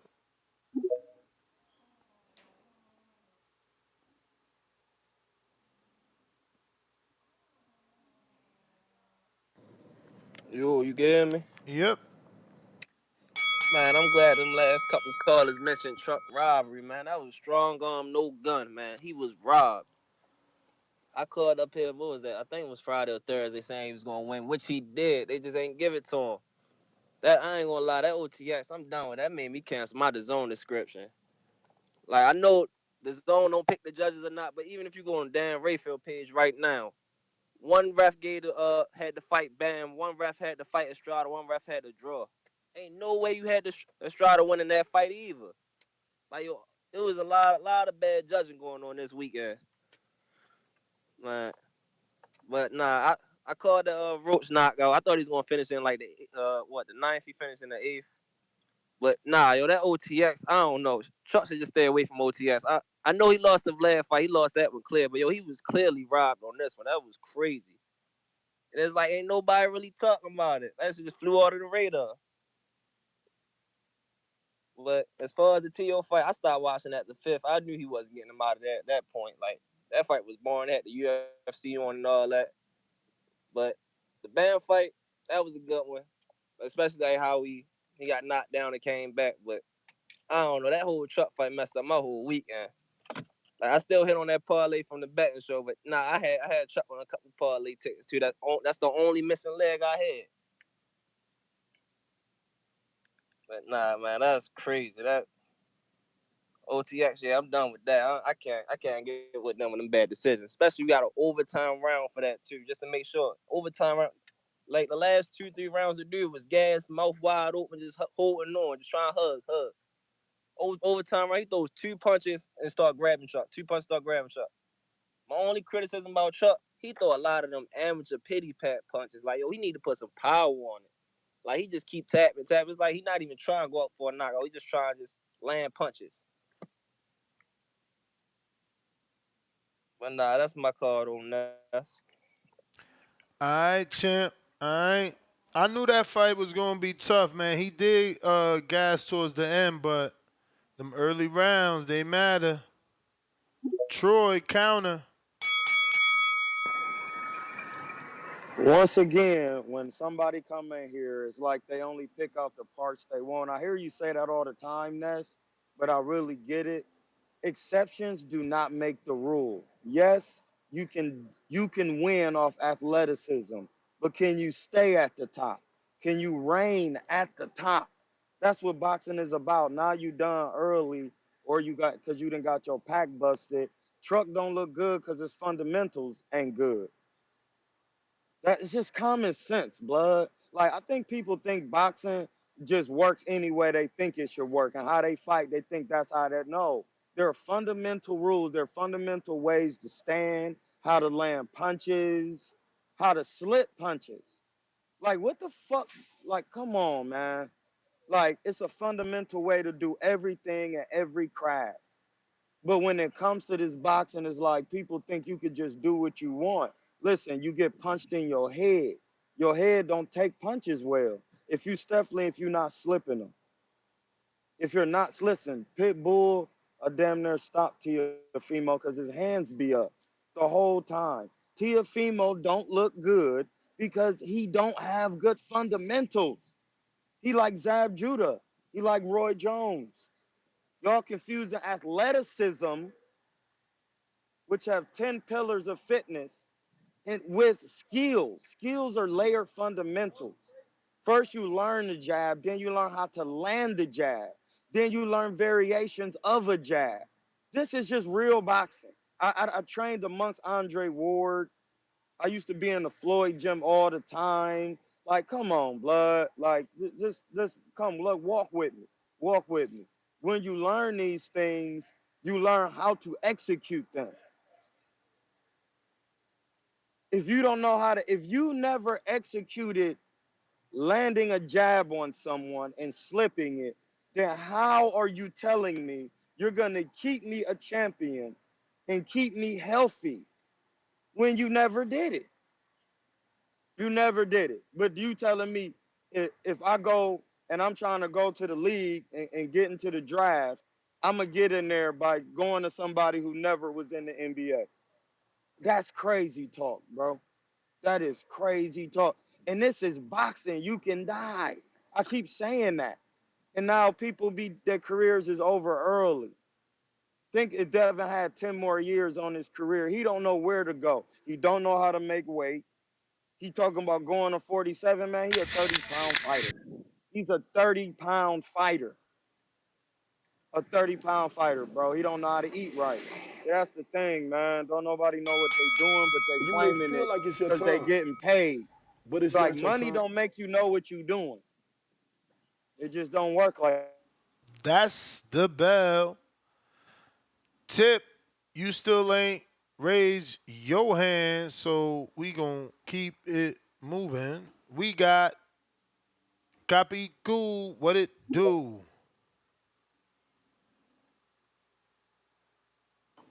What's good, champ? What's going on, man? Same shit. Damn. Copy Cool. Anyway, Jay Swift, you next. I just seen that counter, my bro. Go ahead, champ. Yeah. Nah, just real quick, man. I'm gonna be brief. I'm gonna try to be brief.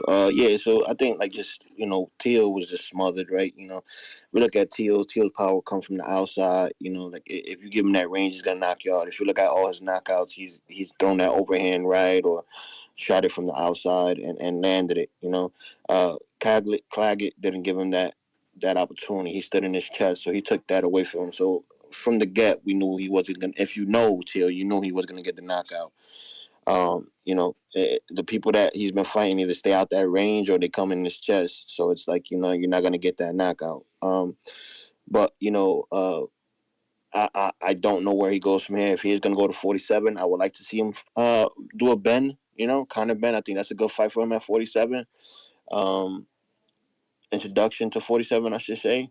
And it's a name fight. It's a money fight. If he's gonna stay at 40, fight the champs. Do a Fabrice Martinez that you talk so much shit about. Now he's healthy. Now you can send that contract again. Get that 140 fight. You know what I'm saying? The fight I was telling you about before was the Claggett versus Cotterill. I think that's a great fight for Claggett to come back to. That I think that'd be a barn burner right there. Them two on knuckle, head to head in there, throwing shots. Also, the Bam, Bam looked very impressive. He surprised me. It's the first time I actually sat down to watch the kid fight. I've always heard of him, but I really, because of the lower weight class, I really not into it too much. But I would like to see him if he's gonna come up, or if I would like to see him in an all-out Mexican Puerto Rican war versus Bomba Gonzalez. I think that'd be a good fight for him. That's a rivalry, Mexican Puerto Rico rivalry. It'll be good. And to answer your question about the where he could come on the East Coast, he could come to Chi-Town. Maybe that's Midwest, right? So or Middle. I don't know what to call that, but he could come over to Chi-Town and fight there, get a fight there. I think that the Mexican population up there is strong. Um, to touch on earlier, you was talking about how the nationalities don't kind of back you up, and it is what you said is that if you don't know Spanish, the Latinos for some reason they kind of disown you. You know what I'm saying? And it's like De La Hoya was a didn't get claimed because he fought for the USA and got the gold medal for USA, not Mexico. So they kind of have resentment towards that guy for a very long time. You know, Ryan Garcia is the same thing. He knows everybody knows that he can't speak a lick of lick of Spanish, and he makes fun of it.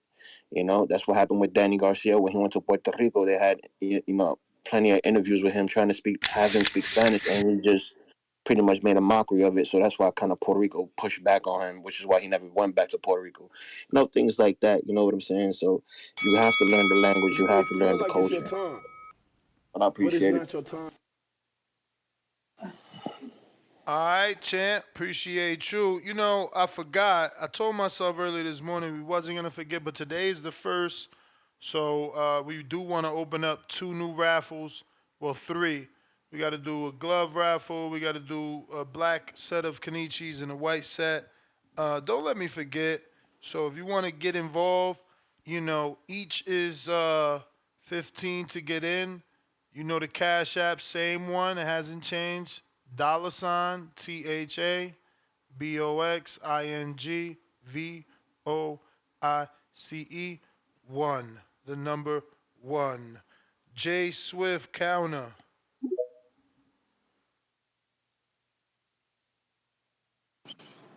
One, two, 1, 2. Can you hear me? Yes, sir. What up with Hey, you? I didn't know all these fights was happening this weekend. After a while, I missed Lamont Roach fight. I was like, God damn. And but I was at work, so I work at night, so I sleep during the daytime. So that's why sometimes when you call me on your show, and I'll be signed in to speak, and I don't, it's because I fell asleep. Because I'm trying to get some rest so I can go to work at night. But I like Teofimo. I told you, I say that all the time, and he has some reminiscence of Hector Camacho, and just some reminiscence of it. And he enjoys fighting, and you can tell he enjoys fighting the way he moves in the ring, and he's smiling at his opponent, and he's punching on him, and he's getting punched. I think he takes too many punches, but overall, he's an exciting fighter. He's exciting to fight. But yeah, I think him and Danny Garcia have slight mental problems because of getting hit so much. We talked about that with the bruises on the brains from crashing against the skull. But yeah, that was an amazing fight too with Jesse Bam Rodriguez, because he got up off the canvas and then he'd do with the body shot, and that was a wrap. I was like, God damn. But these fighters, man, you got to give them all their props, bro, because, it's not hard to do it. It's not easy to do what they're doing. I was like, damn. But I hated that I missed Lamont Roach. I really did. Why you ain't tell me, Ness? You should have told me all these fights was coming. You ain't mentioned nothing. But, yo, that's my call. Peace. All right, Jay. Even though you lying, because I literally did individual previews and predictions for all these fights. We did one for the Lamont fight. I made it clear to tell y'all to watch Derek Davis, aka Scooter Davis. Obviously, Tip talked about Lamont a lot. Uh, we talked about Pro Box having a female fight, which they never done. We even had the owner of Pro Box on, so it's all good. You was asleep, and sleep is the cousin of death, but that's also your fault. You feel me? I did my job. You know what I'm saying? Just like I'm reminding you again, we got the 3 raffles. I gotta let you know what glove, but just know it's always a good glove, right? That's what we do. I gotta go in the box, see what gloves already autographed, and put it out. CYP, what up?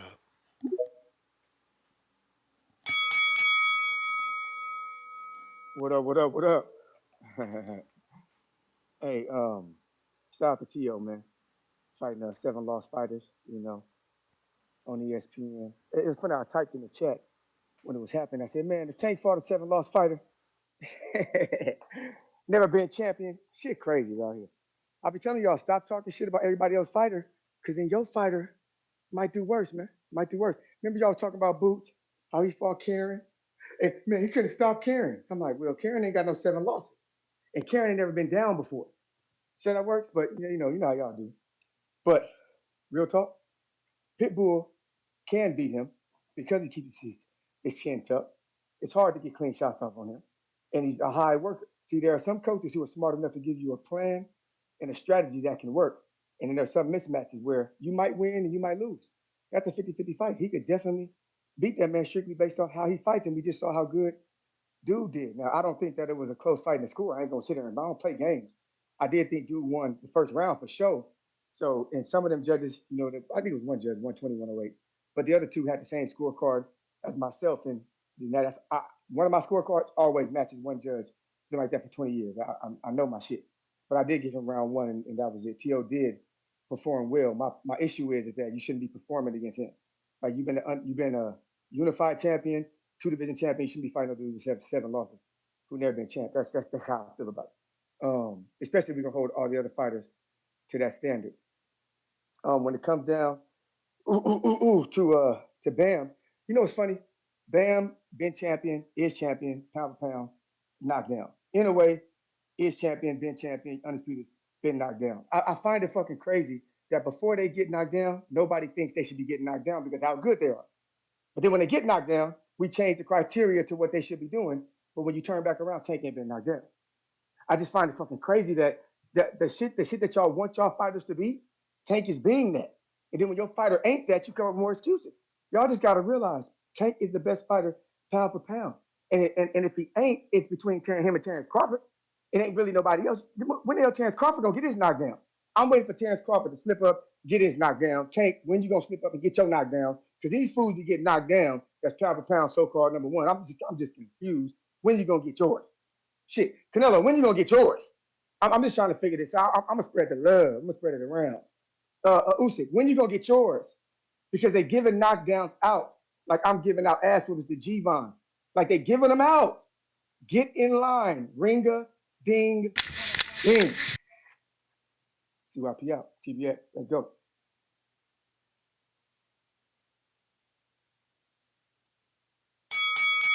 You may feel like it's your time, but it's not your time. All right. Tip, you're not there yet, so you still busy. We got Pond the Rivers. Pond the Rivers.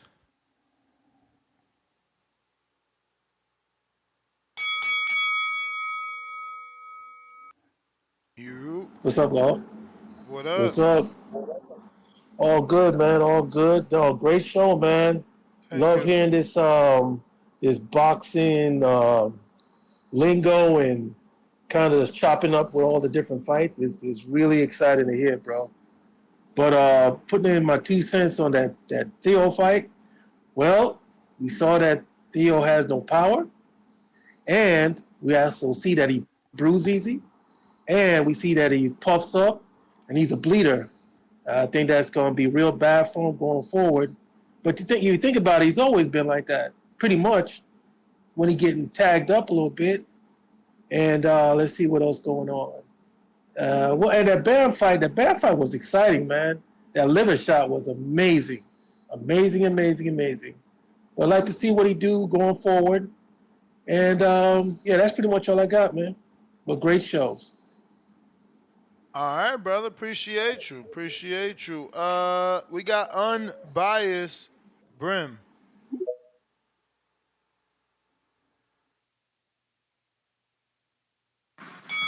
Hey, Memphis the best. What's good, my brother? What up? What up? What it do, man? Another day, another podcast, man. Can't call it. What's up with you? You watch the fights? You know, damn Skippy, man. You know, shout out to Lamont Roche to start off the weekend. He looked really good out there. You know, looking for some unification action. I've been wanting that him and Oshaki. You know, I don't know if we're gonna get it, but that'd be it. That's gonna be a good one. But I think Oshaki got some work he got to do first. Bam, yo. Give him his flowers, man. Anybody got a lot of people had to do some rearranging of their pound for pound looks. He was already on mine. Argument for number 5 is clear for Bam. You know, he's special out there. Gallo tough as nails, man. That fight was fun to watch, man. I mean, I'd watch the rematch, but I would Let me like ask to you see something. Bam be Why shoot. exactly do people have to rearrange their pound for pound list? Wasn't Estrada coming off a 2-year layoff? 18 months, yeah. So he wasn't ranked anyway. So it's like, what are we rearranging? But we can say he wasn't theoretically ranked, but ranked in the opinions of skill set and accolades and accomplishments as a fighter. Oh, yeah, he definitely ranked. I mean, Do you disagree with that? what was his reason for inactivity? I mean, you know the reason why. You know, he's trying to get as much money as he can on the back end of his career, and instead of fighting the fight, he was turning down because he didn't feel like it was enough money, and that caused long term layover. But he still had a good account of himself, and Bam got busy. You know, and nobody ever stopped him, regardless of layover or not. You know what I mean? But what you said is valid. But at the end of the day, I mean, if you don't want to give Bam no extra love for it, I mean that's fine and dandy. But it was impressive. I'm just saying, It was a star performance. I don't know that Tank could fight a dude coming off 18 months, right? And If it's a guy that has legendary history and accomplishments, absolutely. I don't know. Tank I has mean, never fought somebody with those type of he accomplishments. about to fight Pedraza Loma. was a great fight for Tank, but Pedraza was still on the come up. He wouldn't have accomplished like Gallo. Come on, man. No, for sure. But he about to fight Loma, and obviously, Yeah, he about to fight Loma, but Bam's 24 years old, bro. yeah. But you and I Bam calling got it. plenty of time. But you and I calling that fight. You know, what's the phrase I used and you used? I forget. Don't worry about that time. Over season. Nah. Spoiled milk. So yeah. Oh yeah. Yeah, I mean, if you want to apply that same theory, but the thing is, though, the way I can and combat it that real easy. Estrada the same age too as Loma. Yeah, and that's fair, but listen, he just got through beating Sonny, which was considered right there at the top of the division. So, I mean, we can throw that out, but then we look at his body of work and what he's been doing. I mean, you can't deny the man. I mean, you can try to find a way to shade it, but at the end of the day, you really I'm not can't. denying. I'm just saying not everybody is gonna rearrange. The only thing that triggered me was rearranging a pound for pound. Not everybody's moving a pound for pound list around because a dude beat somebody that's that's their inactive. business.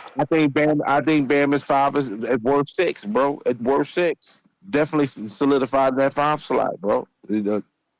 He's doing Hall of Fame shit, bro. Period.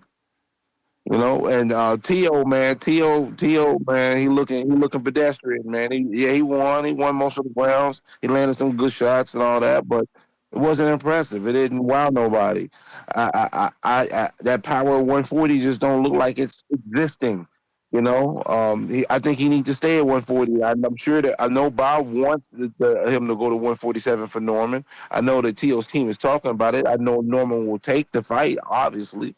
I think if he does, he gets sparked out though. I think Norman knocks his lights out. I think he better stay at 140 if you know what's good for him, unless he's ready to go to the slaughter. Mm. You know. And CYP, stop making it about Tank every damn episode, bro. This not Tank week, bro. Chill, man. We don't care. I mean, Appreciate you, I'm bro. comparing it a lot to Tank. True though.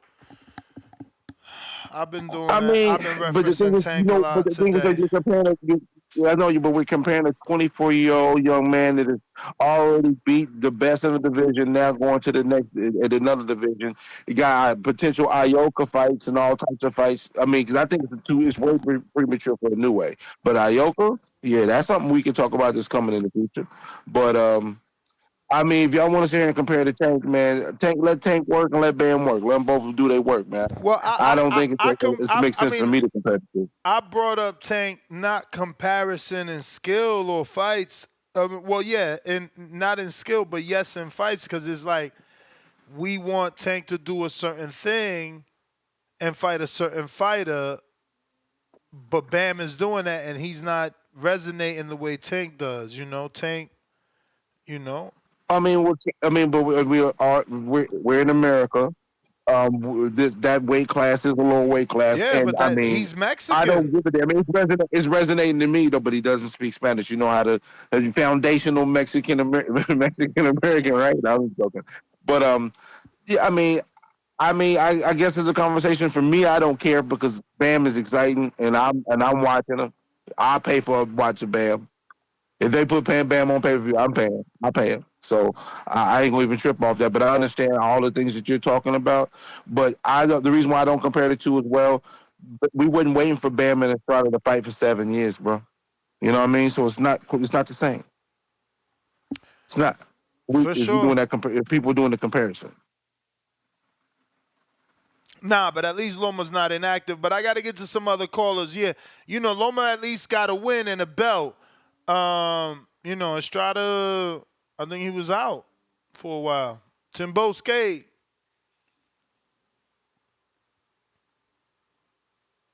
Yo. Yo.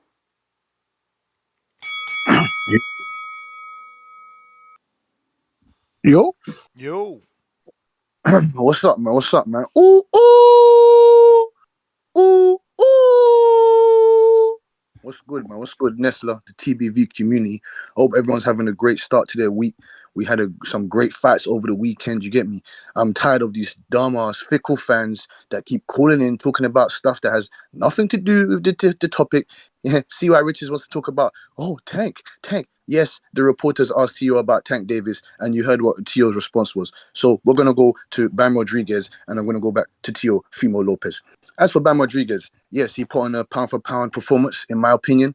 We saw his pivoting. We saw his educated punch placement. We saw the punch variation. We saw the speed of the punches. Obviously, he was in there with an older guy, a guy that was on a long layoff, a great Hall of Fame guy in the division, actually. Estrada, the guy to beat Chocolatito and multiple other guys in the division. It was a great performance from Bam Rodriguez. I don't think Estrada's going to, implement the rematch clause. I don't think he wants that smoke no more. He got dealt with as accordingly. I'm looking for Bam Rodriguez to take on the winner of Ioka and Puma Martinez. That's going to be a very, very interesting fight. You get me? I want people to pump the brakes just there, talking about Junto in a way. No. You got to go fight Cesar. You got to go fight Martinez. There's multiple other guys in that division, actually. David Jimenez. You get me? You still got Ioka up in there. You got Pedro Guayava. You still got multiple guys up there, man. Fernando Martinez is the guy, though, that I would like to see him in there with. Tanaka's also another good fight. It's also another good fight. And if he wants to move up, then you got the great Japanese shark there in Junto Nakatani. And as for my boy, Sonny Edward, you saw that. I told you, we're British Bulldogs, man. Do you see the cut on the guy's head, man? Do you see the footwork? Didn't you see the elusiveness? Didn't you see the Jesus Christ? Didn't you see the special effects from Sonny Edwards? That guy couldn't even touch him, man. So you had to retrieve to something dirty, headbutting him, and see Ness. I know you don't want to talk about that, though. You don't want to talk about that. You don't see Nick Bull going in there fucking causing them type of fucking headbutts. Do you see the fucking cut? He opened them up like a can of beans, man. Like a can of beans. But like I said to you, we're looking for the WBC vacant belt. You get me? We don't mind taking on anyone down there for that belt. Galil Yafai, any of them motherfuckers. And then let me go back to Teofimo Lopez. There's a couple positive things to take away a couple positive things to take away from a gained opponent like Steve Claggett. Obviously, this is how you know your casual tendencies come out when you start talking about, oh, he had 7 losses. He had 7 losses. Man, shut up, man. That's what I'm saying to you. You don't watch enough fighting for you to understand how he got those 7 losses. You don't understand that he's fought better competition than Chukwudazian. He's fought better competition than Rowley and all these other motherfuckers. Don't you understand that or what? I'm confused. Steve Claggett is a You may gained feel opponent. like it's He's your got time, a tough skin. You get me? but it's He's a not your credible time. opponent. Ness, hey, salute to you, and don't make your past haunt you, man.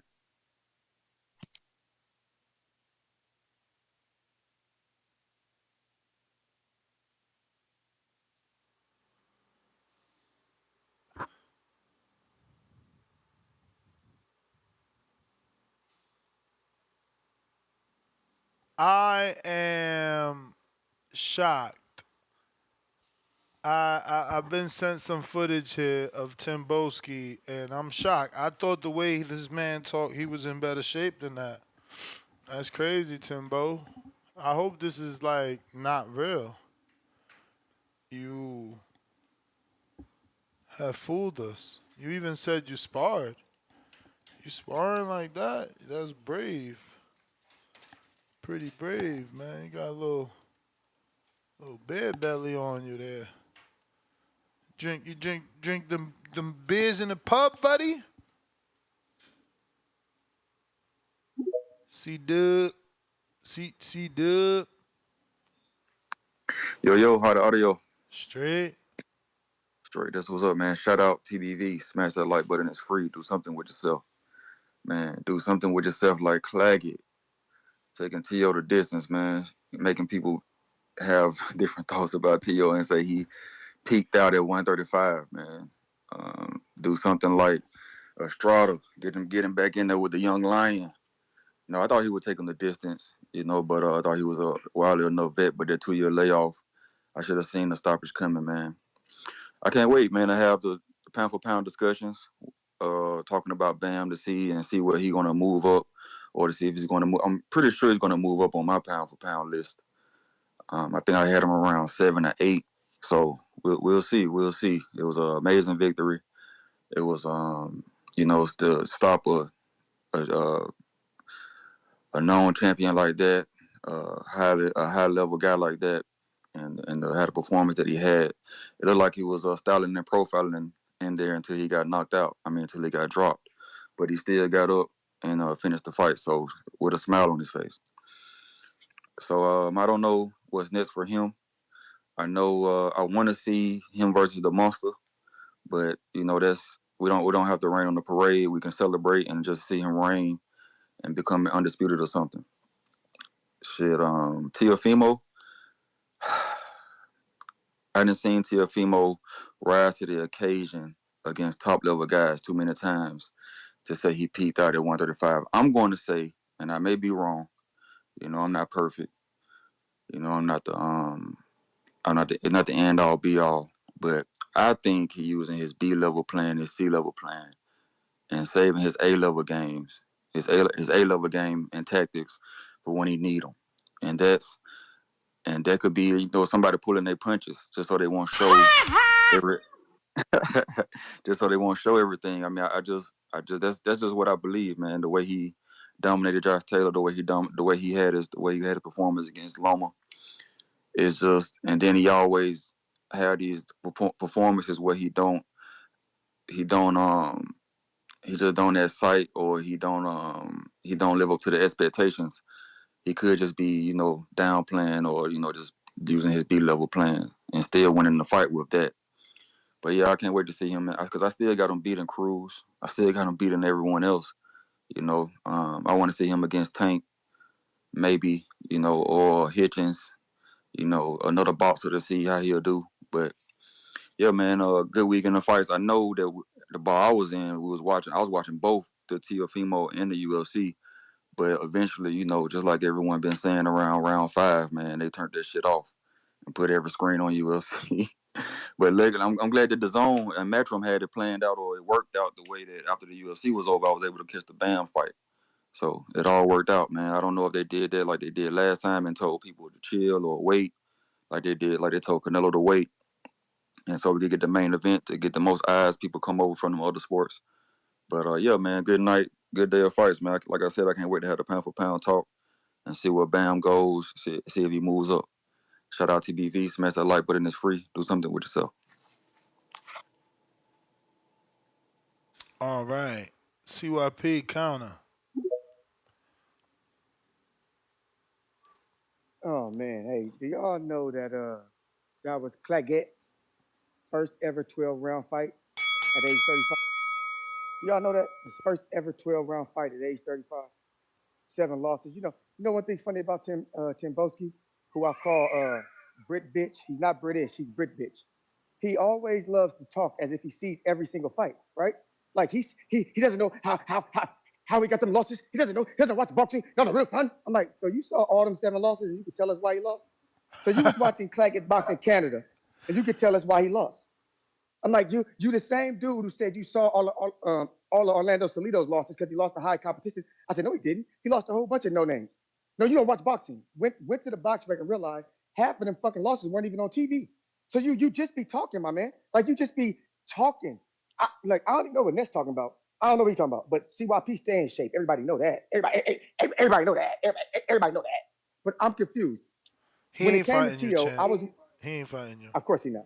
Of course he not. When it came to Teo, I was one of the only ones who didn't just say he would beat Josh Taylor, but said he would beat the hell out of Josh Taylor. That said he's way better than Josh Taylor. That Josh Taylor's B level and Teo's A level. So it ain't no hating on Teo. Because Teo did exactly what CYP said he was going to do when some of y'all picked Josh Taylor. So it ain't about hating, but I'm keeping it funky across the board. You can't fight a 7-loss fighter at age 35 who never fought a 12-round fight and don't get criticized on the show where we criticize other fighters for doing less. It's simple. Take it, move on, move to your next fighter. Same thing with Shakur Stevenson. You can't have a bad performance running and then don't take the music. You get out there, whoop somebody's ass, get back to where we thought you were. It's just sensitive. It kills me that some of y'all are sensitive about your guys, but you do the most shit talking about everybody else's guys. Why don't you just stop talking at all? Because you're really just a crybaby. Stop being such a cry baby. And I'm gonna tell you something. This is the last thing I'm gonna say. There's this YouTuber named Mike Rashid. A lot of people know who he is. He wanted to get into boxing because he said he boxed back in the day, but never was a pro. Dude trained, 40 years old, got in the ring, beat this dude on BoxRec. The dude is 0-3. Now Mike Rashid is 1-0, 40 years old with a knockout. Now, reason why I bring him up is not because we're similar. It's because he did what he said he was going to do. Went out there, trained, and got him a professional fight. He ain't on this show every day putting boxers down, talking shit to boxers, putting down Troy, making all this noise. He just did something that he planned on doing and did it quickly. Where is Gio's BoxRec? Where is TimBoski's BoxRec? You niggas are frauds. It's too easy to accomplish these little dreams that y'all have. So wake up! See, Rocky out.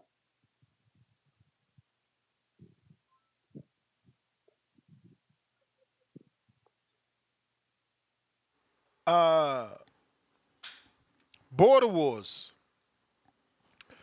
Border Wars. Border Wars. Coming to you live tomorrow. Not Wednesday. Tomorrow. Immediately after the show. You may feel like tomorrow. It's your time, but it's not your time. Tomorrow. Not Wednesday. Tomorrow. Remember, I'm taking my free Southwest vacation for July 4th. You guys don't want to believe, because I sent my link out to at least a dozen. Nobody used it. Not yet. Not yet. So, unfortunately for you, you won't be getting a free vacation. But me, I am. You know, shout out to Southwest. If you want my link, where you can get 85,000 points, which is more than enough for a few free vacations, let me know so that I can earn 20,000 for referring you. We got DC3 $2. Lay off the old English, Unc. He promoted like a motherfucker. I think he's talking about the other Unc. I've already accepted that y'all call me Unc. It's fucking whack. But I think he's talking about you, J Swift, not me. Because you know I don't drink no old fucking English. If I did, I'd have a TimBoski gut. TimBoski, you better officially join the step challenge. Like,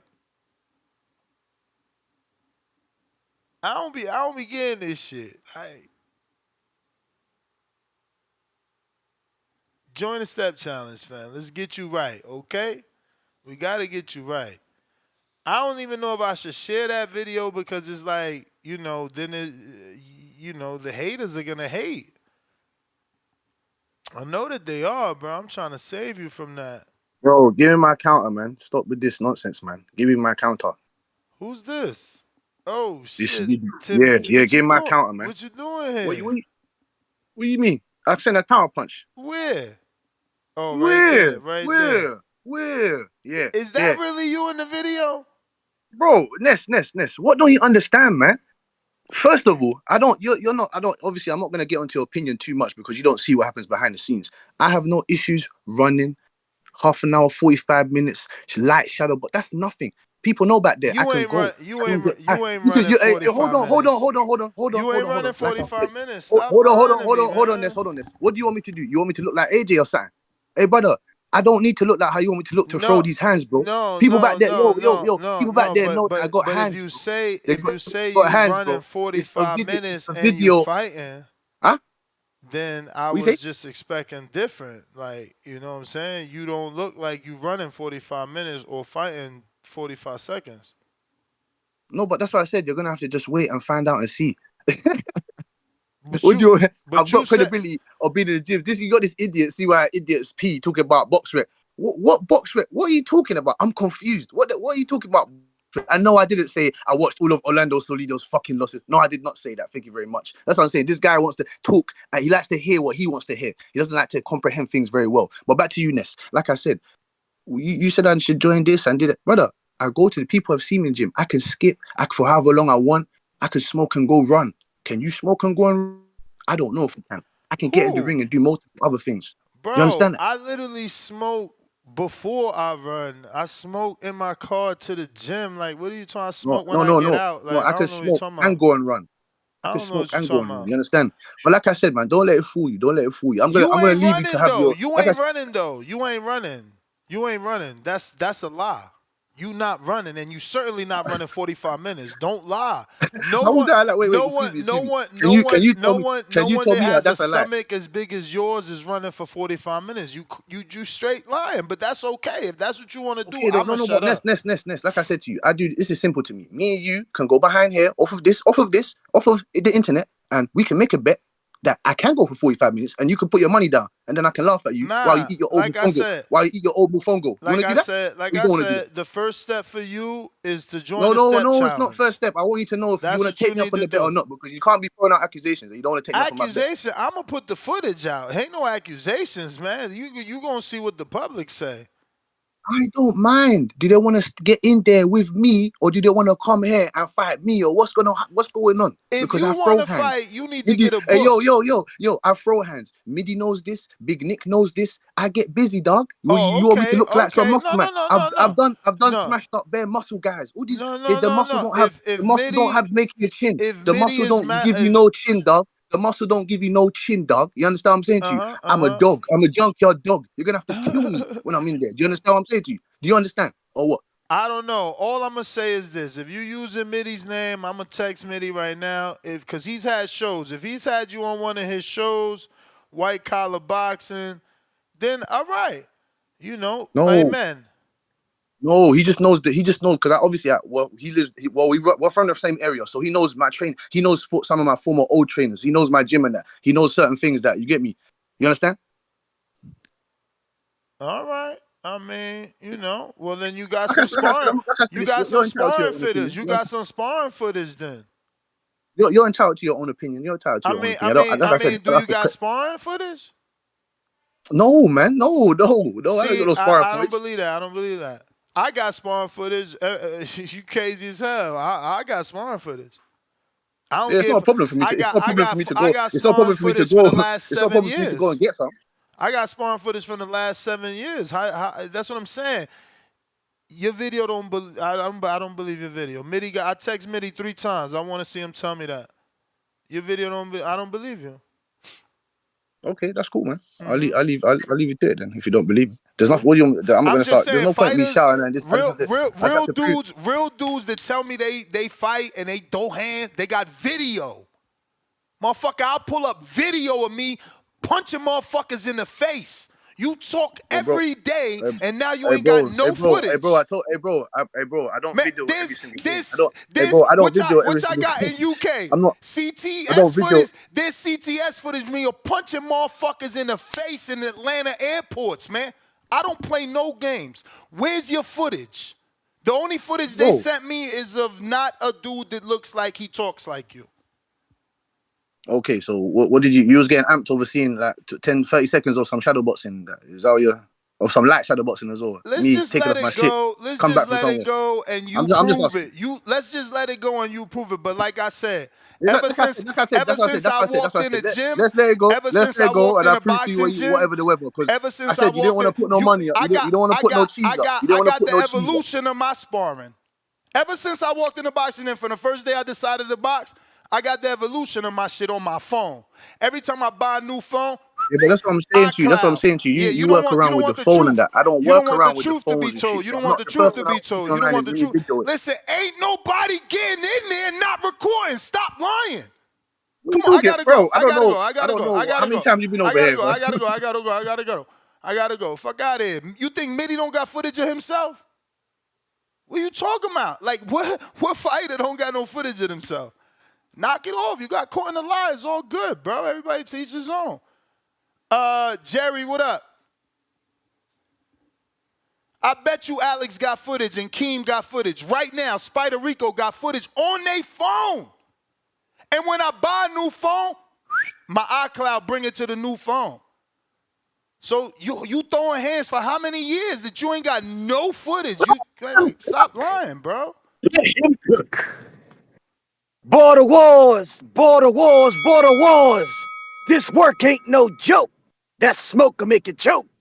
Border wars, border wars, border wars. You about that life, or are you running for your life? Ness out here pulling no punches, only pulling up skirts. We told y'all it's the boxing voice, where the real meets the real. Ness, something came over me. Tanky Tank and the Funky Bunch. Wasn't gonna mention him until I hear the same verbiage, the same callers, the same goddamn drumbeat. How old was Teofimo Lopez when he faced Lomachenko in 2020? If you don't know the answer, he was 23 years old. So Tanky Tank and the Funky Bunch, this Lomachenko fight, you know, I'm gonna give him credit because Lomachenko has a belt. But don't pull the dumb ish and tell me at 23, Tanky Tank was too damn young. But let me get to Teofimo, because Ness, some time ago, I told King that Teofimo is cooked, he's baked. And I'm sad for that because he was one of my favorite fighters. But what's happened to Teofimo is more than just the ring. It's something that tragically happened to that young man outside the ring. He is no longer not only the same boxer, he is not the same person. His dad's not the same person. His dad was Nostradamus when he predicted his son would be undisputed at 16-0, will beat Lomachenko to claim all the belts. Now when you see him on video, he's drunk off his ass. Teofimo Lopez back when he fought Ambosis had suffered more than 12 months of delays by Triller. And when it wasn't Triller, it was Mayweather setting up his fights the same nights Triller had set up Teofimo. Not only that was he sabotaging his career, but Tank Davis knew Teofimo had more spark in his career. Now he's doing somersaults, somersaults. Who the hell was doing that before Tank Davis? So Teofimo Lopez has two more big fights in his career. And You unfortunately, may feel like it's your time, but it's not his your time. career will This is Jerry Soriano, your lender for life. Let him fuck! All right. We got CYP Counterpunch and $10 from my man Super Mix. Let me thank publicly TBV, Border Wars, the community, and specifically Marvin and Ness. It's been up and down journey. Topped at 402 pounds, and now, for the first time in 10 years, I'm under 300. And I'm not done yet. Thank you all. You should have been under 300. Ain't nobody fucking celebrating that shit, bro. Fuck out of here. Been knowing you for 300. How about that? Unless you've been lying to me. You know what I'm saying? You made 330 in Texas Border Wars, I think. Right? Was that Texas? That was Texas. Send me the video right now, bro. I know you got your fight on your phone, unlike TimBoski. Send me the video of the weigh-in, bro. I want to make sure this shit is real. Because motherfuckers need to be getting to their goals, bro. We going to hold people accountable from now on, man. But nah, congratulations, though. 102 pounds is still 102 pounds. You know what I mean? But you know me, I want more for you than that. Because I swear I feel like you weighed in 330 for one of the fights you fought. Supermax, what up? I mean, my bad. CYP, what up? Damn, man. Damn it. Damn it. Damn it. Timbo. I be trying to like star you out because I've been telling these people that you a fraud. I know a fraud when I hear a fraud. I've been said it, but now they didn't check the files, sent the files, looked at the files, and reporting on the files. Damn it, man! Fouls on the play. Somebody throw the flag, man. Just give it up. We know you ain't what you say you are. Now they know I've been said it in back call. I don't want to hear y'all mouths defending his bullshit no more, dog. There's a reason why he gonna tell me. He told me one time, "Don't nobody know you in the UK. You know fucking body." I called a dude who was an Olympian for the UK track and field team. I called him live on the phone. Said, "What's up? What's up, Eric?" He's like, "What's up? What's up? What's up?" How long I've been knowing? He's like, "Man, shit, about 10, 12, 12 years. How you know me?" Da-da-da. TimBoski runs off. I said, "Timbo, you telling me you more important than this Olympian?" I said, "Timbo, you just be talking, dog. Like, I want to go easy on you. So I'm gonna leave you alone unless you trigger me. Just leave me alone, Timbo. Leave me alone. I don't want to pick on you because from now on it's bullying. I don't want to bully you. I got bigger fish to fry." What's my man name? Jerry. You asked how long did Tank take to fight? Cool. Tio was 23. When Tank was 23, he just became champion. So I get you. Now I want to ask you a question because I'm being honest about that. That's what happened, right? How many of these fights did Tio fight that weren't on ESPN? How many of these fights did Lomachenko fight that weren't on ESPN? I want you to answer that because you like to play dumb, like boxing business doesn't dictate where the big fights are made. You like to play stupid. So you tell me when you call in, how many fights has Lomachenko had? All these big fights. How many were not on ESPN where he the man? Tell me where. Tell me when. And tell me the same for Tio. That's what I want y'all to do. Tell me when these big names of these four kings, whatever you want to call them, when have they fought outside of the safety of their own network? Because y'all keep telling me that for 7 years, this fight, where was it going to take place at? Where was it supposed to be at? On Showtime? Same place is happening now. Both networks. Yes, right now. Right now it's Amazon. This is not Showtime. Showtime is not doing no joint nothing because he was not a star yet. It's like, dude, they ain't willing to put the money up. It's like you say, we have to both make money from this. It's not profitable right now. Let's move on. That's what happens behind closed doors. But fans, y'all just love hearing dumb shit. But I'm gonna ask you again, how come if it's so easy to do, how come Teofimo or Lomachenko only fought on ESPN? If it's so easy to fight somewhere else, y'all don't want to admit that. How come Oscar De La Hoya, all of his pay-per-views on HBO? How come? Like, I'm confused. How come all this shit adds up to what I'm saying, but never adds up to what you're saying? Because your job is to be mad about a sport that you can't stop watching. It's like just like your wife is fat, ugly, and don't have sex with you, but you still stay with her, but come to complain to your therapist every week. Keep running up the bill. The therapist loves you, but your bitch ass ain't going nowhere. Shout out to everybody playing dumb, but I'm here to school you because class is in session. CYP out. All right, let me see here. Supermax sent some proof. We're going to have to screen share this. You know what I'm saying? Because for right now. Well, we don't believe you. You need more people. You know what I'm saying? For right now, that's how we feeling. Now that we screen share, I wasn't even going to screen share, but now I'm going to just show both videos, bro. And it was Bama. Actually, let me show, Bama Bo's video. That's the one, because I guess TimBoski done signed the Bama Bo Promotions, y'all. He done signed up. Okay. Here we go. First up, Supermax. Ready for that smoke, baby? Let's go. Only time to step in the ring now. All right, baby, let's get Man, it. neither one of these fuckers lost weight. Looks, can we gonna see who really work? Fight of the year. See, I said neither one of them lost weight. So, you know, he still ain't said no number. They ain't say no number, man. We going to TimBoski, man.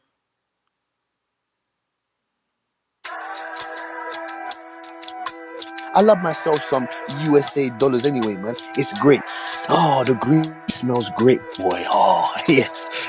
And when G1 stomps and destroys CY Richards once and for all, we're going to be this all shit's going to be put to bed. You understand? And shout out to my boy Rocky Rodriguez and Jay Benitez as well for putting in that work. And Alex Vega, Chris Vega, the whole lot, man. Salute to the community. Thank you, man. Thank you. Hey, yo, did y'all see? Yo, they put a flyer out talking about TimBoski. Why they got TimBoski on the left side? Hey, yo, CYP, you need to check this, yo.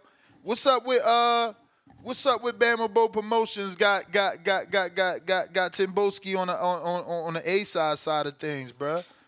Then they got the coming soon on here. Hey, yo, y'all terrible. That's TimBoski, yo. And that is Supermax. I told you, Supermax, you know. Even that video ain't proved no weight. So he gonna send me that video, but also say, I was 350. Well, where's the proof, man? Where's the proof, bro? And regardless, that shit like 2020 what? What 20 was that, bro? You know how long ago that shit was? So you telling me, look, don't make me get the fat shaming you, bro. You know I want better for you, and I want you to lose way more weight than that. That's why you in this step challenge. I bet you're going to lose more now. I bet you. Speaking of the step challenge, I should see, I don't think I could see exactly where everybody was at yesterday, but I destroyed a lot of y'all. I knew it, just like I knew it. Last time I checked, Angel Padilla only had like 1,000 steps, so we need pictures, bro. We need to see where you was at because a lot of you big walkers, y'all ain't do no walking yesterday. Shout out to Mac and Cheese. Me and Mac put it in yesterday. You know what I'm saying? We got our walk all through Las Vegas. Then I even went for a night walk with the lady. You feel me? Just destroying and burning calories nonstop. You know what I'm saying? Always. So, Max, get your steps right, bruv.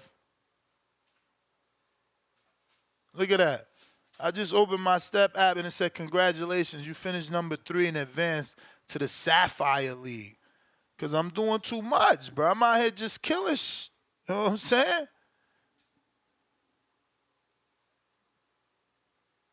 Jerry, do we got a counter, Jerry? Back at us?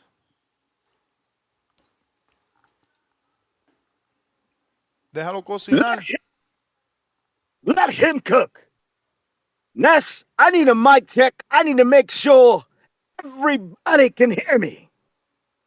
1, 2, 1, 2, microphone flamethrower. Can you hear me? Got you. The PBC, the P. Diddy Boxing Committee. You know, like I said before, they will tell you who they are. So here I mention that Teofimo was 23 years old when he faced Lomachenko. And what is Tanky Tank and the Funky Bunch's response? What channel will it be? Who was going to broadcast it?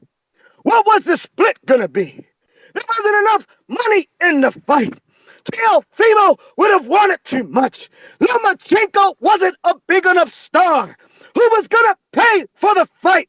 They do everything but say, put the goddamn fight on. But let me tell you when it's okay to put the goddamn fight on. When Lomachenko is showing chinks in his armor, and he's damn near 40. When Crawford is supposed to be slowing down because he looked like he lost his legs. Let's age his ass out. But here's what happens when you have, the smartest guy in the room is Leonard Ellaby. When the smartest caller for the Tanky Tank in the Funky Bunch is the undisputed, unheralded, five-time caller of the year, who also thinks he's the smartest person in the room. The walls start closing in on you. Because now that you're facing Lomachenko in the fall, you can no longer say you're not after the belts. So if your boy ain't fighting Shakur next, what the hell are you really all about? Like I said, a house of cards cannot sustain. The PBC is all about putting the bamboozle, being on the back of your neck and telling you that it's raining. The part that is so disheartening is that the Funky Bunch, you'll believe anything that is told to you. And when you don't stand up for anything, you'll fall for everything. This is Jerry Soriano. You're living for life. Let him talk.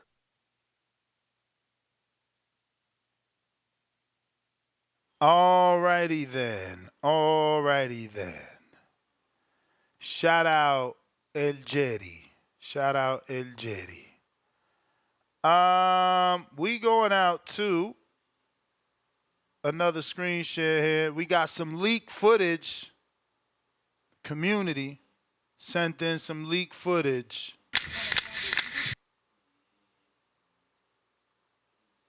And a leak photo.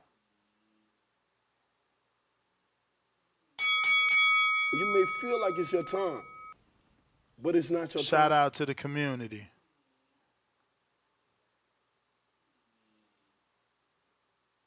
This is the leaked photo of TimBoski they have shared with me.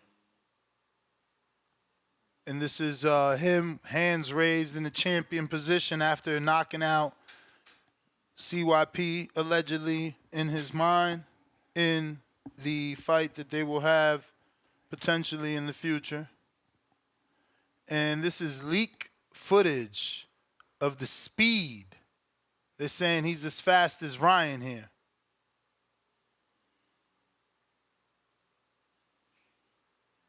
I don't know why there's no audio, but maybe he recorded it on Instagram or something and downloaded it.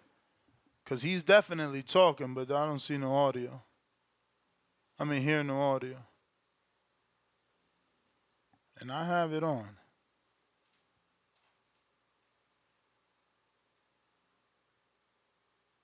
So I guess this is why it was leaked. This might have been a blooper, and they realized, yo, they ain't got no audio, so he had to reshoot.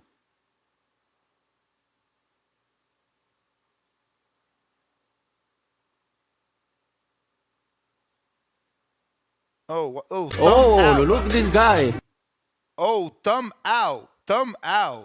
Wait a minute. Thumb out? He says he fights? Why dudes be lying, bro? Y'all know I study film for like a living. Thumb out, but he fight. Yo, stop lying on Mitty name. He ain't even answer me back, bro. Get the fuck out of here, man. Please, get the fuck out of here, man. Hey, yo, why they leaked the footage with sound bites? That's definitely not me adding them sound bites. I guess that's what happened. That's why this is blanked out like that. Nah, thumb out. He still got the thumb out. Ayo, Tim. Ayo, Tim, you need to sign up to Border Wars. I swear to God, fuck all that shit, bruh. Nah, bruh. You got to give us a fight. You got to give us a fight. We need a fight. And let me tell you, I went through my phone just in case some type shit like, yo, let me see what I got. Because I'm like, yo, before anybody shame me, I'm going to go ahead and show the sparring I keep talking about that has kept me out the ring. I couldn't find it, but I found other shit. So I say all that to say, if you've been in there, you got that sparring, man. But Tim, with that thumb out, you ain't been. You ain't been in there. You ain't been in there, Tim. But shout out to you, man. You gonna get in there. You gotta sign up to Border Wars. F all that. We need you. We need you, bro. We need you on there for sure, for sure. You need a fight, bro. We gotta get you a fight now. You can't. First of all, don't even call CYP CY Richards no more. He fighting. You need a fight. I think the community got to get behind me and force him to fight. He can't be asking CYP to fight people and he not fighting. He got to fight now. He got to fight. Especially, it's the thumb for me.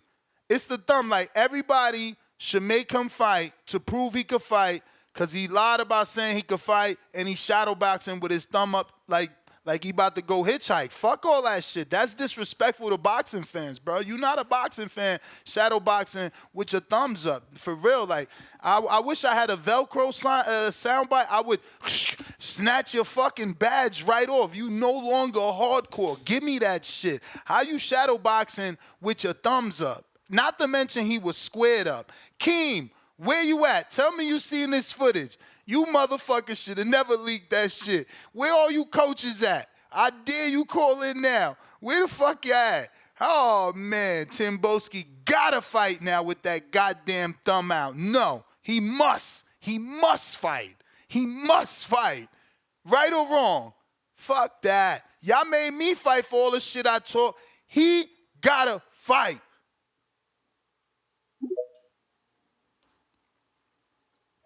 Hey, let me know if you hear me, man. I hear you fine. Oh, listen, man. No, I'm halfway serious. I'm half serious. I'm half bullshit. TimBoski, leave me alone, dog. Like, I can't believe you sent that. I can't believe you sent that. I can't believe your camera was that blurry. I can't believe your beard is that uneven. I can't believe you sweat that much from doing nothing.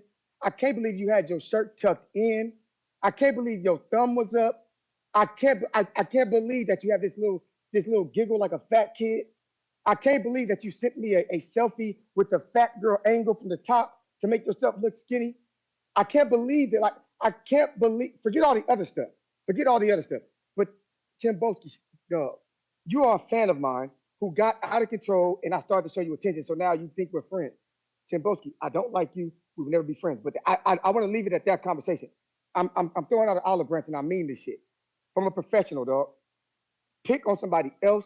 Use somebody else to make your name. Leave me alone, because everything I say from now on has to be based on what I know now, dog.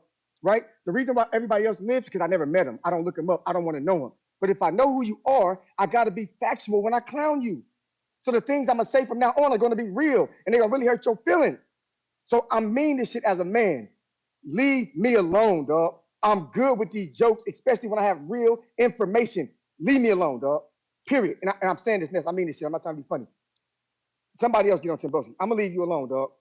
We are not the same. Leave me the fuck alone, please. I'm calling the truth.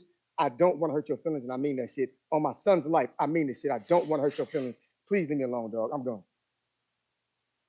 Nah, he need to fight. He need to fight. He need to fight. Yo, Tip, mega hater. You know what I'm saying? Cosby, straight Area 51. But he got in there and he could fight. He got in there and he could fight. Like, you know what I'm saying? Yeah. Yeah. They terrible. They leaked that footage. Y'all terrible. Oh shit. We got it. There's no way. There's no okay. See? Mitty said TimBoski was an amateur. I never seen him myself, but I know his old coach and the Jimmy boxer. He ain't lying. So he must be sending catfish footage then. He catfishing us to make us believe he can't fight, to get a fight, to catch a body. I don't know. I don't know. Because shit, that footage, I don't believe it. I don't know. Somebody got to send that. Let me send that to Mitty. I'm gonna send this to Mitty.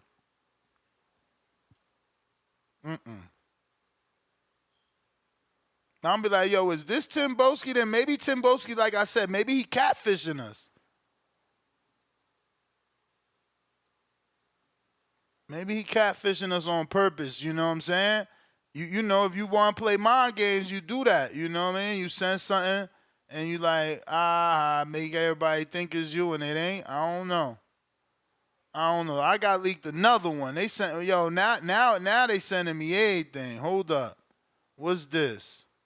It's the TimBoski hour out this bitch. TimBoski. This also ain't got no audio. But this some side, okay. Head movement. Okay. The thumb's still up, though. The thumb's still up. I don't know that Mitty is vouching for this guy. I don't know. Oh, look at the uppercut. No.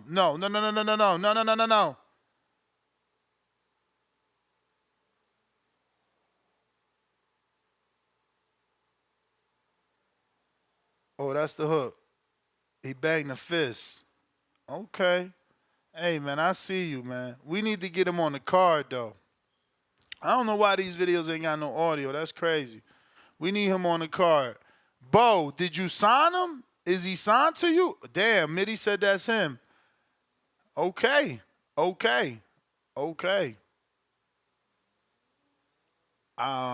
Yeah, I'm lost.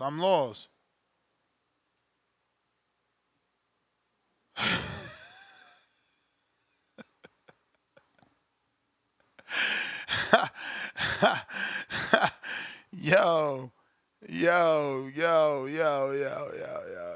Y'all terrible. Let me see.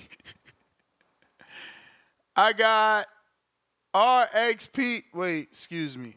Jaquan Grace, $2. Ness, we not playing that Port of Miami no more. Oh, I seen they beat Rick, but I ain't gonna say they beat him up. I seen they jumped him in Canada. He was out there trying to play the Kendrick song. Dudes, why dudes looking for trouble? RXP Nasty, Memphis for 26 months on that prospect level. How can I call and list tank accomplishments? Well, the phone lines is down now, but you can always use Twitter and Discord. It's open. Box for Money says, can we see the TimBoski footage? We played it. TimBoski, that counterpunch, we got to it. DC3, $2. TimBoski got to lay off the British tea parties. Laughing out loud emojis twice. Brambo, $2. Updated my photo to motivate Broski this 2 weeks ago. If that's really you chisel, fam. You know, salute to you.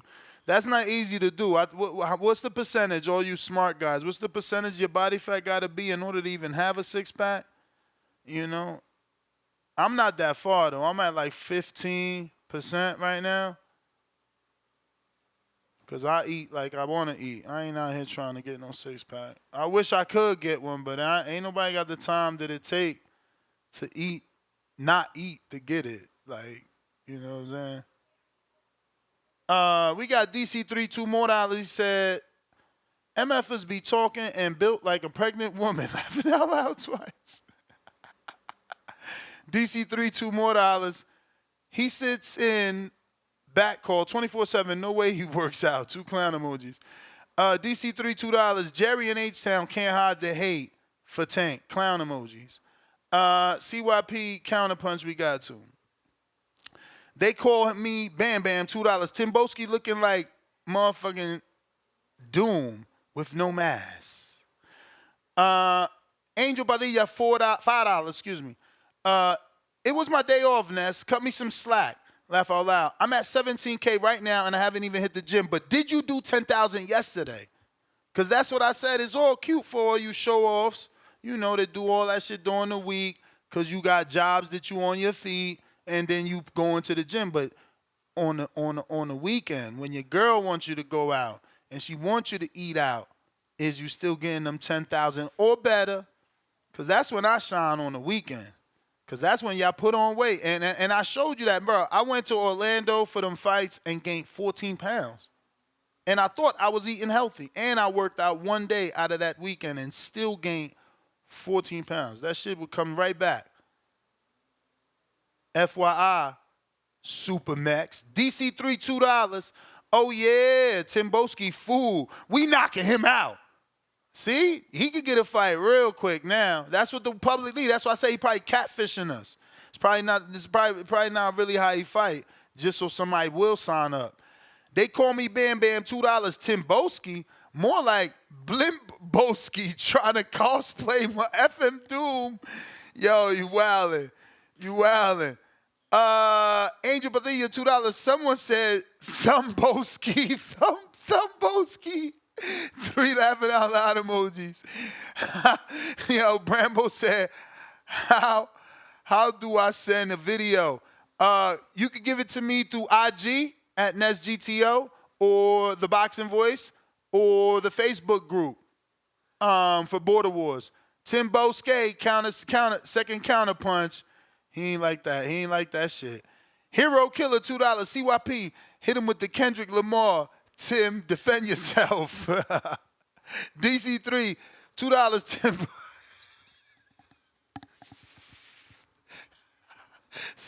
Stop. DC3, TimBoski looks like a drunk thumb. 4 laughing out loud emojis. Troll Beta, $20 Sweden. Fake fickle footage. That's what I'm saying. I think it's fake too. I think he's trying to catfish us. They call me Bam Bam, $2. TimBoski look like Grimace from McDonald's. Laugh out loud emoji. Joseph, Big Supermax, $2 says, show what I sent you, mother effers better work for Border Wars. Let me see what you sent, bruv. Let me see what you sent. You still ain't sent no proof. Where the proof? He said this one. Let's see. Click. Open. Screen share. Scale Supermax. Look forward. Get that correct readout. Supermax weighing in at 351.9. Okay, 351.9. And this say 3 years ago, buddy. Let me look at this. Look at that video. 3 years ago. So, again, I rock with you, champ. You know, I'm celebrating, but I want better for you. It should not take you 3 years to lose 50 pounds. Don't let me punch you in the face. See, I've been waiting for him to get at a respectable weight before I punch him in the face because people going to say, oh, Ness, you picking on fat people. So, you know, he been asking to fight me, but it's like, you look big as hell, man. You making my record look bad. Get in shape so I could punch you in the face. Lake County, $2. Tim looked like he wear them film jackets, the Reaper. Oh, okay. Tim looked like he where they filmed Jack the Reaper. Got you, got you. They call me Bam Bam. Ness, I'ma hurt you. Don't know MF Doom. I don't. Let's Google him, though. See what he look like. Bruh, you know, what is this? No. No. And he's from the UK? Extra no. What is wrong with y'all? No. But I can see what you're saying. I guess I got to screenshot this too. I can see what you're saying, even though I really can't see what you're saying, because it's like this dude got a mask on clearly. So I mean, I guess his, slightly. I don't know. Maybe you just associated it because it's a UK dude. I don't know. I don't know. Hero Killer $2. Tell me what that. What? Tell me what Tim's voice don't fit his body. Counterpunch, TimBoski, you got some explaining to do. That's only a minute and a half then, because he sent a counterpunch and a super chat. Like, you know what I'm saying? You can't be robbing me, bro. Oh, you not working with TimBoski and you went out your way to make that nice video for him? So this was just CYP marketing ploy to destroy TimBoski. Wow. I mean, not CYP, but his team. Because Bo sent it to me. Not the leak footage, but the nice one with the, with the UK flag and the filter on, and he had the filter and shit. TimBoski, what up?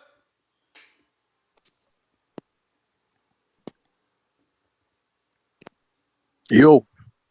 Ooh, ooh. Ooh, ooh. Yeah. Yes, this is what I want. This is what I'm saying to you. I love it, man. It's so nice and easy when you can just manipulate people with. You get me? It's so nice. If you really believed what you thought you saw was, my thumb. Come on, Ness, man. Like I said, Ness, you're a hardcore and you've been in the ring and you understand certain things. You're not really meant to shadow box and fight with your thumbs up, man. Come on, man. Midi told you. I told you I don't need to waffle and do certain bits and pieces. Realistically, I'm not really a social media guy. I don't put things out there. I don't video everything because where I came, the gym that I come from, or what I learned when I was growing up, or whatever, or when I was in the amateurs, or whatever. We don't film nothing. You get me? Phones get put away, and I didn't come from the era of social media and Instagram. I didn't come from that era. You know what I'm saying to you? But you didn't either. But you started to now learn that you get me. You could film some footage or whatnot. That's cool.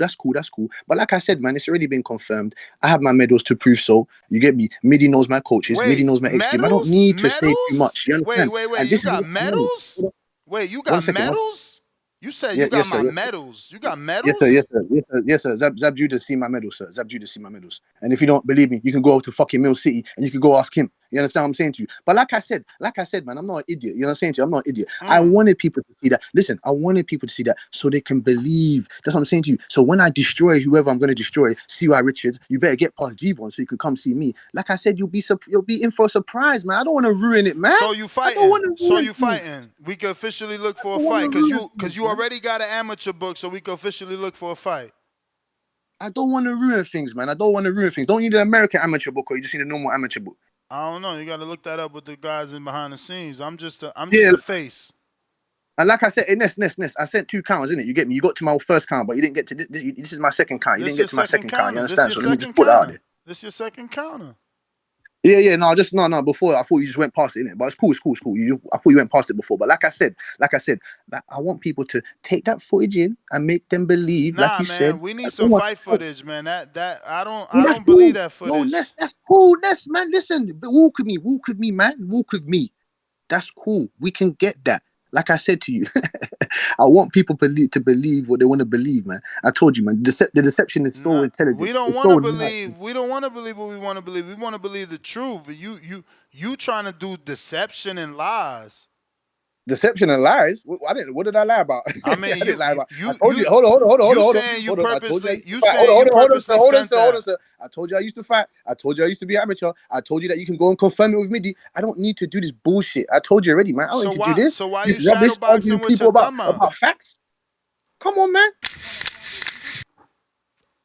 I appreciate you doing this, man. This is I appreciate you doing, man. Why you shadowboxing with your thumb out? I appreciate all the hate, man. Don't hate. Just appreciate, boy. I'm here and I'm gonna be here. And if you want to fight me, you come get this work. Why is you shadowboxing with your thumb up? No, that's what I'm saying to you. You're not getting it, bro. If you really think that that's how a man actually fights, or that's how you're supposed to fight, then come on, man. Think again. I just want to know why you're doing it. And Are you asking me direct? And CYP had a good point. Like, what point was that? What point was that? What point did he have? Why'd you get sweaty after 30 seconds of shadowboxing? You didn't ask where I came from. You didn't ask about no other questions. Nothing. You didn't understand how that occurred. That part even of video the. occurred. Nothing. I think that's part of the answer, bro. That ain't part of the question. Like my question is No, my no, question. Your answer is your no, answer. no. Incorrect, sir. They will tell you that I was sweating beforehand because I was running from somewhere before I was even doing that video. You didn't know that, did you? You didn't know that, did you? I only know what you Oh. tell me. That's why I asked you. Oh no, like I said, man. You can go and get confirmation. Like I told you, you can go and get confirmation from certain other people if you would like. You understand? I told you to get confirmation from Coach Midi. He gave you that. So, like I said, man, I don't need to lie about anything. I don't need to, fix him up, switch him up with certain things. Come on, man. If you really think that I got sweaty I want to after see doing that footage, light work, man. that light work troll of a shadow box, then come on, man. Come on. Man. I just want to see footage, man. I'm Yeah. literally going through my People phone. I got see so me. much footage. People see me in the gym. People see me in the gym, skipping, running for almost 45 an hour. Like, You come ain't on, man. skipping You for really no. need to do You this. ain't skipping for no 45. That was when you was in amateurs when you was 14, like G-Von. No, sir. When the last time? When the last time you had that was the amateur other day, fight? sir. When the last time you had amateur fight?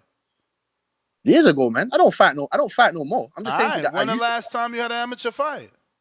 Years ago, bro. All right. Years ago. How old were you? That's the point I'm trying to get to. Oh, I was about 19, 20. Okay. So that's about 7. That's about 8, 9 years ago. How old are you now? I'm 29 now, man. I'm 29 now. It's like The only riding a reason bike. Don't worry. I stopped fighting. The It's only like reason I riding a stopped fighting, bike. I had kids and shit. Nah, it's like riding a bike. Don't worry about that. It's cool though, man. Like I said to you, Ness, man, you get more evidence and proof on your behalf. You know what I'm saying to you. But no worries about that. No issues whatsoever. Send me that, man. Mine need that. Mine need that Oh, video. no, it's cool. It's cool. Like I told you, Ness, man, it's cool. I appreciate that. You get me? I appreciate all the hate. I expected that. This is what I wanted. You understand? This I ain't wanted what to you get. wanted. This ain't what you wanted. Yeah, this is what I This wanted. ain't what you This is what I wanted. wanted. It worked perfectly. This ain't what you wanted. They got you out here looking How? like food, man. They said you looking like an appetizer, That's B. good. That's good. Do you understand? They said you You know looking like an people like why appetizer, would B. Ness, why would a fighter want to sign up to a guy that they know that they can't beat, or why would a guy sign up to a person that they know they'll have troubles with? Come on, man. Nah, man, we got dudes that fight undefeated fighters every day, B. Yeah, well, I don't know that, B. You understand? Some of you Americans, you move kind of, you know what I'm saying? You move kind of Basically, we go back to my original point that you dealing with deception and lies. You out here trying to, deceive people into believing that you can't fight, so that you could somehow get a cheap victory over them. Cheap victory. I mean, if you got to deceive someone about the level that you're on in order to win. I didn't deceive anything, man. I didn't deceive anything. You take away from what you want to take away from that. I mean, you telling us you an amateur fighter, but then you telling us that's not really how you shadowbox, that you just wanted us to believe that this is what you wanted, ha ha ha. I mean, which one is it, bro? Because I listen very well. Of course you do. And I'm telling you, if you actually believe that that's how I fight, or whatever, then that's fine. So then you are dealing with deception. I'll leave you to have the wrong strategy. I'll leave you to have the wrong game plan and the wrong strategy. Okay. I'll leave. But so then I'm back to my original point. You are dealing with deception and lies. What's lies though? Hold on. What did I lie about though? Please pinpoint that. What did I lie about? The way that you fight. What's so hard to understand? What do you mean the way that I fight? Break that down. The way that I fight. Break it down. Man, I gotta move on. You playing possum. Yeah. You gotta move on. Like you gotta your footage. move on. Yeah. You playing possum like your footage. Get an amateur book, man. We want to fight. You no longer get any free extra time with your thumb out. You got to show us that you don't spar with you don't shadow box with your thumb out, and that you learned that that's not the right thing to do. Until then, no free time for this guy, bro. Thumb out, guy. We got the fines. Officially, we dealing with the fines, the UK version of the fines. You know what I'm saying? Jay Swift, what it do? How you gonna send footage talking about this what I wanted y'all to believe? Knock it off, bruv. We want the real deal.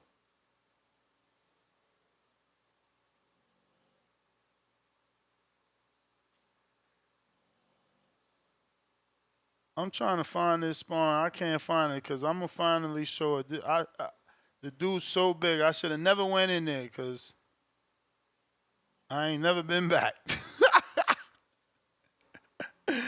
Yo, Jay, you want to unmute?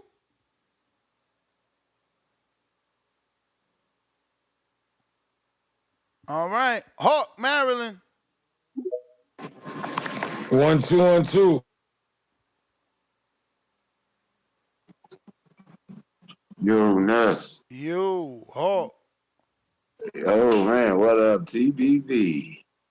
Oh man, let me shout out the champ, Mr. CYP, the TBE, TBV, and man, champ, don't even respond to Mr. Hit the Thumbs Up. I guess he was illustrating how to hit the thumbs up at the beginning of the show. So we appreciate that, and thank you for adding on to the show. So he got a nice illustration for the beginning of the show now, how to hit the thumbs up. On to the Teo. Man, I got to be honest with you, Ness. Teo was on the decline, bro.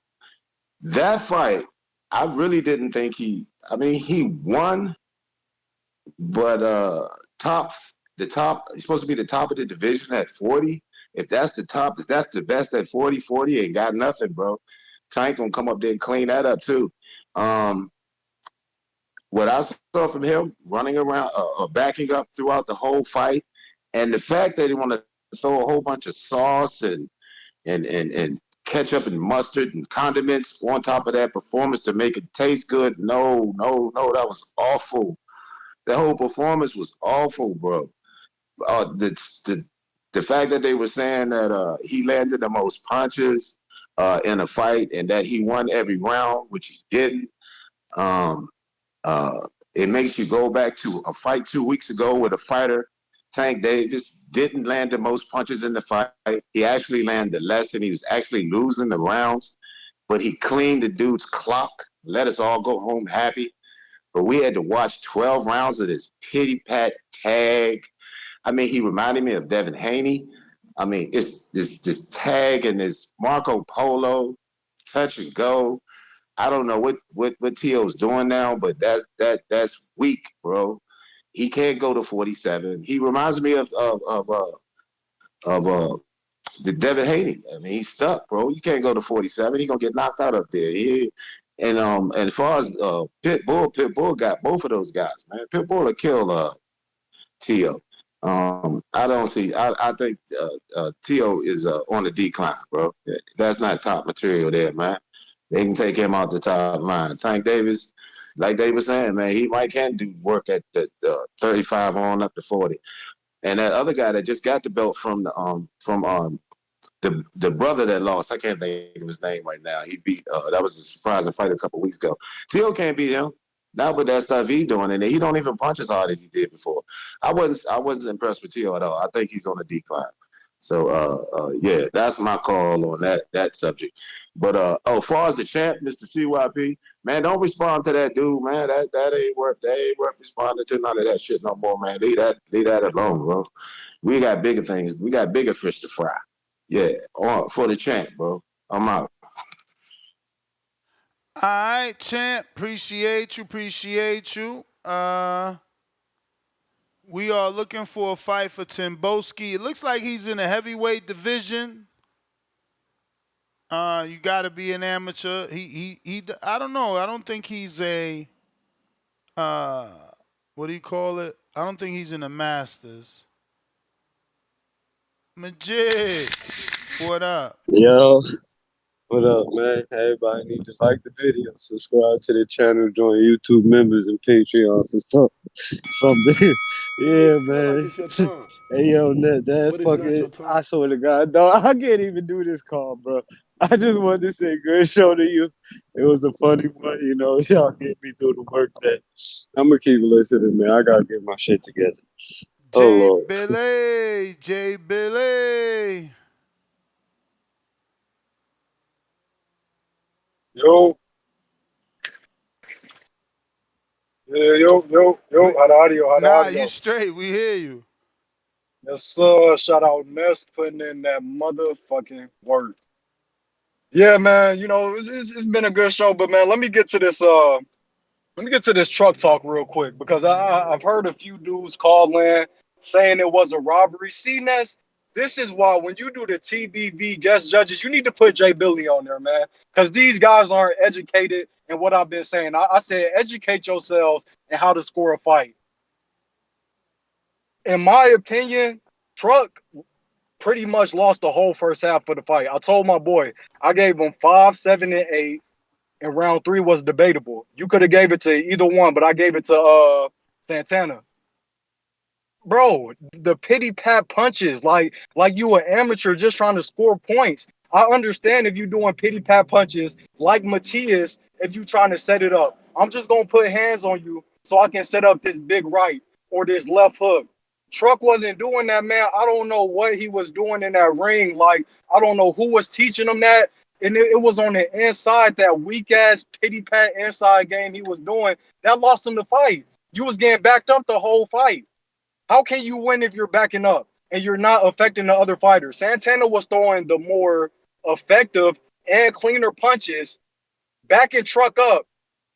And one thing that I can give to y'all, what y'all saying, Santana was doing too much holding. He should have got deducted a point or warned plenty of times before that. I wouldn't say the judges was terrible, but the refs should have took more control of that fight. But Truck, you still got to do something with those wrap ups. Next, you still got me? Am I cutting out? You straight.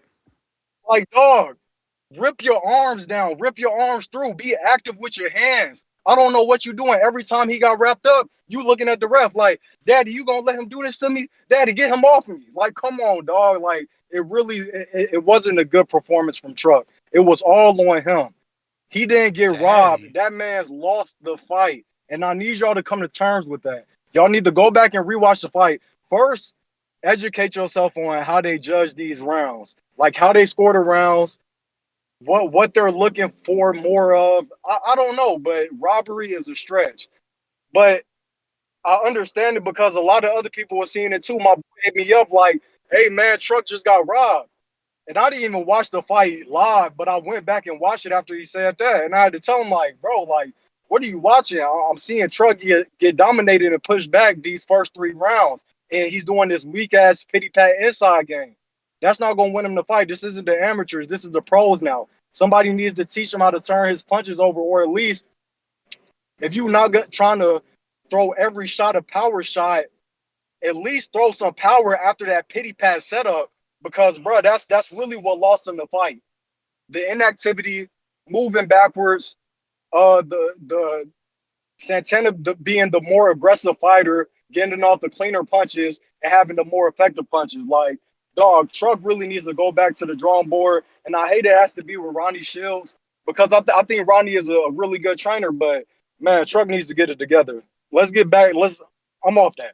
So the Teo, like I've been saying, no man is gonna get in the ring and just lay down and let you beat him. You feel me? And that's I'm coming up on my time. You straight still, and you got about 41 seconds. No man is gonna appreciate it. No man is gonna get in the ring and just lay down. I feel like Claggett was just one of those guys with a granite chin, and he was just hard to get out of there. You know what I'm saying? But there's other guys like that, like a Roman Villa. But you got to be a boost in this to be like, it's levels to this shit. T.O. just isn't on that level. You got to be a boost to kick it to that next notch and chop that chin down, put a crack in that granite. You feel me? T.O. just couldn't do that. We need to stop asking, is it T.O. or Gordo? Which one are we going to see? Man, we just got to take it as, what have you done for me lately? Take it for what we're seeing. You may feel like it's your T.O., time, that's T.O. but it's That's not your T.O., time. man. So, That let's is keep the on putting in that bell. work, man. I'm going to tap back in if somebody say something. You the man, champ. TimBoski has leaked this new photo of Tim with an actual shape up because CYP sent shots and all the war, fam. All the war. Dom, what is up?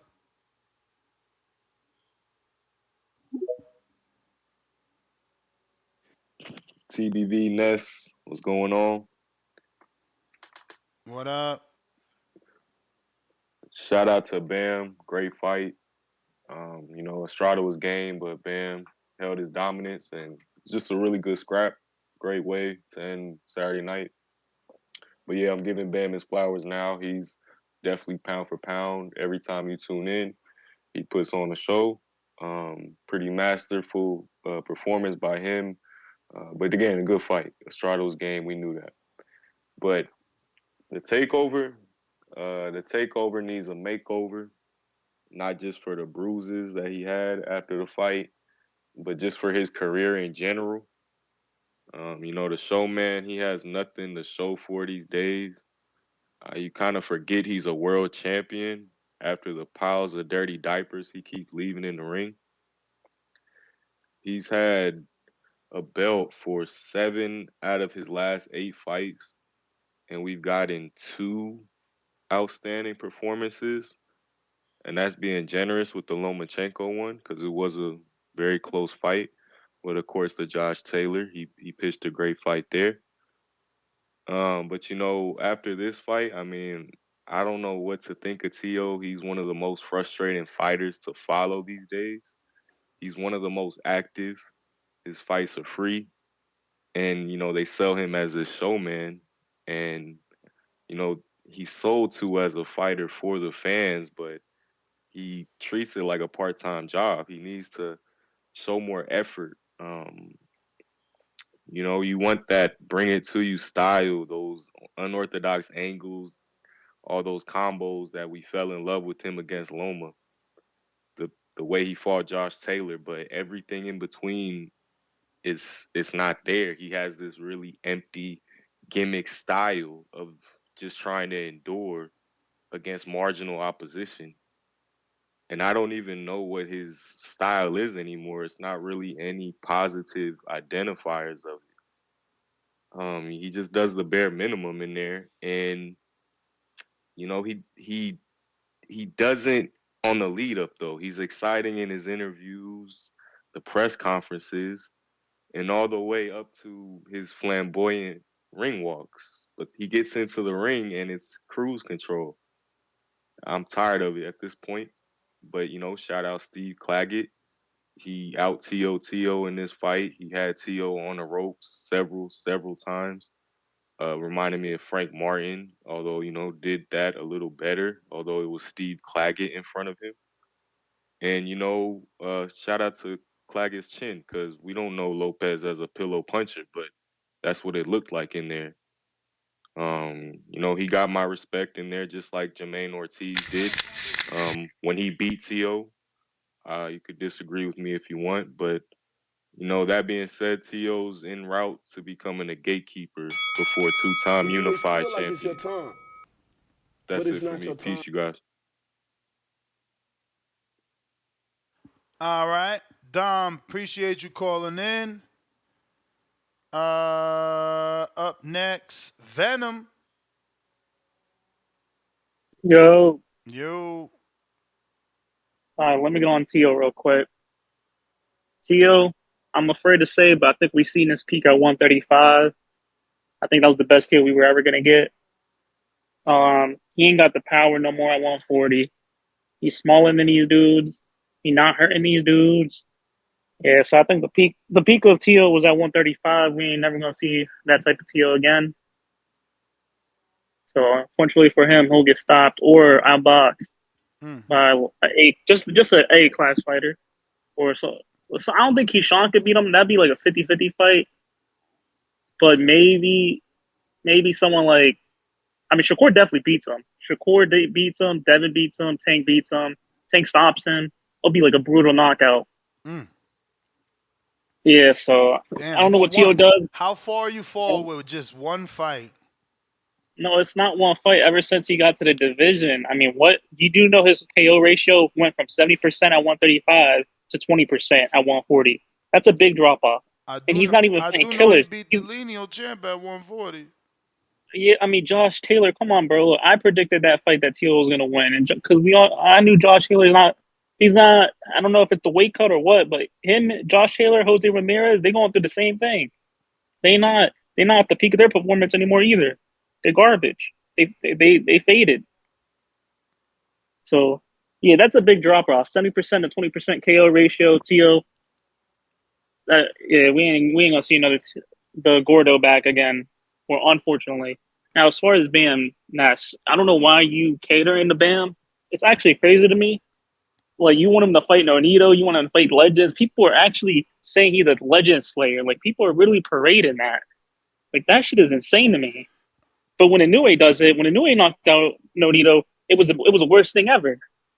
What are we doing here? I mean, Inoue's not 24.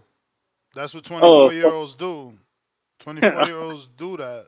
They fight older guys, right? Ness, you say this many times. And once you step up, there's no going back. Look, even though you want to say he's not going back, He's not going back. If they could but keep him active, a la he's also Teo. not going.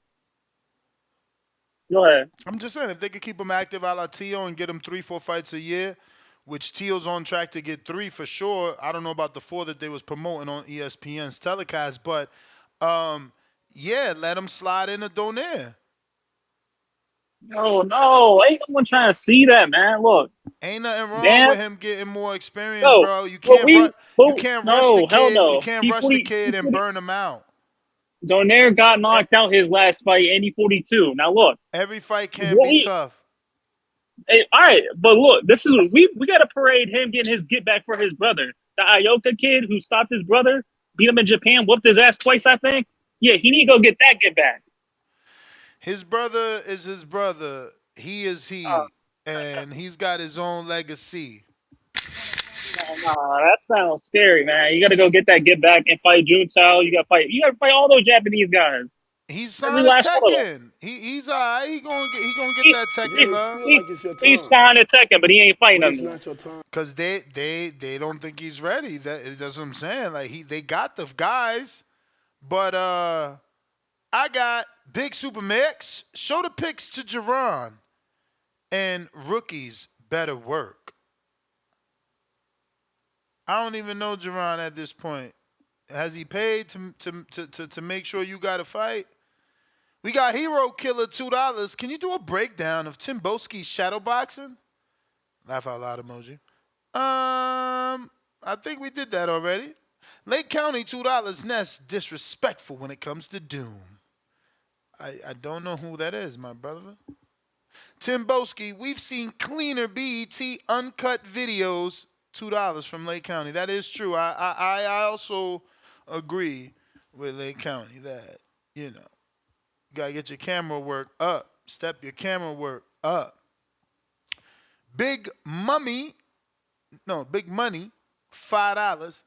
MF Doom was Nez Love X from KMD. He had the verse of Gas Face by Third Base to make the connection for you, Ness. But that was many, many blunts ago blunts ago for both of us. I remember that Third Base song, Gas Face. I don't remember this MF Doom verse, though. I would have to, listen to him oh, that's him. They call me Bam Bam, $2. Big Money, thanks for educating the masses for Doom. Lake County, $2. Ness confiscated his this episode. Nah, that's my man's, Shout out to my man's, Damn, bro. I text Bo saying, yo, they saying you set up TimBoski. And he said, I did. That's crazy. That's crazy. That's crazy. Briss, what up?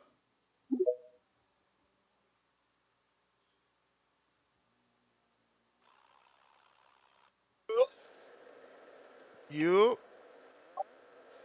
TimBoski, man, you look nasty, my nigga. You got titties, man. Your face fat. Your arms fat. You look like you stink, nigga. You get in the ring with anybody, bro, you gonna get your ass knocked out, man. But hey, salute to my nigga Malik Mayhem Montgomery, man. If you didn't know who he is, you might have think he looked like Tank. Look like he could be Tank's brother, you know what I'm saying? He did his thing against you wildin' right now. What you mean? Look like he could be Tank, brother. In what way? I mean, from a distance, the nigga kind of look like Tank. I was scrolling through TikTok and seen him. I was like, oh shit, Tank fighting tonight. And I found out that was my first time seeing Malik Montgomery fight. But I was very impressed by that, man. Really, really, really good That fighter. used to be a Ken Porter fighter, yo. He sparred Devin a lot. Oh, word? Word. Oh, that's what's up, man. That's what's up. But let me get on Teo real quick, man. As far as Teofimo Lopez, man, I'm very disappointed. Even though he won the majority of those rounds, man, his face. I mean, like you said, man, he had burgers under his Bro, eyes, what's your man. name? Because I know the voice. This definitely a different screen name, but I know the voice. Oh, my name Chris. Chris, this not your first time calling in, though. Nah, this is my first time calling in, man. But I watch the show all the time, though. What? Man, you sound so familiar. I'm sorry. Go ahead. My apologies. Yeah, man. Teo just gets hit too much, man. If those same punches came from a guy like Tank or Ryan Garcia or Pitbull, he would get his ass knocked out, man. So I think Teo, I think he should go back down to 135. Honestly, man. Just doesn't look good at 140. Yeah, question is, can he make that weight? It's not easy to go Yeah, down. yes, sir. Hey, shout out to the boxing boys, though, man. I'm out. All right. Man, he sounds so familiar. Either he crank calling us or he got another brother out there sounds just like him. Demo, $1 Cash App. Tell Venom, a.k.a. Sean, talk about his fight with Amado. That's funny. That's an inside joke, I think, at this point, Demo. Then you got to been listening for a while to know that one. Well, we did it, ladies and gents. We did it. We did it. We made it through a good 6-hour day for y'all. Show's almost over. That's GTO, Instagram and Twitter. Don't forget, we're doing Border Wars tomorrow. And yeah, we need you to recommend topics for this evening show at 4 p.m. Pacific Standard Time, 7 p.m. Eastern, 6 p.m. Central. Please refer some topics. Shout out to the 2 people that asked for the link. Hopefully you get approved and earn that 85,000 points. Then call in with live testimony like, yo, Ness, you was right. I was able to book 7 flights with my 85,000, 2 flights plus a hotel. Because don't forget, you can do that too. You don't got to use all the points on flights. You can use the points on flights and hotels. You feel me? Ness GTO, Instagram and Twitter. Peace.